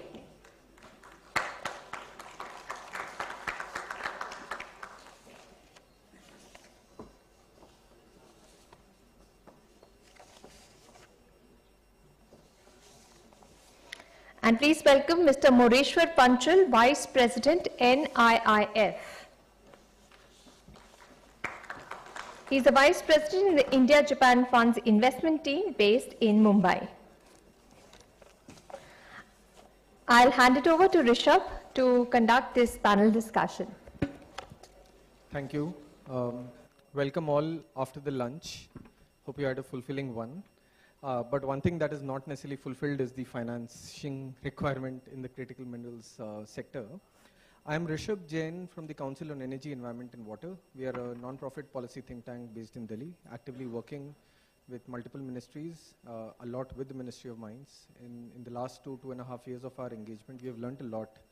And one of the gaps that we have also tried to focus a lot in our work has been on the policy side and on the technology side. But unfortunately, the discussions on finance has not been there enough. There's also a reason, because unless and until a sector is there itself and fairly matured, some of these discussions typically happen at a later stage. But I think given that now the critical mineral mission has been launched, it's been 6 months, and the understanding about the sector, the challenges, opportunities are fairly advanced and nuanced. I think this is a very good time to start thinking about the frameworks that would be required, the risks that need to be mitigated, and the amount that also need to be allocated, both through in India, maybe through the Indian banks, foreign banks, the development banks. And in this particular case, I think we have a great panel representing many international institutions and Indian institutions on how can we fill in some of these requirements that will come in the critical mineral value chain in terms of the trillions and billions of dollars over many, many decades with long gestation period. So I'll quickly, for all of us, explain that we have, of course, discussed actively the whole critical mineral value chain from exploration, mining, processing, component manufacturing, final product, and finally recycling are very heavy capex heavy business. Many of these have high risks, including technology risks, but sometimes also other regulatory risks that exist. Any investor, and maybe it is our money through pension funds, anyone would be typically risk averse. Then how do we put in money into a project which will potentially only give returns 10 years, 15 years, 20 years from now? In a world that is fairly uncertain. Hopefully from this panel we'll hear about some of these answers, and hopefully we'll continue the deliberations going forward so that all of us have a better understanding towards it. Maybe I'll first start with the Indian institution, Moreshwar from NIIF. For all of you, the first question would be that what has your role historically been in the critical minerals value chain, if any? But going forward, how are you trying to play a role or be a stakeholder in this particular sector? Moreshwar, I know you mentioned that currently there is limited work that is happening in the critical minerals mining exploration, and I think that may be true for others. But if you can, one, introduce NIIF, and then maybe talk about generally how does, across the whole value chain, what is that you're doing, and how do you see the sector going forward? Over to you. Thank you. Thanks for this. So I'll just do a quick introduction about NIIF because I'm not sure how many people would be aware of NIIF. So NIIF essentially is a Government of India backed asset manager. So 49% of our shareholding is with the Government of India. Approximately 3 to 4% is with domestic institutions such as HDFC, Kotak, ICICI and Axis. What that does is technically make us Indian owned and controlled, and hence the color of money changes to Indian rupee irrespective of where we raise capital from. The balance money essentially comes from global sovereign and pension funds. So we have representation from North America. We have OTPP, CPPIB, PSP, and USDFC. These are shareholders of NIIF. We also have ADIA from Middle East as a shareholder. We have Thematic from Singapore, and we have Australian Super. What this does is essentially enable NIIF to sort of get global capital at scale in our country. And if companies from India want to expand globally, in any of these markets, then we have direct access to deep pools of capital in those geographies as well. Overall, the AUM of NIIF is around 4.9 billion. The fund that I represent, and so we have a family of funds which is overall 4.9 billion. The fund that I specifically represent is called the India-Japan Fund. This is a bilateral fund between the Government of India and the Government of Japan. 49% of the corpus comes from the Government of India, and 51% comes from JBIC, which is like the Exim Bank of Japan. And the mandate is twofold. One is sort of climate investing, which broadly we've defined as anything which helps reduce GHG emissions. And the second broad mandate is to promote Indo-Japan trade and relations. So that's a quick intro on NIF and IJF. Quickly coming to sort of, what work we've been sort of doing in the sector. So, I mean, the sector is critical, everyone understands that, so I won't spend time there. What we are specifically looking at in the value chain is largely the processing and recycling. And the reason for that is mining obviously is sort of a different sort of risk profile in terms of risk and returns, and also the activity of mining itself is sort of in some sense polluting. So what we would want to do is essentially focus on recycling, where once a critical mineral has entered India, it does not leave our country, we recycle it, and we sort of ensure that the entire value chain of urban mining, so to speak, remains in our country. So that is what we've been focusing on at IGF. I think I'll take a pause here and you can maybe. Thank you. Moving to Anika, to you. Could you also quickly talk about the work that ADB is doing in the critical mineral value chain space? Thank you. So ADB is taking a holistic approach and a whole of bank approach. What does it mean? We look at the entire value chain from exploration to critical mineral development, processing, and over to clean energy technology, manufacturing and recycling. And what does a whole of bank approach mean? ADB is a bank which has on its balance sheet both the private sector operations as well as sovereign operations. And how do we draw in private capital is, on the one hand, you de-risk it by setting in place the right policies and strategies to create the confidence in terms of investor confidence, to have the stable political environment to invest in, to have the right regulations. So from that part, the sovereign sector can work on it, and we can do either technical assistance, or we can also have policy-based lending or sector development programs, which is basically a policy-based loan together with the financing of a pilot.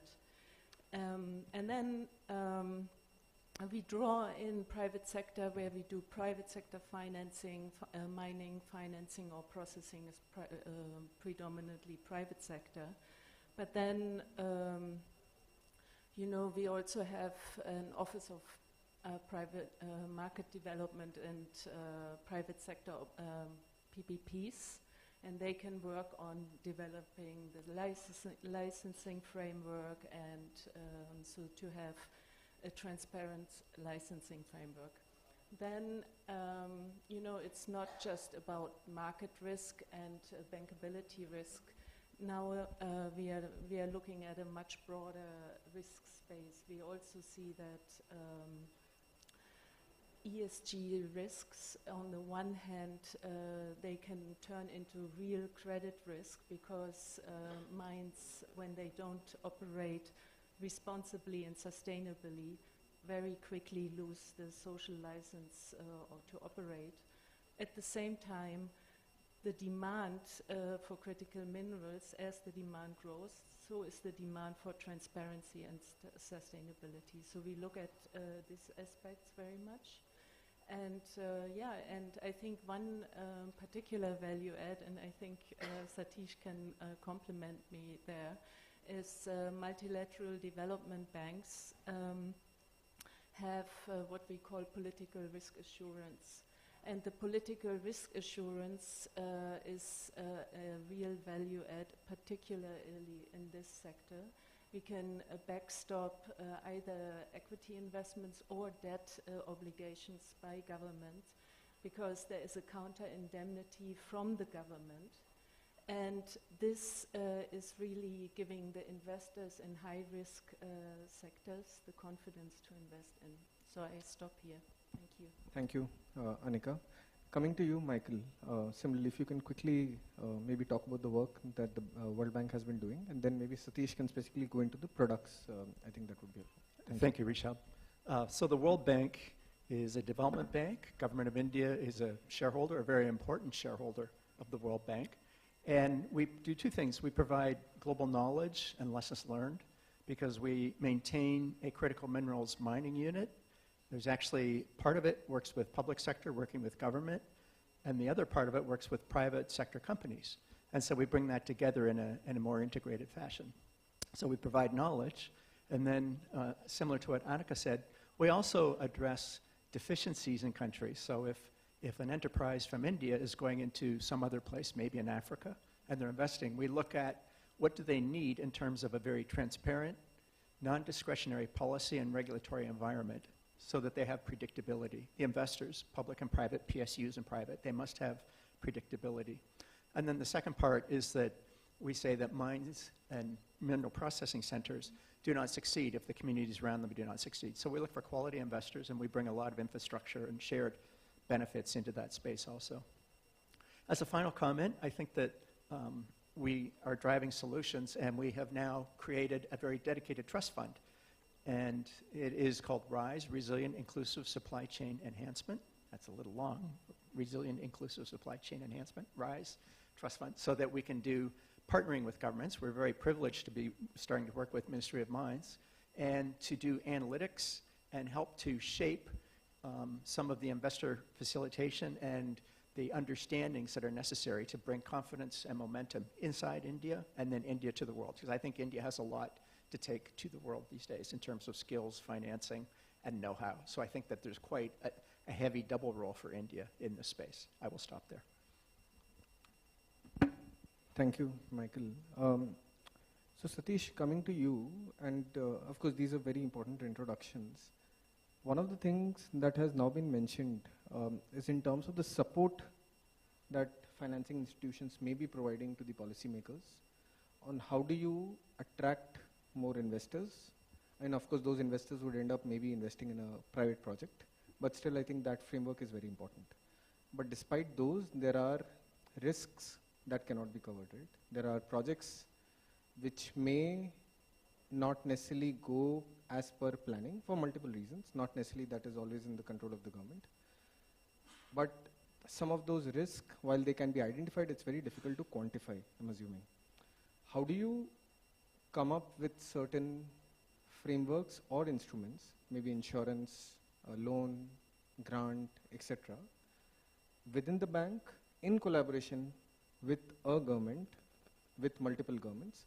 And there are any examples that you can talk about, that would be good. Sure. Thank you. Thank you, Rishabh. We both are part of the World Bank, but I'm slightly part of the World Bank group called MEGA. We created a World Bank Group guarantee platform where we merged all the balance sheets of 4 institutions, IBRD, where let's say India is part of IBRD unit of the World Bank. Then we have IDA, which is meant for least developed countries or LDCs. Then we have MEGA, the Multilateral Guarantee Institution, and then we have International Finance Corporation, IFC. The guarantee products of each of these institutions got merged into the guarantee platform of the World Bank Group. So I'm a practice manager in those. Okay? Just to give the context so that we are complementary units within the World Bank Group, as Annika mentioned. Our role is to provide de-risking instruments and products to enable investors to either make an inbound investment into one country or have the investors come out of a country to invest into another region, let's say outbound investment. Right? So we have instruments and products to support either equity investors and or debt financiers into these regions. Coming into critical minerals area, where we see the risks are particularly, it could be a spectrum of risk, starting from the combination of where minerals are typically available or those regions which has high political instability, right? So how do we give confidence to the investors? I think you mentioned, Rishabh, that these investments tend to be high capex nature, which obviously tends to have a long payback period as well. So which will go through different political cycles, different levels of political stability over that period of time. So investors require certain level of security and making sure that their investment returns can be made. So we have products to mitigate whether it is a public investments or a lease or a concession contract with that, or it's a private to private investment as well. So we cover all those areas. Depending on the nature of these contracts, We have different insurance coverages. I think Hanika mentioned the PRI, political risk insurance. Typically, it has 4 products or sub-products in that. Expropriation cover or 4-point cover as we say. Expropriation, transferability and inconvertibility, okay. War and civil disturbance and terrorism cover, and then the breach of contract, right? So for example, transferability and inconvertibility could be applicable in a private to private project, right? So we worked in Chile, Codelco, one of the largest mining company, supporting them in terms of developing investments, not necessarily in the mining company per se, but the energy that supports that mining company, right? I think when we look at investments, it's not limited to exploration or refining, but associated infrastructure. That could be connectivity, that could be power, that could be water supply. So all the enabling environment and the enabling investment that supports the mining as well. So we take a holistic approach as well. But when we work in these countries or when we work in these investments, we need to make sure that that investment fits within the largest sector reform, right? Largest sector pact. That's exactly where we work with Michael's team in countries, or if there is an ADB project, we work with other development partners as well. Okay. Thank you.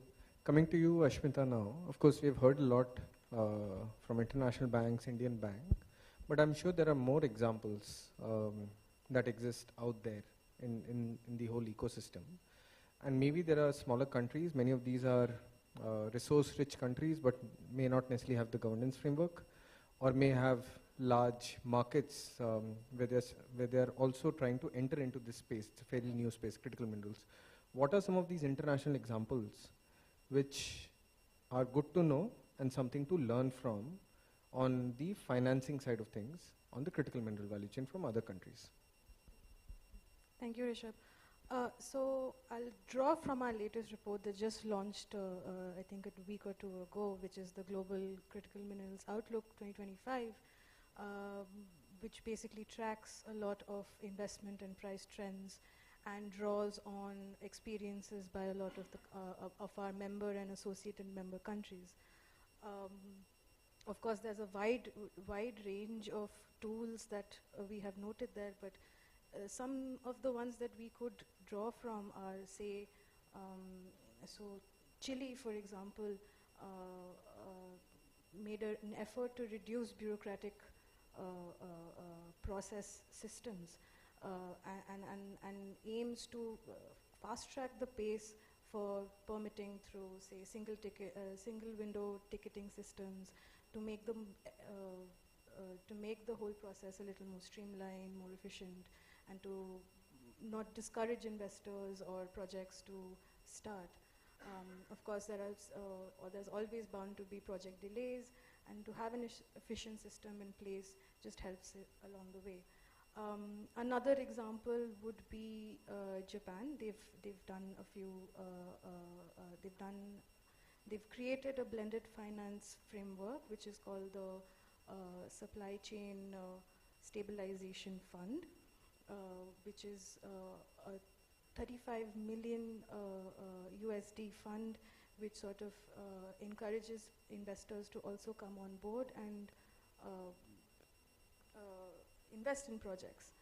And I would also bring your attention to Japan. They have proposed a whole financing toolkit, which includes loans, debt guarantees, price stabilization mechanisms, a whole host of mechanisms to support the building up the critical minerals system in the country. So we've seen this way that a lot of countries are now starting to come into the picture, and they're all building their systems. And like many of my colleagues mentioned, building an enabling environment to get it started in the first place. Yeah. Thank you, Ashmita. Coming to you, Mureshwar, next. Given that you would know the Indian ecosystem fairly better, and you already mentioned you have been working with the leading banks such as HDFC and others within India, some of the companies that are starting off in the critical mineral value chain, I don't think reaching out to you would be like many years away, right? And same for, I think, for if they have to reach out to ADB and World Bank. And there's a important role that the other banks need to play, the retail banks, right, for short-term loans, working capital, etc. How much is the know-how development that you think is required for them to really understand any new sector? I'm not talking about the critical mineral sector, any new sector. And what is the role that they should play as we try to mainstream an important sector which kind of does not exist? So there's technical know-how, the understanding, how do you finance a project, how do you estimate the size, how do you solve these, and then beyond these, what is the role that venture capitalists can play, the role that some of the early funders can play? So if you can talk about those from the Indian, given your understanding of the ecosystem, if you can talk about those, that would be good. Thank you. So I'll take the VC ecosystem first because I think that is step one, and then the banks will probably jump in after that. Look, from a VC ecosystem perspective, they are mainly concerned with is it a good management team to back, and two, does the technology exist? And this I'm in specific talking to critical minerals in specific. Does the technology actually work? So there are two things primarily in critical minerals. One is the percentage of recovery, and two is the purity of the critical mineral that you sort of generate. If these two things are sort of there and there is a pilot plant, there is enough data to sort of back it up, I'm sure there is enough capital available in our country to sort of back companies. And we've seen some of that activity happen. So there are a lot of sort of companies in the critical mineral or battery recycling, I would say, space which have got capital. Coming to the banking ecosystem, I think there, it'll take some time in the sense that, there is a lot of price fluctuation and volatility in the minerals itself, right? And that is something that the banks may not be very comfortable underwriting unless there is enough collateral given to them and personal guarantees, and, then they can think of it as a chemical processing plant and maybe take a call. I think, taking pure pay financing from a bank may not, at least from a startup ecosystem perspective, may not be the right approach. One is approach VCs. There are venture debt funds also in case, dilution is an issue for promoters to sort of explore that ecosystem. And banks eventually will sort of ask for things which promoters or professional people who've just started up may not be comfortable with. So I think the focus should largely be on the VC ecosystem and the venture debt ecosystem in case dilution is an issue. Banks, they can, like I said, they can look at it as a chemical processing plant and maybe, based on those metrics sort of fund the thing, but they will ask for things which in general promoters may or may not be comfortable sort of sharing. So, yeah. Thank you. Anika, coming to you next, could you maybe talk about some of the investments that you would have made in the whole value chain, maybe on the component manufacturing, or maybe on material manufacturing in the clean energy value chain or otherwise, which is the next step after the critical mineral processing. How do you decide, given that the technology also changes so rapidly, how can a bank then focus or maybe de-risk internally also for the conversation that is this a technology that will remain mainstream for a long period of time, right? So I think in one of the presentations earlier we discussed that how long will lithium-ion batteries be mainstream or will have the largest market share. But whenever a bank is investing, what are the kind of approach that is follows when investing in such projects where the technology can potentially change in the medium to long term? Okay, so such a EV battery manufacturing investment would be a private sector investment. As a private sector investor, we would look at whether this is going to be like a project finance, or is this a corporate finance? And such a project would most likely be a corporate finance. So as a bank, you, on the one hand, look at the business plan and how credible this is, and you assess the market risks. And but in terms of technology, we are not taking the view. We are technology agnostic there. So we look at how credible is the business plan, but then at the end of the day, a bank will also, a corporate, look at the balance sheet of the investor. So,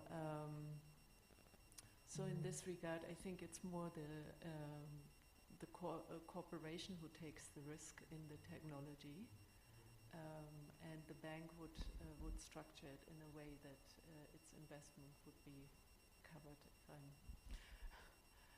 take it this way. But of course, we can provide in terms of what Michael said, in terms of knowledge.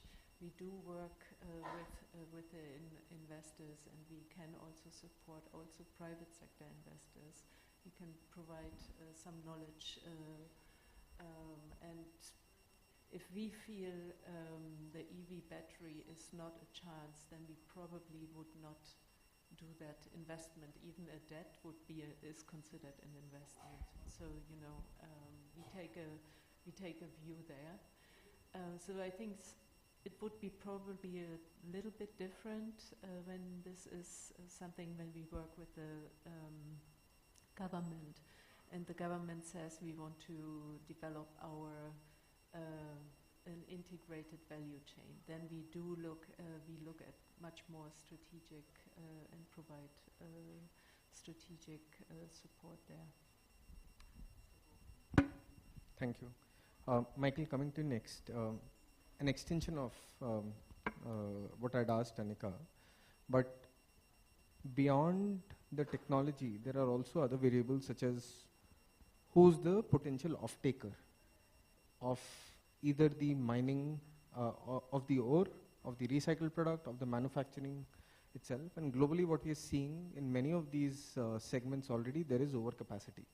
So there's, at the global level, there's overcapacity of solar module manufacturing, EV battery manufacturing, on wind turbines also, and most of these of course are in China. How do you, and many countries, not just India, many countries are trying to indigenize or localize the value chains, right? From countries which are least developed to countries that are fairly developed, everyone would want to onshore the jobs itself.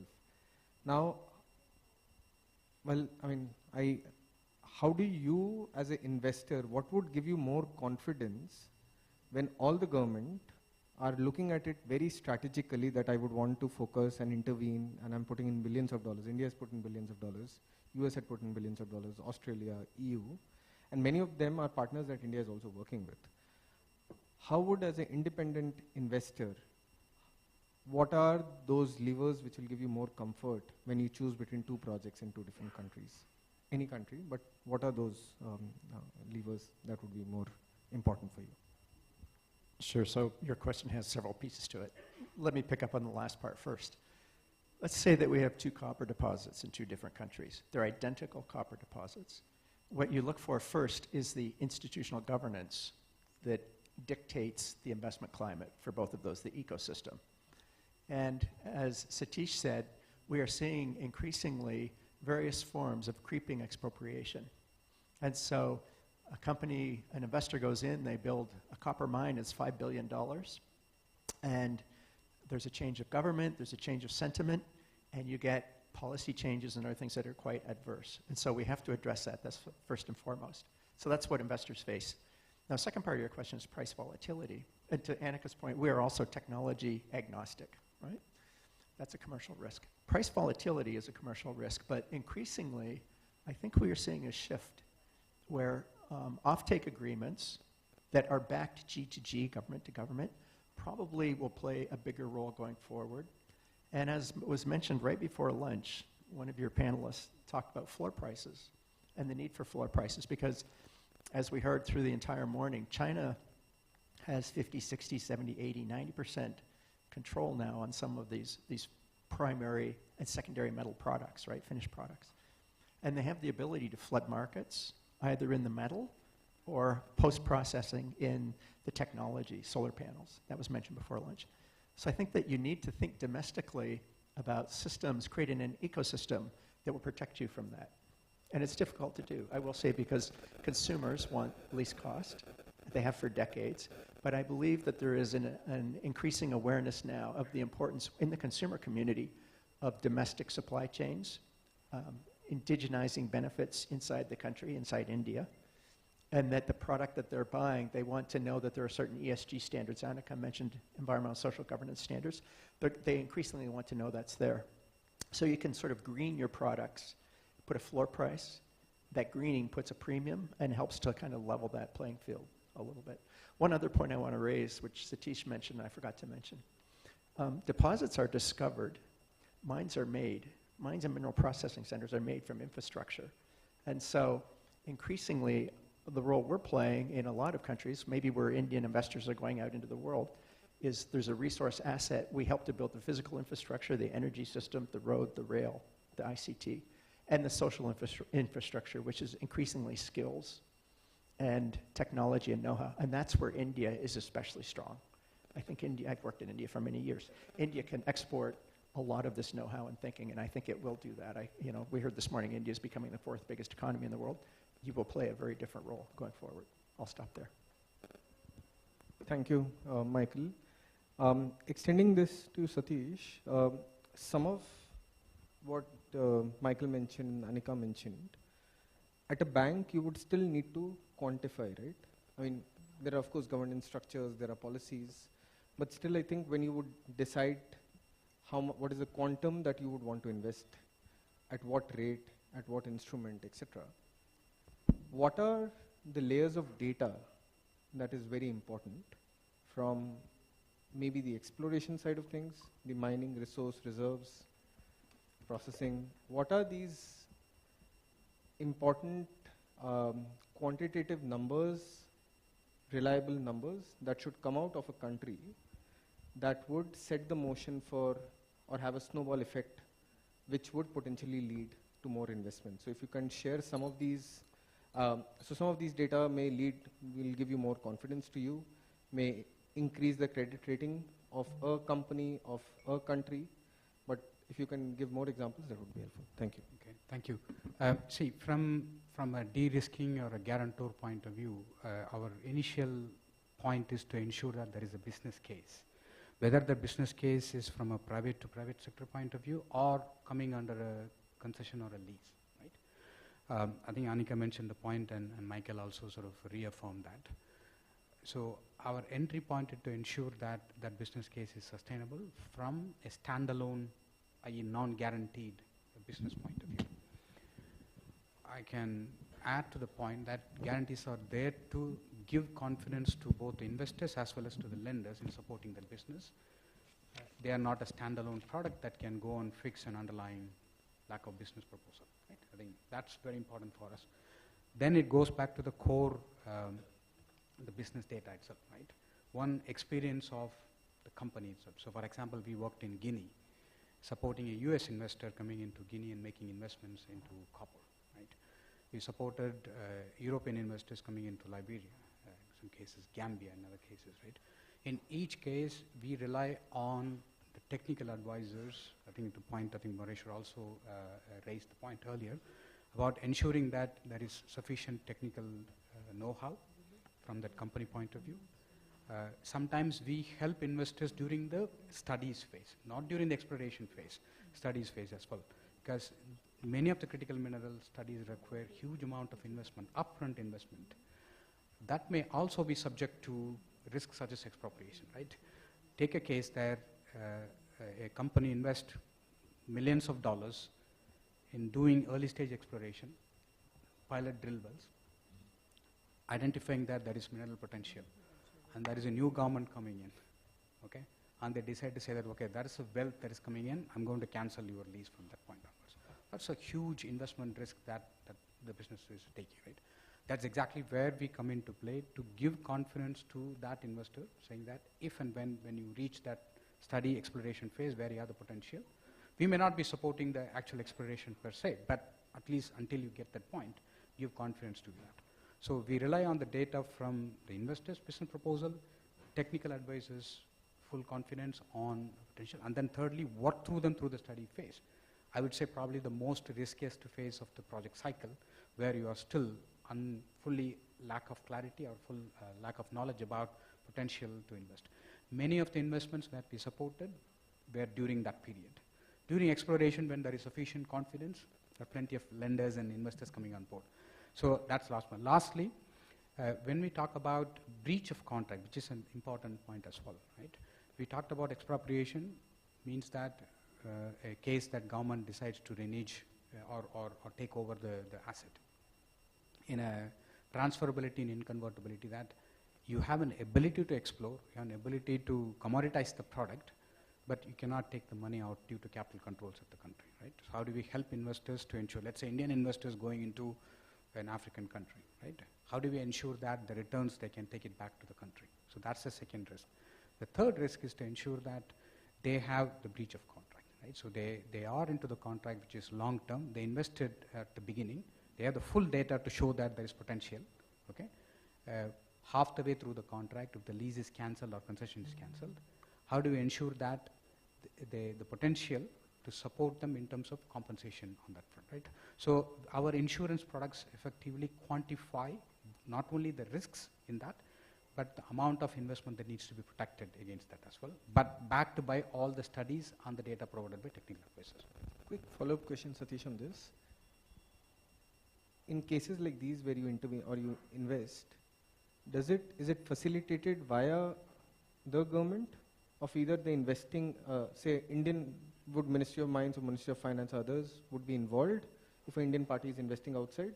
Does that reduce your risk perception in some way, or they have a certain backing, or is it like a completely private contract that you would? So that's a very good question. As I said earlier, we have 4 balance sheets within the guarantee platform.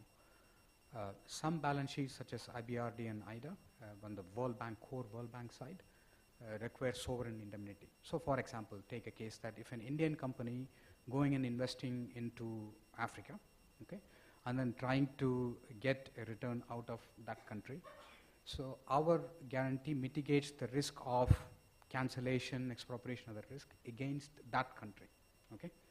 Means that the sovereign guarantee that we will ask is from that country, not from India, okay? So that's one thing. Another balance sheet from MEGA side doesn't require indemnity on either side or sovereign guarantee on either side. We take the risk on our balance sheet and then we reinsure with the market, which means that our ability to offer an insurance product is not relying purely on our capacity, how the reinsurance market also feels that, right? So there is a transfer of the risk from the investors to the country, to our balance sheet, to that of the reinsurance market. Depending on which country we look at it, there could be projects, we have done both sides, government to government, government to private sector, private to private sector. We have products to cover all 3 aspects of that. Got it. Thank you. The next question is to Ashmit, but this is also to all of you in some way. How do we quantify the amount of investments that may be required, specifically in the exploration and mining? I mean, it's slightly easier to do it in the other parts of the value chain, where you know what is the cost of a product and how they may reduce. But given the uncertainties that exist, I think IEA has tried to quantify the amount, billions of dollars that may be required in the mining. Globally, at least in the critical mineral space, and I've seen some numbers from other institutions. But if the government of India had to allocate a certain money, or even think that this is the quantum of money that would be required to meet certain targets, what would that be? And I'll give you an example. At CW, we tried to do it for 2017 net zero, and the total investments that we thought, based on our analysis and a lot of assumptions, was we would in total require 10 trillion by 2070, and with certain assumptions we thought that we'll fall short of $2 trillion. But again, there are many assumptions and calculations. Here the uncertainty is very difficult. We don't know how many wells to drill before we find a new mine site, how long these mine sites will be, how many resources will be there. But this uncertainty also cannot stop a bank, a government to allocate certain, because at the end of the day when you do a budget planning, you need how much money should a government allocate. So you can start if there's any thinking in IEA or any thoughts, and then maybe I can ask others also to come. Thank you. Nothing. Okay. So we don't particularly look at these ground level data. What we do track, our work is mostly on tracking investments. And with that respect, you can also, I'm also going to refer to the global report that we just launched, where we talk about investments. We look at mining capital expenditure, we look at startup investments, we look at exploration spending as well. So these are some of the trends that we follow at a global scale, not at such a minute level perhaps. Yeah, so we've seen some unique numbers this year from the 2024 to 2025.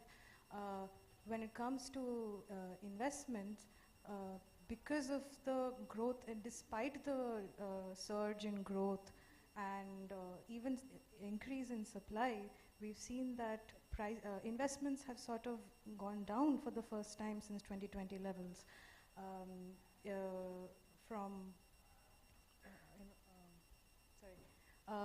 So for example, all of the categories that I just mentioned when it comes to mining, exploration, all of these startup investments, they have all gone down. Exploration spending for the first time has plateaued in 2024 since 2020 levels. And largely due to uncertainties with respect to high political tension, geopolitical tensions and export restrictions that have seen proliferate ever since 2023 especially. Thank you. Anyone else would want to take that question? Annika, maybe you. Yeah, I would like to, before I come to that question, I wanted to add something also following onto what Satish said, is where multilateral development banks are also very good at is blended finance. And with that, I wanted to come back to the question you asked me. So in very innovative technologies, and when there is a high risk, but there is value in demonstrating technologies, we also have blended finance tools, and to some degree, Stanley mentioned it, the RISE Trust Fund. ADB has a number of relevant trust funds, and such investments in innovative technologies which have a pilot demonstration, we can blend our finance so that the financing costs come down. And then how do we crowd in also other financiers, because that's also our role, right? And because you were talking of reinsurance, we are selling part of our exposure in the back end to the insurance market, and that's how we get long-term investors into these innovative sectors. So because our due diligence is very thorough, and there is a trust in the due diligence by the multilateral development banks. So that's how we crowd in private sector financiers. So I wanted to mention that, coming back to my question. Thank you. You wanted to answer on the I was going to answer your question on early stage exploration and development. So we track this quite closely. We have core expertise in this. We understand that certain commodities, copper, it's usually 100 prospects leads to 14 advanced stage exploration to 4 feasibility studies to 1 mine. So losses are very significant. I'll share this with you. Let me just keep going here. So what you see is that the uncertainty on the front end is what has led to a lot of industry losses. So we try and address the uncertainty. So we collect a lot of geodata. And so in our World Bank lending programs, in these kind, as Satish said, for in Africa, we collect a lot of upfront geodata so that the information base is higher to reduce that uncertainty. So you don't do 100 to 14 to 4 to 1, right? That's copper. And that's the first good step. The second thing that we've recognized is starting at the exploration stage, and we work with PDAC, which is a global industry group, is that from the very beginning, you have to have a very strong benefit sharing framework so that communities know from the outset what they're going to get if a discovery is made. Because the biggest problem the industry is facing today, going from exploration to exploitation, is that opposition builds at that stage, and you get disputes, and then we actually have a fifth part of the bank, which is ICSID, to hear these disputes. And increasingly, about 30% of ICSID's business today is on that transfer from exploration to exploitation because there was misinformation and misunderstanding. So we spend a lot of time up front de-risking that space also. And so we have many industry partners. We are focusing on core geographic areas. We collect that geodata and we remove that space for misunderstanding in the licensing process that then otherwise gets wrapped up, and there are many examples of where it's gone terribly wrong. Thank you. We are running out of time, but unless someone has a pressing question, we can take that. Bhavna. You can also quickly, there's a mic. You just take that. Thanks. I really actually enjoyed this session, and coming from a mix of consulting and finance background, this was really exciting. One thing that I kind of sensed was maybe mentioned but not mentioned enough was how do you guys in your models look at pricing of commodities going forward? Is that something you factor in when looking to finance a project? Because that would be important for, say, me as an investor to think about. Thank you. Can I, last question? Just quickly. Thank you. Sensei Raj, founder of Vision India 2032 and Global Change Makers Network. I come from a trading background. So Michael, my question to you is, you mentioned the innovation-driven sector is where you, from 100 to 14 to 1. Now, I also see that we lack the uniformity of the instruments itself in the benchmark. Like, for instance, the Canadian NI 43101 for the income assets tends to be the global standard in terms of investments in the in-ground sectors. So can we arrive at the similar benchmarks universally, globally accepted to underwrite exposure, number one? Number two, innovation is found in every different sector, but why can't we have innovation right in our banking, in our lending industry itself?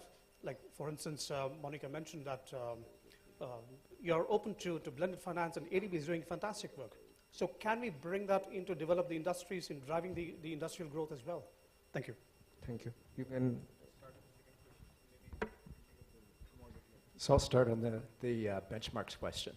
And that was a session we had this year at PDAC in Canada, in Toronto, because a number of industry groups are proposing global standards, global benchmarks, ESG benchmarks, what constitutes green copper, what constitutes green metals, right? And so I think that there's a whole space opening up on this because, to your point, it's otherwise difficult to compare from one asset to the next and from one country to the next unless we have these standards and baselines in which we then have a uniform understanding of definition. I will stop there. Very quickly to answer on the innovative financing side, that's an excellent question. In countries where we worked in Chile, in Colombia, and very recently in Ivory Coast, the traditional financing market supporting this industry is moving towards sustainability-linked loans and sustainability-linked instruments as well. It not only diversifies the types of lenders coming into this space, but comes with the strong ESG criteria, right? So innovation is happening naturally and organically within that market as well. The lenders are sort of going up to the space and say, okay, this is a growing market, but for me to lend into this space, I need to follow the full ESG standards. For that, the instrument has to, or the financing instrument has to fit within the global parameters, right? Whether it is a bond principles or a sustainability-linked loan principles. So that innovation is gradually happening. A new set of investors are actually coming into that space as well. So just to give you that context, that innovation is indeed happening in that space. In 30 seconds, do you want to answer the first question? Anyone on how do you model price volatility? Yes, so the direct answer to that question is yes, we do that, and obviously it's basis a lot of sort of studies that we appoint consultants to help us sort of model that out for us, and we do run sensitivities eventually on whatever the final output is. So we always have a base case, we have a below base case, and we have a bear case, and obviously we have an upside case which generally doesn't get discussed in ICs, but base case, the case below it and the bear case is something that we definitely end up doing, and so that throws up bases. Essentially, it gets factored into the valuation. Thank you. I'll just one follow-up, if you may. Sorry, because quick follow-up to what Marish pointed out is that yes, we have all the sophisticated models to underwrite exposure and funding, but is there a price that we, as a humanity, as a race, that we're willing to pay in order to put a check dam on the innovation and on the growth from the sustainability perspective itself? Thank you. 30 seconds, Satish. Okay. very sort of subjective answer if I want to give you that. What is it compared against, right? I think that's the core part of it, right? If it is compared against your traditional finance, we have been seeing what you call as a greenium or sustainability, depending on how you define it. We are seeing that in countries, right? I can take the recent Ivory Coast example, where we are actually doing a deal. Where a traditional finance, we did one traditional finance tranche and one sustainability linked to finance tranche. We clearly see the pricing difference between that in the positive direction, right? But that may not be the case in another country, right? Depends on what benchmark that we are comparing, again, what kind of maturity that is already there in the local market. But all I can say is the diversification and the innovation is happening in that front, but depending on the jurisdiction and the market maturity, the pricing benefits and the margin comes, sometimes quite pronounceable, sometimes quite not quite pronounceable. Hello. Yes. Thank you. I think this was a fairly informative session on a topic that is not very actively discussed. I hope this has given enough for all of us in the room to think that what is the role that we can play as India scales up its critical minerals value chain and the manufacturing ecosystem. And as many of these industries will develop and will come up in India and Indian companies moving outside, the role of finance will be very important. So not just, I think, the development banks, but Indian banks and other financing organizations such as VCs. We hope that will actively look as an attractive proposition to invest in this space. So thank you again for your comments, and thank you for being a nice audience. Thank you to all our speakers and to the moderator. I would now like to request Mr. Sarvana Bhavan to please come up on stage, Deputy Advisor Niti Aayog. I request him to please present our speakers and our moderator with a small gift. We are thankful to them for coming here and sharing their thoughts with everyone. A small token of appreciation for Mr. Rishabh Jain, Senior Program Lead, CEEW.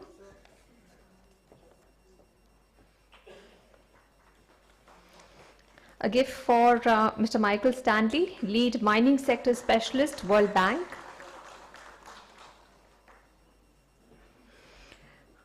One for Mr. Satish Kumar Sundarajan, Practice Manager, IBRD IDA Guarantee Unit, World Bank. A gift for Ms. Anika Sera, Principal Energy Specialist, ADB. A gift for Ms. Ashmita Biswas, India Consultant, IEA. And one from Mr. Moreshwar Panchal, Vice President, NIIF. I request all of you to please gather for a group photograph.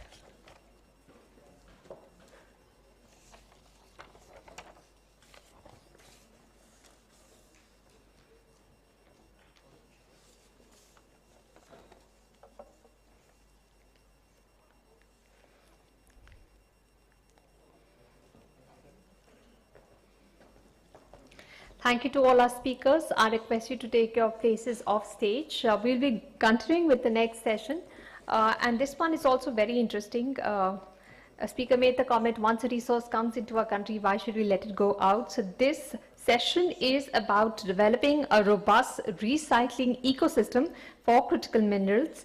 This session will cover emerging technologies for e-waste, end-of-life battery, and industrial scrap recycling for critical minerals, explore models for extended producer responsibility, and assess the role of both public and private sectors in developing collection, logistics, and processing infrastructure. Please put your hands together and welcome on stage our moderator for this session, Mr. Shobhik Bhattacharya, Associate Director and Senior Fellow, TERI. Please give a round of applause and welcome on stage Mr. Shobhik Bhattacharya.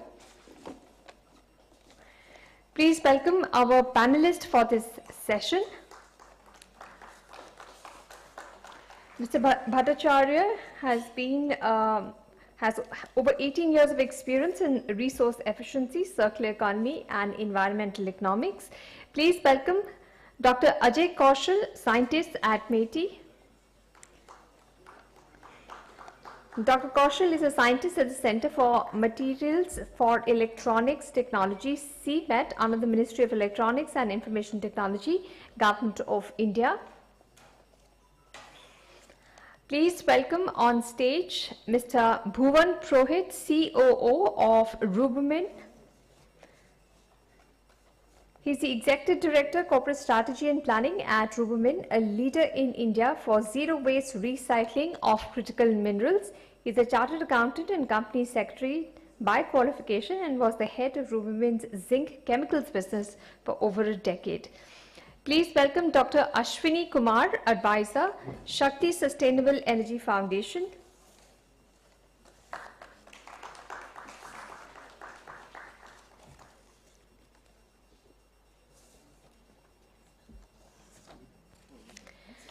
Please welcome Mr. Raman Sharma, Director, Exigo Recycling.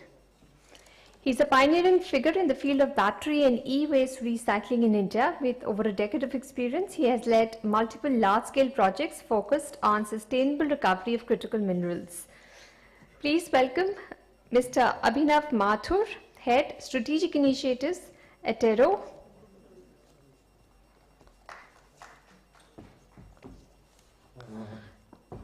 And please welcome Professor Nikhil Dhawan of IIT Roorkee. He is a professor at the Department of Metallurgical and Materials Engineering, IIT Roorkee, with expertise in mineral processing and metal recovery from secondary sources and e-waste. And please also welcome Shri Shakil Alam, Economic Advisor, Ministry of Mines. He will be participating in this panel discussion and giving us the closing remarks as well.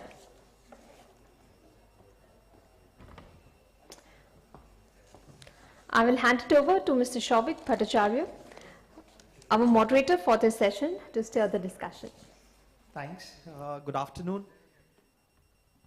So after listening a very informative and thought-provoking discussion by my predecessor, so I was just wondering how to kind of make this discussion most informative again, given that we have around 6 panelists and 30 minutes of time.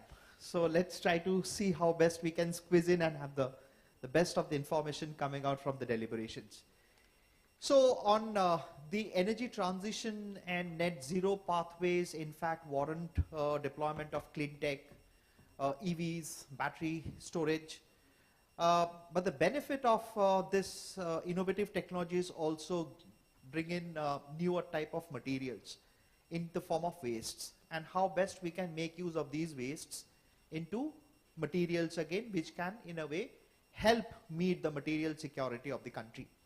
So I was just going through one report published by the International Energy Agency in 2021-22, which said that by 2050, around 40% of the material requirement, the primary material requirement for cobalt and copper, and 25% of the dependence on mining for nickel and lithium can be reduced by recycling, and the total value of this business would be somewhere between 200 to 250 billion US dollars.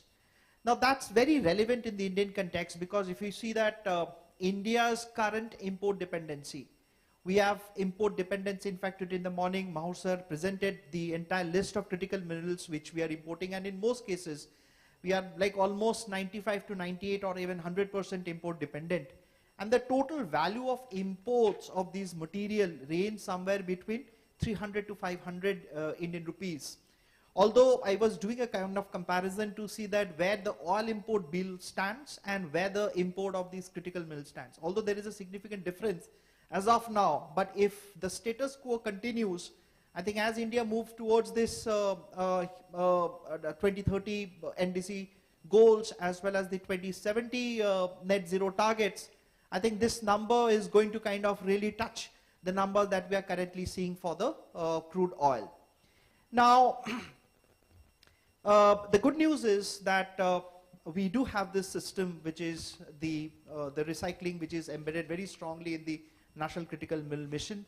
And we are going to discuss about how the entire aspect of circular economy is going to contribute towards the securitization of our critical mineral resources, particularly at a time when we are seeing a lot of these developing economies, particularly China, which we also learned in the morning about the imposition of the ban of rare earths, and that is causing kind of, that is hampering the energy transition in our country. So, so what we will do is, in the interest of time, we would first quickly take a kind of a perception of all the panelists here on the challenges with regard to the critical mineral recycling in the country. We do have two very interesting rules, the battery waste management and handling rules as well as the e-waste rules. There are provisions to some extent, but the larger question is that are these two rules sufficient enough to take care of all the critical minerals that we are talking about, or we need a completely different set of rules that need to take care of the additional resources which are currently not covered, maybe under the MOU notifications. So maybe what I can do is I can start from my left and then we can move towards right. Yes, so why not Abhinav, you start? Hi, thank you very much for this opportunity. I think it's a very timely intervention. I think Ministry of Mines has been doing a lot of work trying to ensure that people are talking about critical minerals, and I think recycling, as a recycler, I personally believe that the contribution that we can make is very significant. Now, to answer the specific question that Shouvik is asking, is the EPR or the waste management rules which are being structured today, are they sufficient? So the clear answer is probably no. And the reasons are multifold. So one of the things that I would like to particularly specify is the fact that when we're looking at these battery management rules or the electronic waste management rules, what we are seeing is that the end product that is expected to be delivered are largely just four: iron, copper, aluminium, and there was one more metal I'm sort of forgetting at this point in time. Gold, yeah, gold. So these are the four elements which are being expected to be produced, whereas if you look at these waste streams, there are close to 60 elements which are there and probably cover most of the critical materials. So the management rules have to first and foremost upgrade so that they are not only looking at the credits for these four metals, but for a wider set of metals and which are more important for the country. So that's one. The second is, today the kind of, the regimen which has been put in place is such that people are able to get away with not really recycling.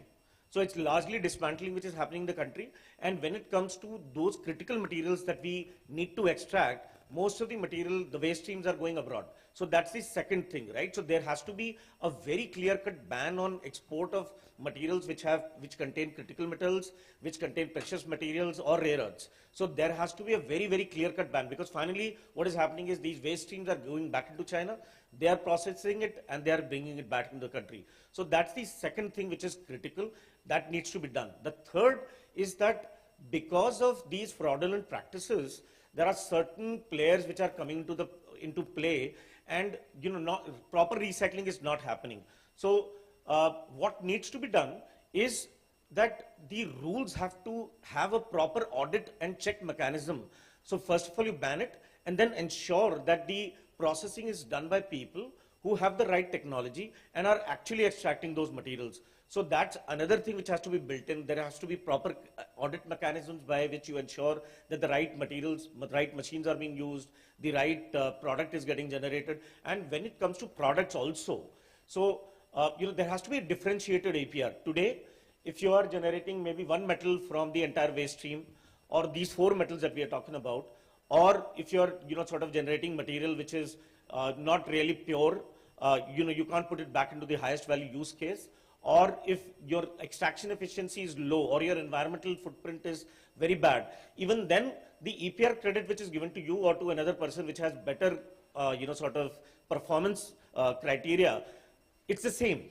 There has to be a differentiation done by people. So if there is a recycler which is able to take out 10 materials, vis-a-vis there is somebody who's able to take out 22, probably he should get more credit. The second, if the extraction efficiency of a recycler is maybe 60%, another is 80, 90%, there has to be a reward or a differentiated EPR credit given.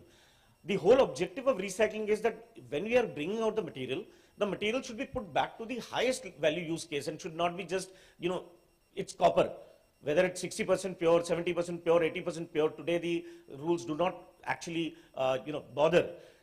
If somebody is bringing out 99.95% pure copper, there has to be a differentiation being provided, and similarly for environment. So I'll stop there. Yeah. So these are some of my initial points. So thanks. 2 points which came out very clearly. We expand the scope of the materials that are currently covered under the EPR, and secondly, when you are talking about just like production linked incentives, we do have also extraction linked incentive, and in terms of the efficiency in which they are kind of extracted. So coming to Ajayji, I just wanted to understand, you represent METI, and they are working on a number of issues associated with recovery of critical minerals, including formalization of the informal sector, sharing technologies with them. So how your experience had been, and how the informal sector, to what extent it is kind of getting addressed in the process? Oh, so in terms of, first of all, thanks Minister of Mines for inviting and having me here. In terms of upgradation of informal sectors, we have multiple projects. So basically, I am a technology developer. I am a scientist. I do develop technology. And we disseminate the technology which we develop, we disseminate to the multiple industries. On recycling of e-waste and we work on lithium battery recycling, solar panel recycling, multiple technologies we have developed. And for the formalization, because this is actually a major challenge in the country also, to formalize the informal sector.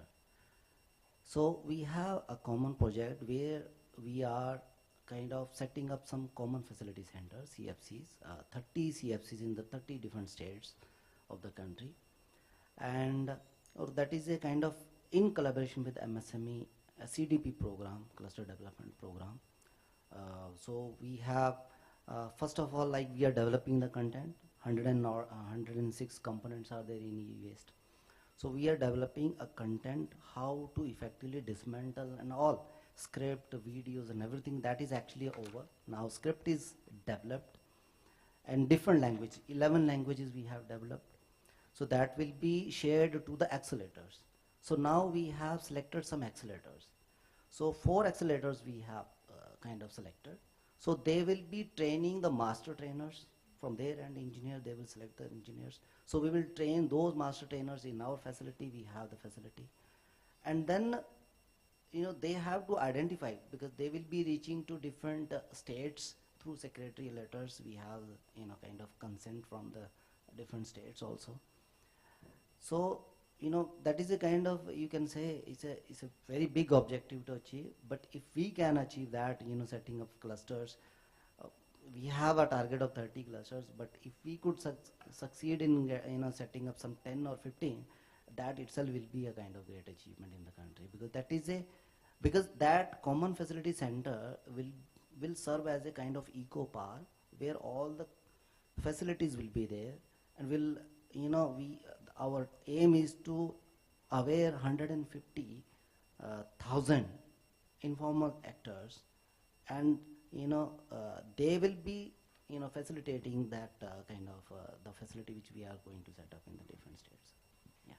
No, that makes a lot of sense, because so India is the 3rd largest generator of electronic waste, around 4 to 5 million ton, and the latest statistics show that only like around 8 to 10% is reaching the formal sector, and almost 90 to 95% of the total waste generating is getting scavenged. And it is in the free. informal sector. It is free service to the informal sector. It absolutely. is not, no payment is involved from the informal sector. Absolutely. So that is free from the government. It's very, very, very interesting initiative. So coming to Purohitji, you also represent the same league as Abhinav. So I would like to pose the same question with you in terms of the current the policy regime. To what extent do you think that this is conducive towards bringing or strengthening circularity in the country, or you still see such kind of opportunities that exist which can be leveraged to make the entire ecosystem more circular in the country? Thank you. Let me address the question in a little different way. First of all, I congratulate the MOEF CPCB, for having successfully put in place a method by which we have transparency, we have inclusion, there is registration of recyclers and producers, there is a digital control, there is a EPR certificate mechanism. We are ahead of the world in this kind of setup. There is no doubt about it. Even some of the advanced nations do not have mechanisms like this. The question is, have we done enough? There is always scope for improvement, and it is for us to highlight them. So that's how I will answer this question, that where are the gaps today, and what we can do to make India a hub for global recycling for critical metals. And I truly believe that's possible because the technology has moved away from the developed nations to Taiwan, Korea, China, and India. India is very well placed with its skill sets to do this, not only for itself, but for the world. The first thing that we have to do is that we have to take up the capacity of recycling. Today, the load for recyclables or the resources is very less. We don't have feedstock. So first thing is to be able for businesses to create those capacities for 2030 or 2029, when the staircase effect happens and you move from consumer electronic batteries to buses and cars, you will not have capacities unless you allow feedstock in the country for us to build capacities. We have put up a plant for 10,000 tons black mass, 20,000 ton batteries. I don't think we'll be able to fill it up in the next 2 years because of two reasons. So first, allow imports of critical resources. These are no longer waste. They are hazardous, control them, but allow the import, which means India being a non-OECD, we are not able to get material from OECD. We need to have arrangements with US, Europe to have imports of these materials because they need processing capabilities other than China. And India has that capability. Our hydrometallurgy is very evolved. Second, stop exports. I mean, it's on one side we're calling it critical resources, on the other side we're exporting it. It's not. There has been a move by the export committee at MOEF saying that you need to get a license to export. But people are moving it in the names of other materials. So somebody gets a black mass and they move it as unwrought metal powder, or they move it as compound, some metallic compound. So SPCBs have to take a note, they have to curb this, and MOEF, DGFT, customs and state pollution control boards have to work together. There is no other way you can put a stop it. What from Atero, there was a suggestion came through with Abhinav that, audit, strengthen your audit procedure. Today, EPR is getting diluted because people are able to trade scripts which they did not have rights to do. So that's one part. But above all this, these are things which will get ironed out in the coming few months or maybe a year, 2 years. What is most critical for the country here is that we need to innovate, innovate, and innovate. There is no other way out of this. And I was very pleased to see the brain power and the research of this country together in this room, offering their services, offering their research. I think sharing of academia knowledge with the industry is the biggest area where we have been lacking, which China has very, very beautifully captured, and they have converted. And now I'm very happy. I'm sure this will happen in India also.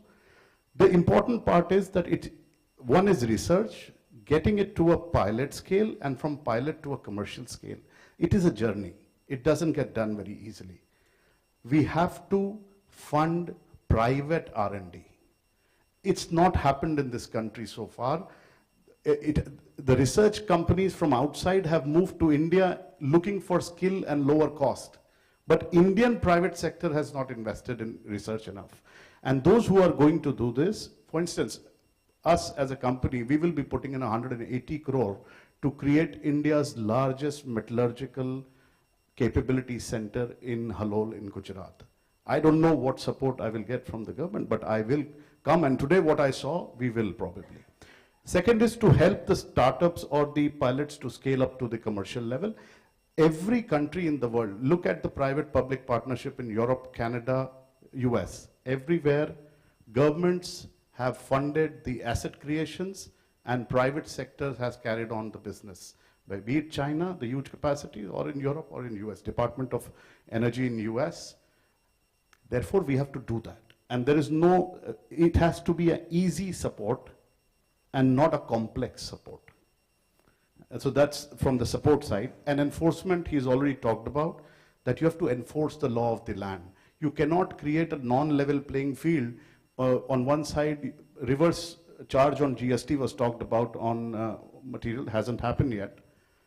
But at the same time, the safety protocols or the, the environment, getting other material, and the last point which I make before I rest this thing, is that EPR is a great tool we have created. We are polishing it, but you can quickly add products to it. I, as a recycler, do not look at battery recycling. It means nothing to me. I am doing recycling of slurries, industrial waste, spent catalyst, batteries, and other intermediate products coming to me from other recyclers. For me, it doesn't matter. If there is molybdenum, tungsten, vanadium, cobalt, nickel, lithium, I will buy that material and extract. We are extraction companies. We are not recycling companies.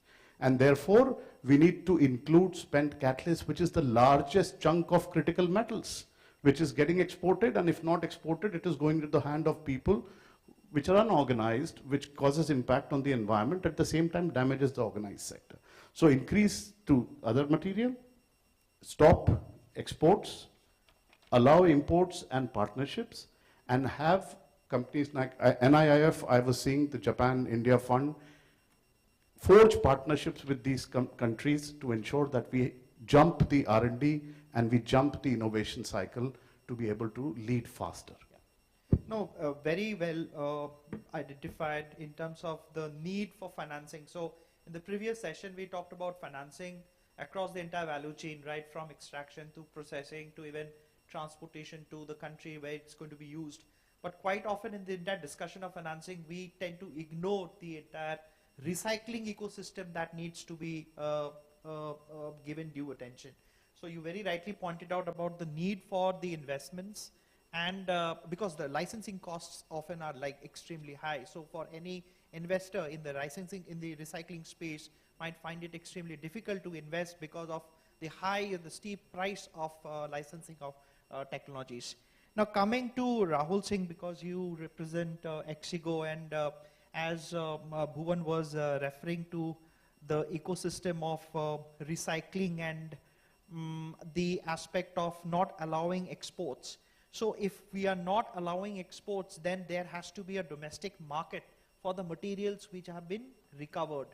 So how do you see the aspect of secondary material content in all our, say, future commodities, electronic products, batteries, to have a kind of a secondary material requirement which would in a way help the recyclers to find market domestically rather than like kind of going for exports. Now, is that feasible, and if it is, then how it's going to work? Rahul, huh? I'm just forgetting. So if you would like to take, Bhuvan, if you would like to take it up, or I can go to Ashwini. I'll just answer that. Rightly said, there is no need to export if there is enough consumption in the country. We are talking of stockpiling here. We are talking of increasing the stock. India can pay a better price for these materials today. What is going out of the country is not finished products. What is going out is the resource which we can recycle and get it into the finished products. Second, it is going out not because Indian recyclers cannot pay a better price. It is going out because you can send it out as a product and you can claim EPRs. Otherwise, you'll have to sell it as a waste to a recycling company. So I think that part needs to be completely eradicated over the next 3 months. It cannot happen. Because that is the biggest damage, almost anti-national to do that. That you you break a battery, take out a black mass, call it something else, and ship it to Korea. And take EPR credit from the Indian producers. Should not be allowed. Ashwini sir, would you like to kind of come in here? Okay, thanks. Maybe I would like to take this question my own way, and I would like to connect with the introductory remark on the available, policies which are there in terms of e-waste or in terms of battery management kind of thing. First of all, because I belong to RE sector basically, and as you all see that there are big targets, and right now we are sitting at 200, we want to reach to 500, then we want to reach beyond that. So these kind of things. Critical raw materials is the essentiality. In fact, that has assumed further criticality for us to survive, and especially because of the geopolitics, the way it is moving. So that has become very important. Coming to that, and one thing which differentiates the existing e-waste rules and what needs to be there for recycling is that there the problem is removing waste.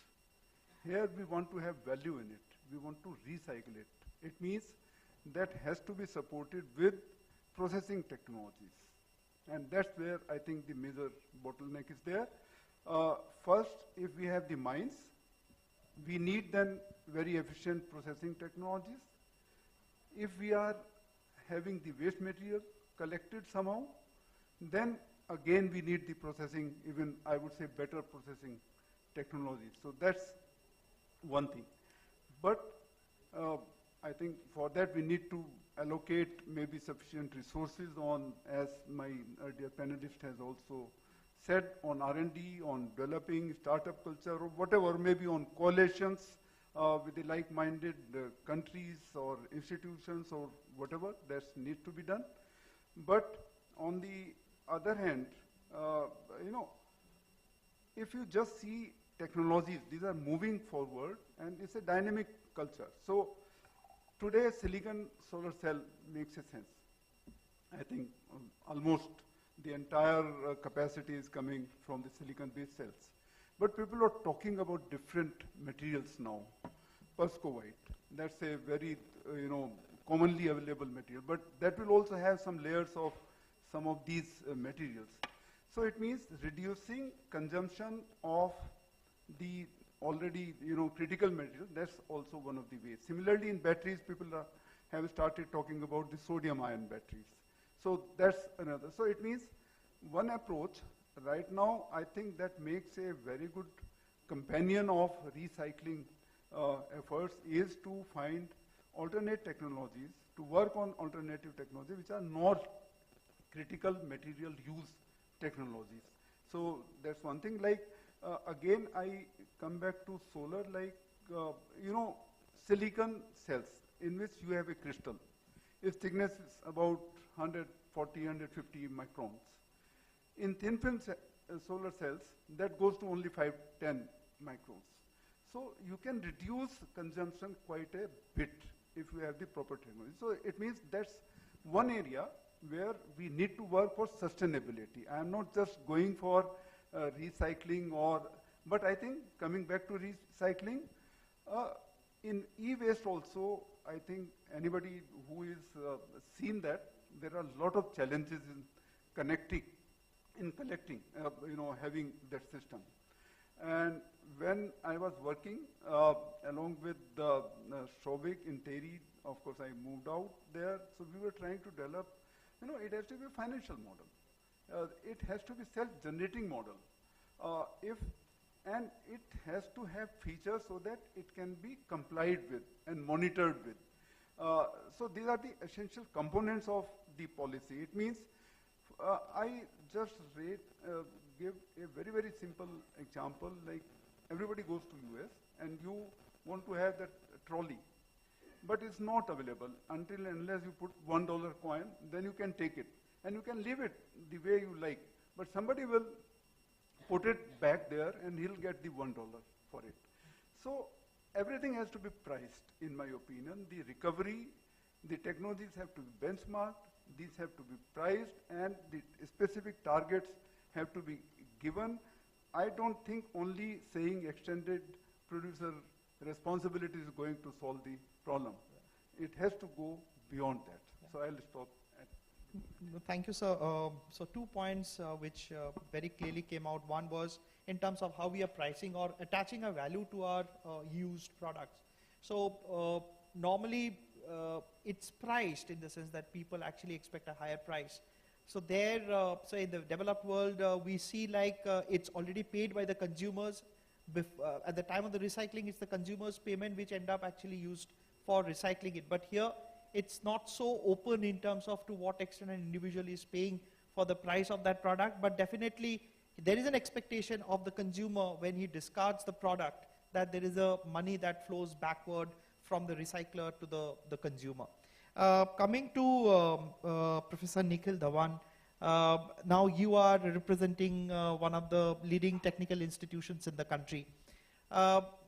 So the question that comes to my mind is that we need technologies. Obviously, we are talking about technologies that the informal sector needs, where there are like kind of indigenous technologies, where technologies without any kind of licensing fee can be leveraged. So how the academic world or the research fraternity in the country led by institutions like IIT Roorkee is spearheading this initiative in terms of developing the technologies and giving it to the society at large for recycling.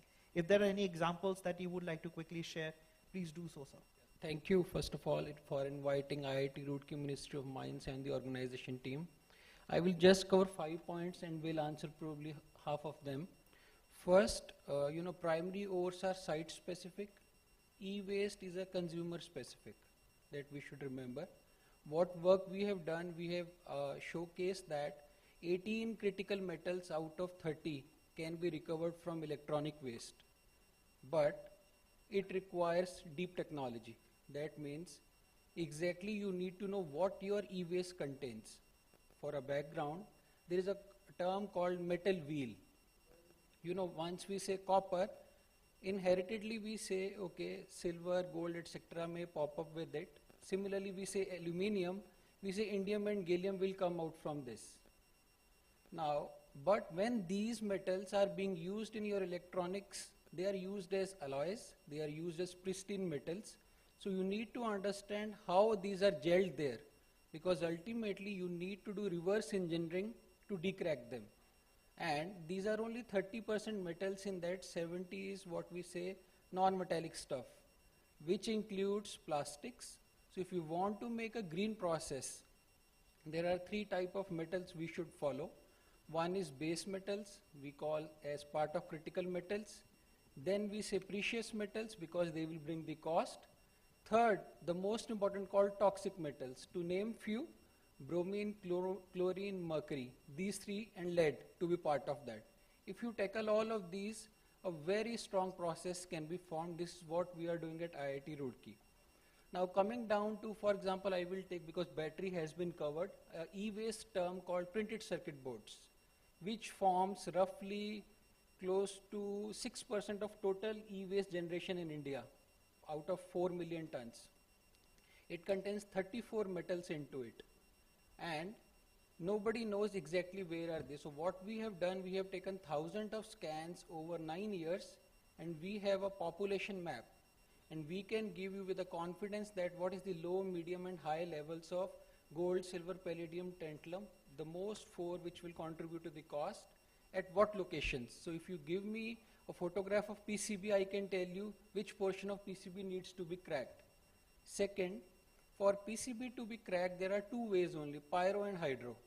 So for pyrometallurgy, people will go for outside technology, again going to Umicore most probably, that will give you a TSL plant, or it will give you a TBRC, top-blown rotary converter. We can offer you the solutions using thermodynamical calculations, because few metals out of them will go into gas. So how we can control those ones if you want to get rid of pollutant levels issue later on. Number 3, we pick 0.6 what we say components from PCBs. Now question comes, what will happen to the rest of board? No, don't worry, because we have AI ML trained photographs for that and a model which can tell you which device it is, and a robotic arm is there to pick them. So in short, rather than making a pool of 27 to 34 metals and then struggling, why not to have a dedicated streamline where you can offer 3344 metals from a single stream. This requires a lot of knowledge, because this is where electronics industry need to be pulled up, because they will tell you what is the switch material they are using, what is the electronics made up of, and this is where their IPR lies. Nobody tells you exactly what is that component made up of. For example, there are two types of capacitors which are widely used, tantalum capacitors, second is called multi-layered ceramic capacitors. You recycle multi-layered ceramic capacitors, you get silver and palladium out of that. Next, I will move, so collection and then depopulation, we want to say removal of components from that. This requires a strong effort of deep knowledge, characterization, as well as instrumentation and AI/ML. Last, we are no more into the realm of recycling now. We have to really move from recycling to upcycling, so that the products what we get at the end of recycling, they should be pushed back into the manufacturing sector. Otherwise, there is no way you can escape informal recycling back. So we will be more than happy to discuss off the table regarding any of these discussions. Thank you. Thank you so much. In fact, I really like the concept. Obviously, from the waste hierarchy, we have the 9 principles, but nowhere it talks about the upcycling part. So rather than calling it a recycling, we should be calling it as a kind of an upcycling. So when we call it an upcycling, so the points that were deliberated earlier in terms of creating markets for these materials in the economy, preventing exports, so can automatically be taken care of through this nomenclature. Now, before I come back to the panelists for their final words, so I'll maybe pause for a couple of minutes and try to understand if there are any questions. We can take max 1 question. Yes, sir. My question is to Dr. Abhinav and Mr. Bhuvan. Whether the recycled mineral metals you extract from the black mass, you are able to, the downstream industry is available in India, or you export it back to some other country to bring it back as a final project? So, see, there are different applications of the same products, right? Not necessarily that battery manufacturing is the only place where you'll use lithium or cobalt. So in our case, for example, we do supply lithium to Indian companies as well. These are, some of them are in the battery manufacturing space, but there are some which are, say, for example, in the pharmaceutical space. Lithium is sold for, developing drugs as well. Cobalt, there are, like I said, players who are picking up cobalt, which are trying to create, PCAM material from the material that we have created. But we also provide, this to the paint industry. Having said that, we have multiple projects at this point in time. One with IIT Delhi, one with IIT Chennai, where using all of our material, which we have extracted from recycling, they have created new, fresh batteries, and they are at this point in time doing a whole battery of tests to figure out as to what is the longevity of this particular battery, how many cycles can it take, at what amount can it extract, the current, etc. So there are applications. Having said that, yes, there is some amount of material that we send.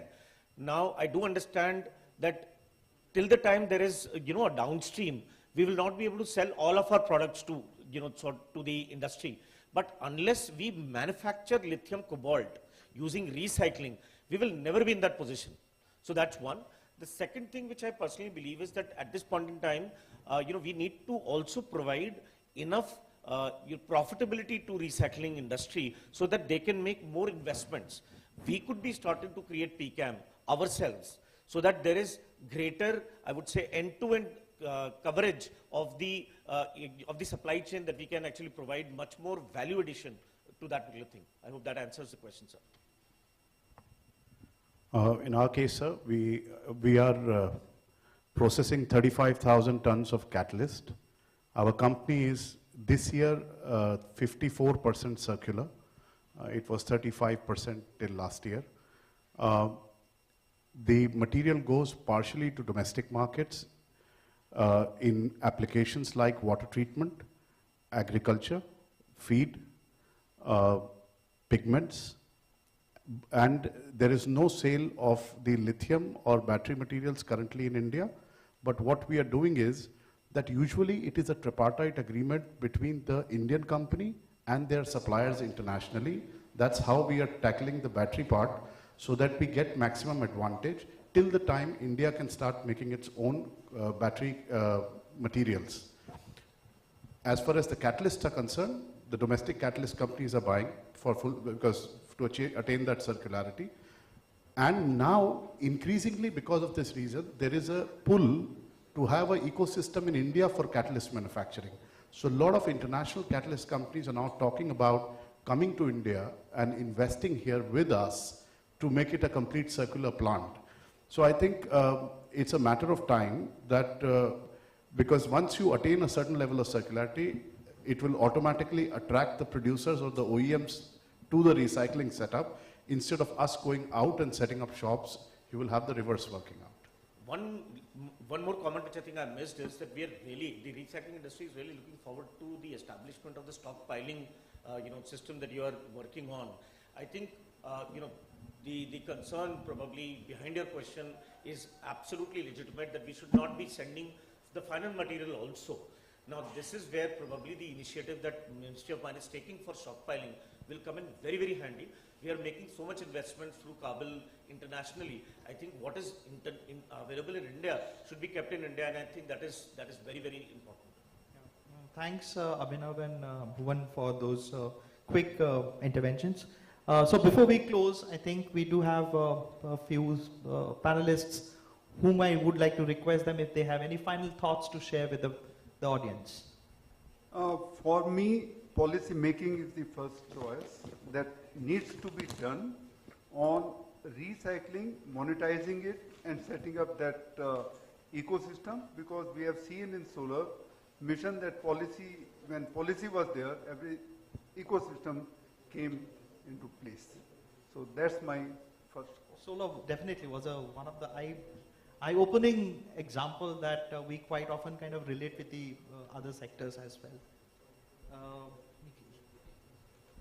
I think there should be a very strong buyback policy, just like lead acid batteries, lithium ion batteries, LCDs, solar panel, which we are not foreseeing as of today, but you will see probably lakes of them in coming years. So that needs a lot of attention.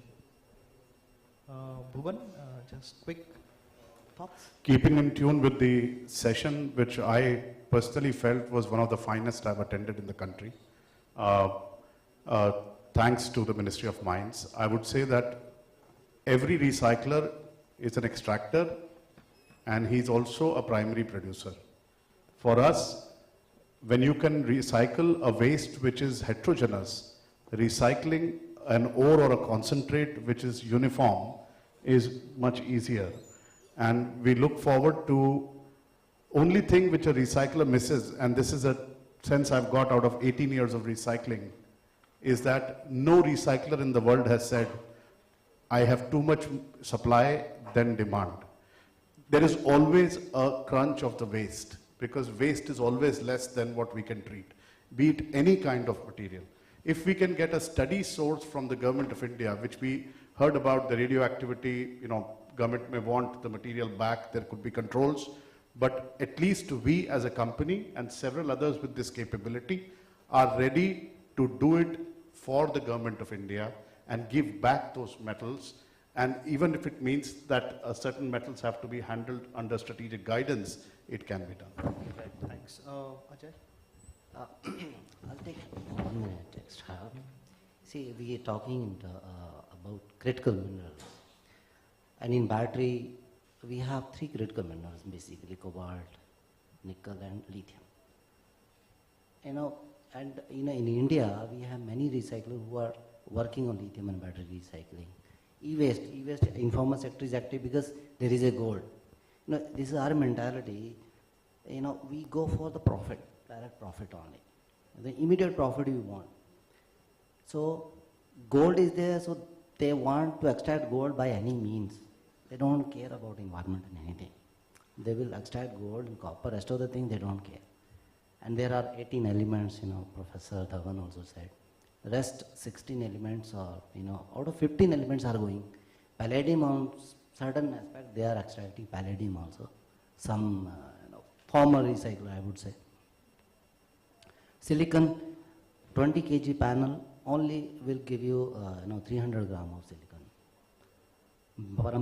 Permanent magnets, 1 kg of hard disk permanent magnet will give you 300 gram of neodymium oxide, which is of high value, very high value. Now, in critical minerals, there are indium in like ITO glasses, LCD panels, gallium in LEDs, germanium is there, a lot of PEGs are there. There are challenges, we can develop the technology, but there has to have some kind of end user to that to complete the supply chain. For example, if I develop a technology, and we are developing also, because as a government entity, we are developing the technology, like germanium from the optical fibers. But there is no industry or manufacturer in the country who actually manufacture optical fiber, to whom those germanium will go at. Now, if we develop the technology, there will be no recycler to take the technology also. Now, if a government or any, if we can have a metal bank type, I'll just give a small example. We produce hafnium also, which is a critical mineral, very critical mineral. And when we produce the hafnium, we were producing only for the space application. That time the price was, our processing cost was equivalent to the, or even the higher than the price which they were getting from the China. But now after Russia-Ukraine war, the price of hafnium now in the market is 5 lakh rupees per kg, and our processing and our price is still the same which we were having. Now the space is very happy. So in that case, if that line we go, create a metal bank or some strategies from the government side also, so that a recycler can take the technology, that is very much important to complete the supply chain. So in fact, Ministry of Mines, they are working on the stockpiling part, which is essentially like what Abhinav was referring to, metal bank or stockpiling, which obviously at times of requirement you make it available, even if there is kind of huge market uncertainties. Yeah. So I didn't get an opportunity to really make all my points, but one thing which I want to sort of highlight is that there is a need, and if you are very serious about ensuring that more metals come out, there will have to be a grading, which I have spoken about, and that you need to ensure that the recyclers which are extracting more are supported to the extent possible, so that we can extract more and we can, make the country Atamnirbharbharat, which is the objective, rather than just pushing recycling or just trying to extract minimum materials out of it. And I think, while there is great amount of effort and there is a great service that the informal sector does, I think there is a huge risk also. If we really continue to scale that informal sector, they will continue to go and try to just extract gold, silver, and whatever is the bare minimum possible, rather than getting out all the materials which are there, which will continue to go down the drain. And that is something which we have to guard against. Thanks. Thanks, Abhinav. Now, to have the official closer of this session, we have Economic Advisor from the Ministry of Mines, and may I request you to kind of share the closing remarks. Yeah, thank you so much. So the experts here have really said quite a few interesting things out here. So I think we all agree that when we speak about encouraging of the recycling system, the critical mineral recycling system, it has to be from all aspects. Including R&D and its translation to the plant level, then EPR related issues are there, and even skilling. So I'll just go one by one. So as you are already aware, under NCMM, so we are working out with a mechanism to offer some kind of incentives, financial incentives, subsidies, in the form of reimbursing the expenses that some of the recycling units would incur on equipment and machinery, and even some subsidy even on operational expenses also. Such a scheme obviously would cover, e-waste like recycling, LIB scrap recycling, and even other like recycling streams. Here, we of course feel that the incentives should be for the recycling value chain, which is involved in actual extraction of the, of the elements, and not in the like dismantling or sorting or shredding, which usually are called like L1 or L2 kind of like recycling, right? So, like especially if you have seen like in the LIB scrap recycling space in India, so we do not have enough like players. And like whatever we have, the Indian recyclers are mostly, as plus said, are the R2 like recyclers, the ones who are producing the black mass. There is of course handful of very good recyclers, about 8 to 10 probably, who are into the R4 like recycling, the end-to-end like recycling, like as we like speak, with probably about a total annual capacity of about 100 KT or so.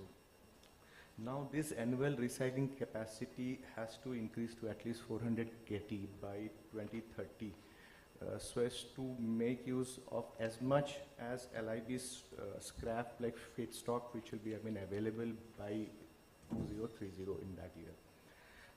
Here, like what we expect is that the incentives from the scheme, which we are like envisaging, we are still investing it out, should create more R4 kind of like recycling capacity in India. Some kind of estimates like which we have made. Around across the e-waste and the LIB scrap and other like recycling systems, the incentives can easily help establish over 200,000 tons of annual recycling capacity, and at least 30 units can easily like avail of this scheme. And obviously as far as employment is an like important like aspect for us also, and like probably about 7,500 core employment is what we expect out of the like scheme. Now on the EPR framework, of course it is for MOFCC, which administer the all the like hazardous waste management rules and all. But of course, like at our end, like we can look at suggesting to like refine aspects of some of these rules. Like for example, adding more like used products to the like list of wastes, then strengthening of the like traceability mechanism and all, and even adding some functionalities of the existing like stakeholders and all. So in fact, Shobik, you will be aware, we have instituted a study, and like hopefully through it, like we can offer some help to the changes which will be like required to the like EPR rules. The aspect of R&D is also like quite important, and in a sector which requires to upgrade its processes with high-end equipment and machinery. Right, so in the first session, after the inaugural, we heard about some of the very good work done by, our R&D labs. Now, like under the NCMM, we have a focused approach, and the approach is that we are going to establish centers of excellence in R&D for the entire value chain, including R&D in recycling. So these COEs as it is will operate in a hub and spoke model. So where the COE will be a kind of a reputed higher higher educational institute or an R&D like lab, which will be the hub, and there will be at least 2 other R&D or academic institutes which will act as spoke, and at least 2 industry spokes. The COEs will aim to undertake those kind of research which will have high translational impact, and hence the industry and the R&D ecosystem have to like join hands in order to make the COE initiative a success. Now on to my very like last point, which is skilling. So unless like people are trained to operate the high-tech equipment and the machines, the industrial like, entities in mining, recycling and processing as well will not be like able to operate efficiently, right? That we all know. So some of our higher academic institutes and also R&D like labs, which we are aware of, are offering high-end skilling, and some big industrial units also have their own in-house skilling courses and all. However, an integrated plan probably will be like required to cover the entire value chain by skilling, from exploration to mining, extraction, recycling and processing. And such a plan should also involve every class of institutes in imparting skilling, such as skill training institutes or ITIs, even academic and R&D institutes, and even industry-run skill institutions also. It should also, obviously, enable us to introduce the new age skill courses which will be, required for the critical mineral value chain and all. So some ideation at this stage is already happening for a skill anticipation kind of a study, but we'll have to work more on this. So that's my take on this. Thank you. Thank you, sir. And so before we end, I would like to request to all of you to put a round of applause for all the value that they have been able to bring on the table during today's discussion on the recycling sector. Thank you. Thank you to all our speakers, our panelists and moderator. I request all of you to please remain seated on the stage. I will now take this opportunity to invite on stage Shri V.L. Kantharao, Secretary, Ministry of Mines. I request him to please come on stage and give us his assessment of the day's deliberations. Please put your hands together and welcome on stage Shri V.L. Kantharao.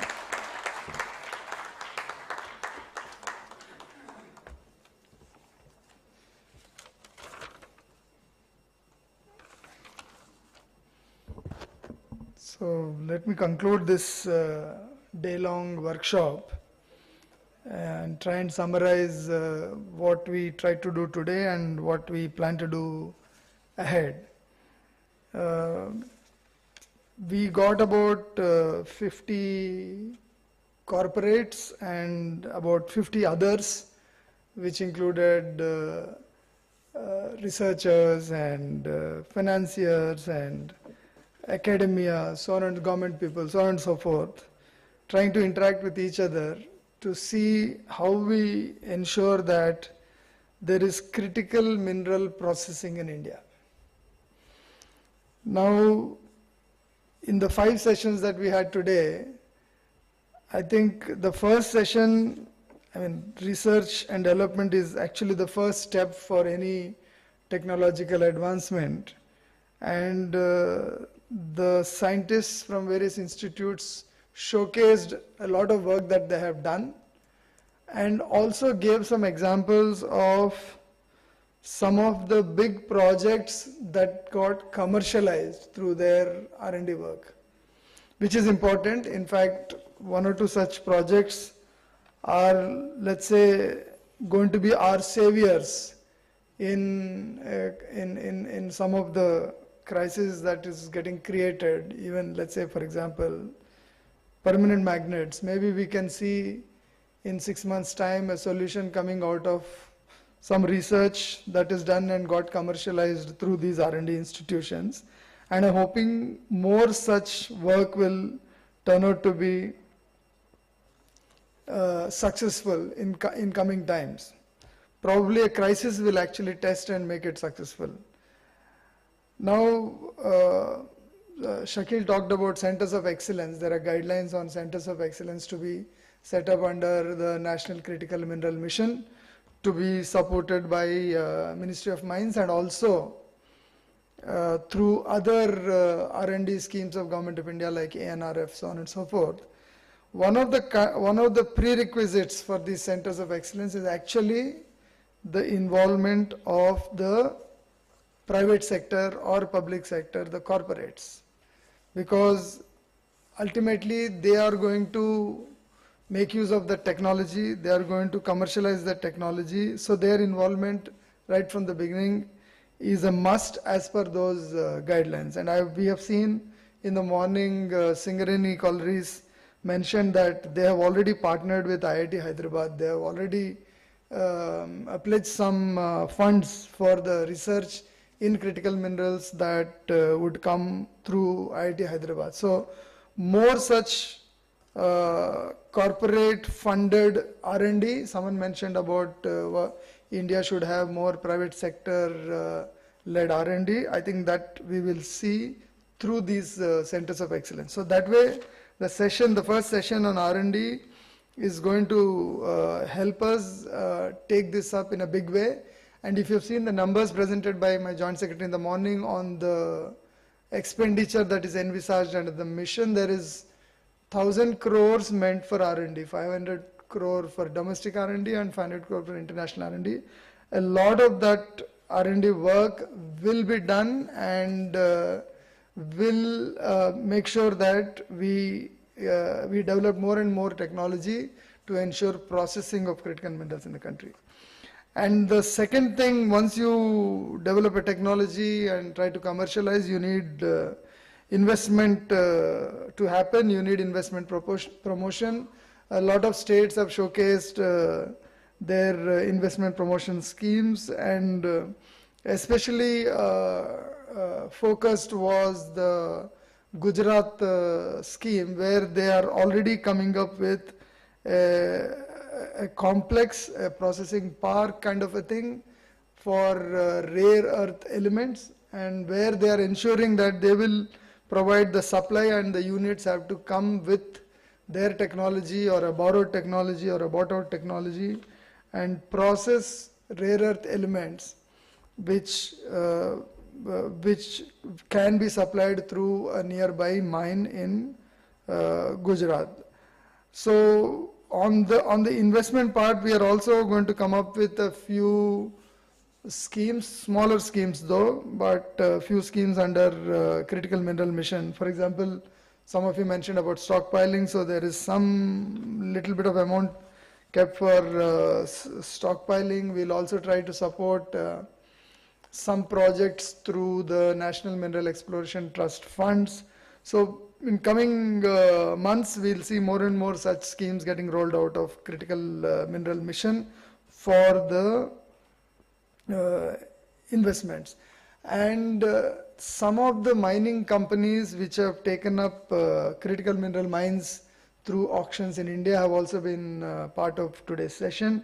And they will probably be more and more interested as to how they can not just mine but also try and process the mineral ore in the country through these investments. And to process, we have called some companies which have specific projects in processing, which are doing a lot of good work, which have also given examples on the different types of investments that they can make. There were big companies, small companies, but they actually talked about the real groundwork that is happening in processing. So those companies, I'm sure, must have given a lot of ideas to others present here on how we can move forward in some of the processing projects. On the financing, of course, most important, without financing, none of this is going to work. On the financing, I think we have got very good ideas that have come up, and of course, we have also got to know that some of the international financing agencies can fund these companies, and I'm hoping that after their presentations, some people who attend the session will definitely approach them. On the recycling, of course, I take the comment that probably this was one of the best sessions in the recent times. So a lot has been said about the quality and about how to control the exports and so on and so forth. We will definitely look at all these aspects, because this is probably one area where we are going to come up with the first scheme after the critical mineral mission's launch. And as Shakil pointed out, there will be good amount of support for companies to set up recycling units for critical minerals. What is more important for Ministry of Mines, is that it has been 4 months since the critical mineral mission has been launched, and we need to deliver results, right? We have given in our guideline document, which is on our website, we've also given some of the expected outcomes as to what we'll do in the 7 years of the period that was there for the mission. I think acquisition of critical mineral assets abroad, of course there are a lot of critical mineral assets that have got auctioned and acquired in the country, but acquisition of critical mineral assets abroad is a target, and some of the companies, some of the PSUs mentioned a few projects that they are looking at, and I'm sure many more will happen. This is an area which we have been pushing in smaller meetings, smaller gatherings, and we are also, we are also keen on some targets on R&D projects that we want to take up. We have already funded a lot of startups. We will fund a lot of bigger R&D centers, private companies through these centers of excellence, and hope to generate a lot of research, commercial research which can be commercialized, a lot of patents and so on and so forth. Processing units is probably our next target, because I think we have done enough of mine auction and this and that, and processing units is where actually you can see the product available in India, and you can say that we are supplying to the consumers in India. And on processing units, we don't have a scheme immediately. I mean, I don't think we have a scheme, but this is where we can ensure, let's say, supply of raw material by connecting with the mines, and trying to ask companies which acquire mines abroad to supply raw material to these processing units. Processing of critical minerals, I know a few companies which I've attended today. They have units, or they're setting up units for processing in India, and they're sourcing their raw material from Africa or some other countries. We will try and support those units through some raw material supply tie-ups, or acquiring some mineral assets abroad. And of course, the last target that we have is on recycling, and we will, some of the targets Shakil mentioned, we will have some 20-30 units which will be funded, some kind of support for recycling. So I just want to say that, as I said in the morning, this is more a workshop or a technical session, or more a business-like meeting, in which we have made everyone meet each other, and now after this conference we are going to meet people in smaller groups and follow up on some of the ideas and some of the projects and some of the initiatives that we think can go forward on the basis of discussions today. Thank you very much.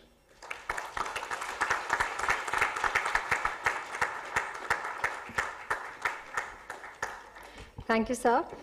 We are grateful to our panelist and our moderator for this discussion. I would request Ms. Preeti Shukla, Program Manager, Shakti Foundation, to please come on stage and present speakers with a small gift for coming here and sharing their thoughts with the audience. I would request you to present a plant to Mr. Shouvik Bhattacharya, Associate Director and Senior Fellow, Delhi.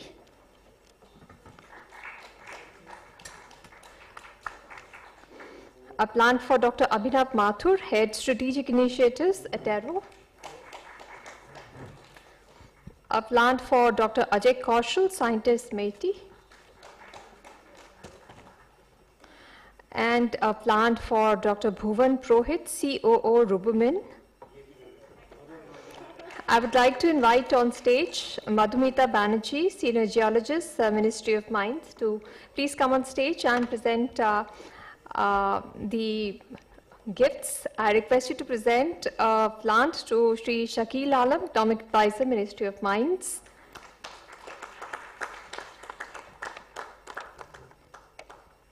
A plant to Professor Nikhil Dhawan, IIT Roorkee. And a plant to Dr. Ashwini Kumar, Advisors, Shakti Sustainable Energy Foundation. I request all of you to please gather for a group photograph.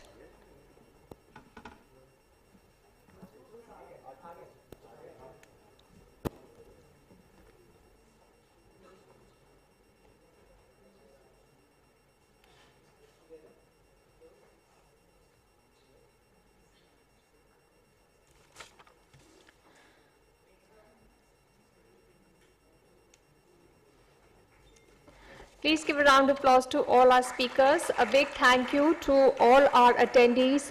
Thank you to our speakers for their time. To all the scientists and company representatives and government representatives that gave us presentations. And here's wishing you all the very best for your collaborations in the critical minerals processing sector. Please do join us for tea, which is being served outside.